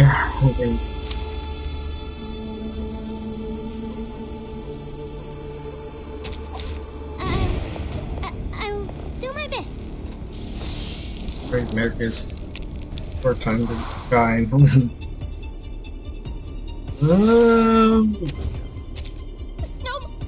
I cannot. These are Manus reformed Alishiaos. We've encountered them before.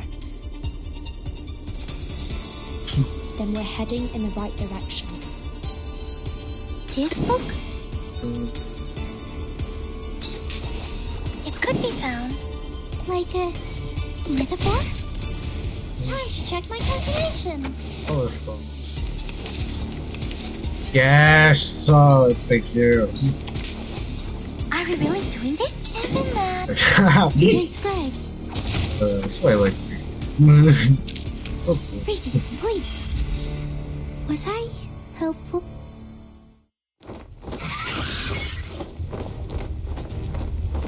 With a precise streak, the aurora scatters from the sky. And as if perfectly aligned, it lands square and heavy or snow.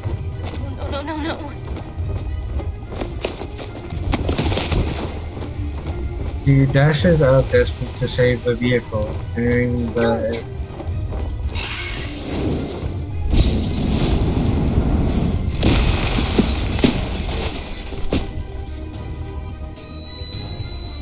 flames shoot out, first followed by a scorching roar. Rushing to its grand final, a spectacle explosion. The transmission tears free from the burst. The snowmobile lies scattered across the white ice field, flames still lurking over its filled fuel tank. Blinding by the smoke raising from the fire, they make out a glowing mass that brightens the endless daylight sky. No. That was our only means of transportation.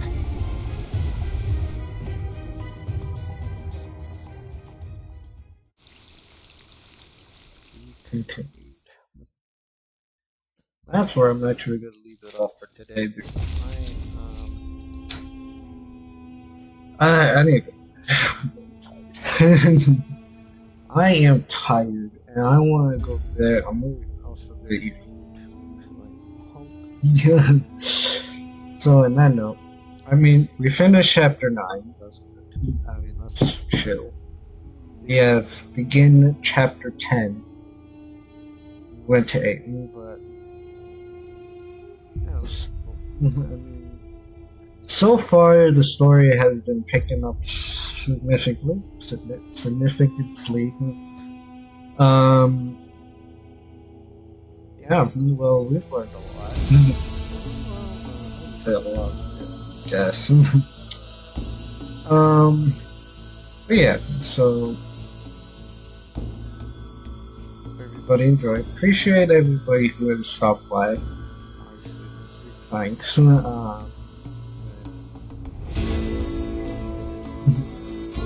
We are going to raise finger budget. I mean, I feel like we're gonna rate actually. That guy is good. Actually, he's come back from streaming ish. No, he hasn't streamed a lot. It's just yeah, we're gonna rate him because again I can. And obviously, as always, I hope everybody has enjoyed this wonderful, spectacle of verse 1999, stuff like that. I appreciate everybody who stopped by, and yeah, it's pretty much it.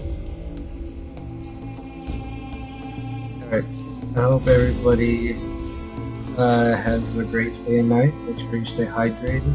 And I will see everybody next week. And stay out of danger. And yeah, I'll see everybody next week.